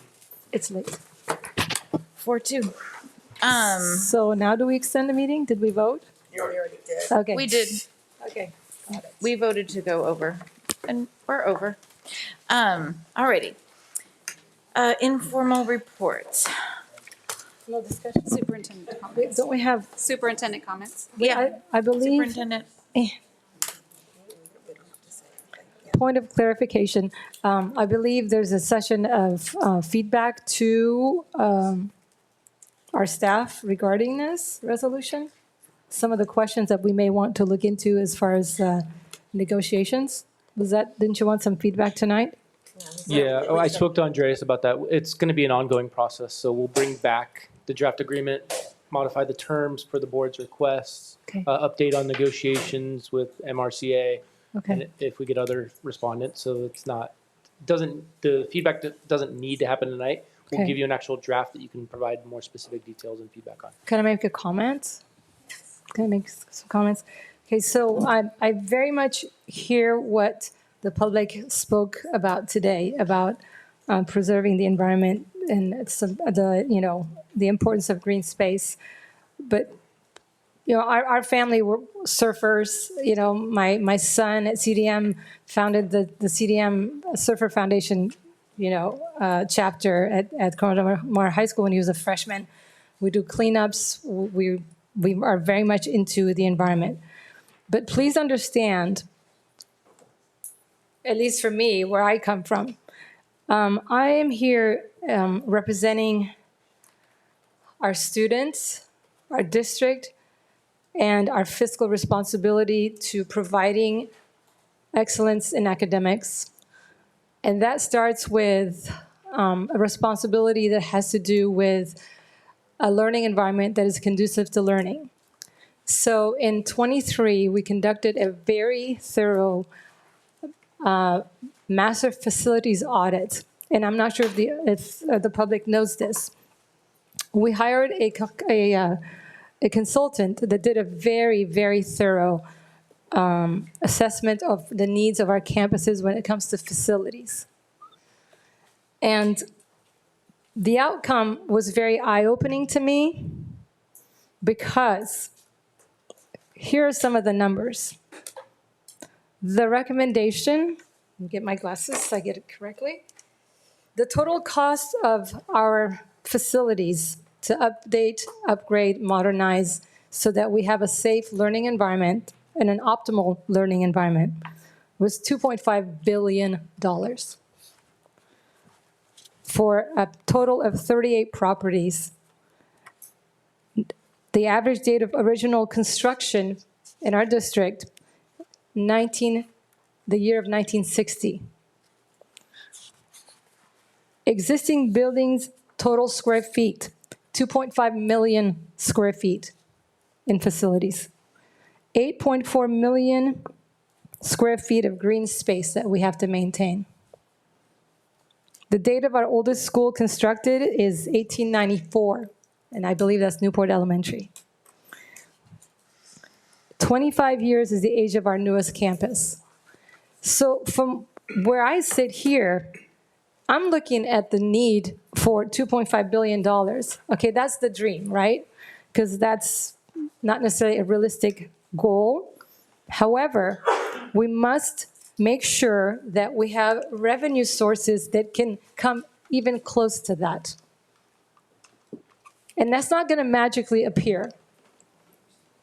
Okay, our state is not going to hand us billions of dollars. So what? Do we go to a bond?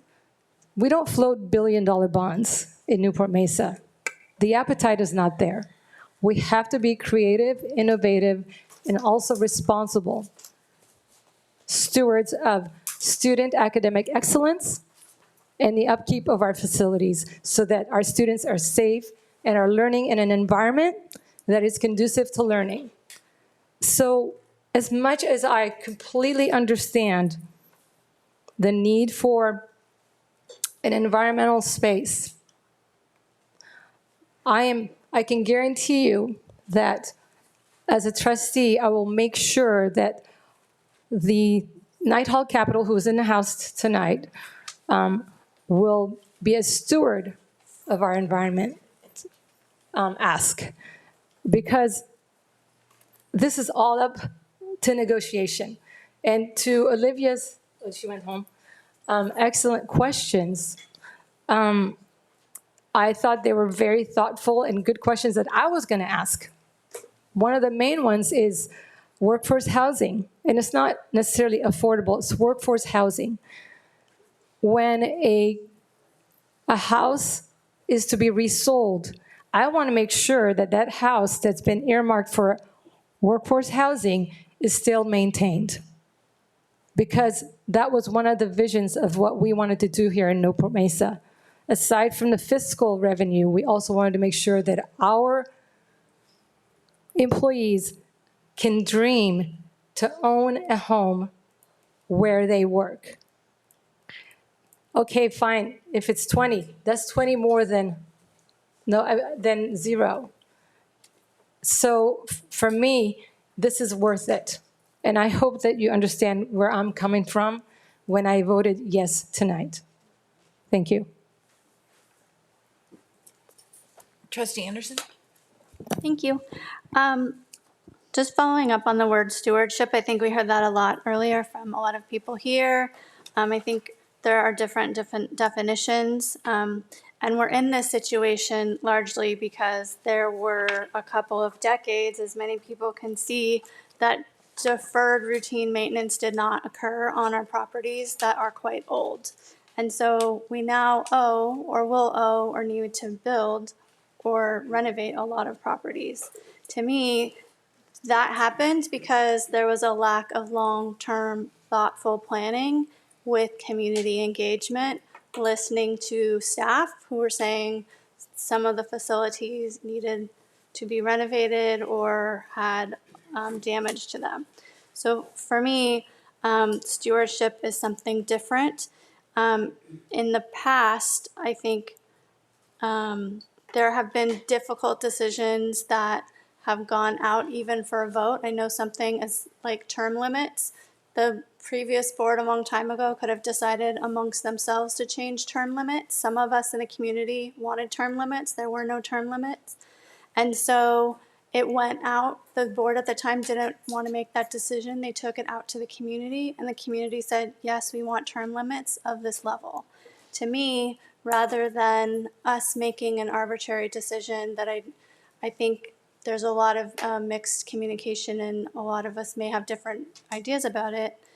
I think there's some concern about putting out a bond rather than putting out a ballot measure to say, do we want to develop this property? But there's been an insular process, which I know we have to do in some ways because it's real estate. But I would rather, if we're relying on the community and it's something that's impacting both cities, it's a tricky situation, right? It's really, really close to Costa Mesa. It's officially part of Newport with a sliver of the county. But that property that's across the street, that in the cul-de-sac, is the city of Newport City Yard. It's an industrial space. They didn't decide to build beautiful housing there. They didn't decide to develop that for a variety of reasons that I think is quite telling. For me, developing, if anyone was going to put together actually affordable housing and workforce housing at a higher level, to me, I still wouldn't be a fan of it, but at least it would make much more sense. To me, at the current level, it would only consider if we did end up, again, these are all still hypotheticals, 169 units that are 4 stories, only 34 of those would be affordable. According to the current level for Orange County, low income, under market value, 80%, fair market value is $84,000. We heard today from a teacher, she can't afford that. If it was a teacher in our district who had 1 child, that would be $108,000. If that was a teacher who had 2 children, it would be $121,000. A lot of our classified staff is dramatically under that. They're in very low income, which is $59,000 for 1 person. So for me, to hear that the current conversation for affordable is 20% of those below market value, it usually ends up defaulting to 80%. Those are the numbers for 80%. It's still not enough. And again, if the priority is for district staff, that's only providing housing hypothetically for 34 staff people. To me, to be a good steward, that's not sufficient to change the only open space that's in our area. It's at the end of my street. It's a beautiful space. It oddly had a fence put around it in like 2014. To me, it's not. I know there's a lot of money that's involved. It's not about this entity, but I just think it's literally, if you look at the map of all of the Randall Preserve and then this little triangle, that's ours. To me, it just makes much more sense to leave it open space. I have one question though that's about, because we had talked about what the proposals were. On slide 10, where it talks about the starting rent at 1.1% of home price and will increase the greater of 3% or CPI, which I think we all have discovered a lot about CPI. Then at each home sale, an additional 2% fee is split 50-50 and the baseline rent is reset subject to a floor. Again, I think within 10 years, these are going to become overpriced for anyone who has ever worked in our district. And I just wanted more clarity, though, on what specifically some of those numbers are and what that's referring to, because that was the first time that I had seen that. I can address that for you, Trustee Anderson.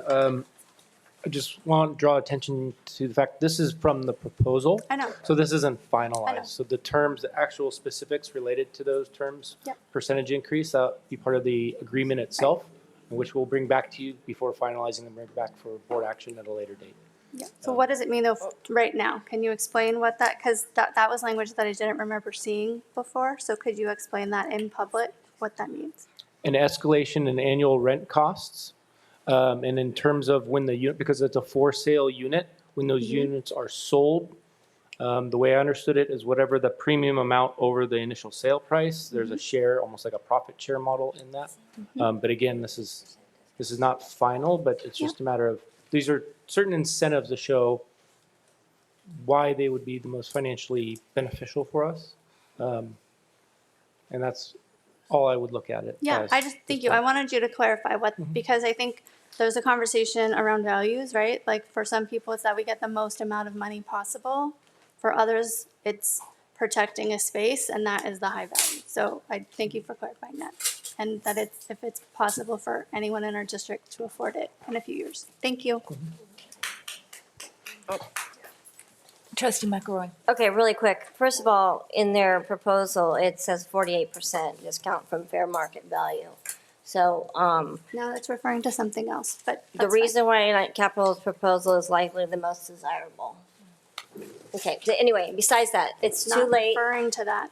It's too late right now, and I'm talking, it's too late for us to be discussing the details, and we're tired.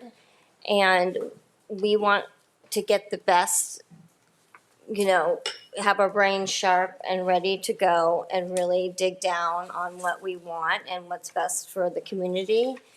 And if we go in circles tonight over this, we're not going to get anywhere. Respectfully, I asked a question for the public. Ladies, Thank you. colleagues, we've already voted. I think it's time for superintendent's comments. Thank you. Out of respect to the board and the community, I'll cede my time to the board tonight. We'll go down the line, starting with Trustee Wygant. I'll cede my time tonight. It's been a long day. I've got to work tomorrow. Trustee Crane. Yeah, I see my time. It's a miracle, Carol. It's a miracle. Okay, Woo-hoo. it's hard, but I'm doing it. Good. Baby steps. Trustee Anderson. Pass. Trustee McElroy. I'm good. Yeah. Yep. How All about right. congratulations to the employees that were recognized tonight. Good work. Huh? Congratulations to the employees that were recognized tonight. Oh, yes. Congratulations, How about that? everybody. And here's to going to bed. 10:48.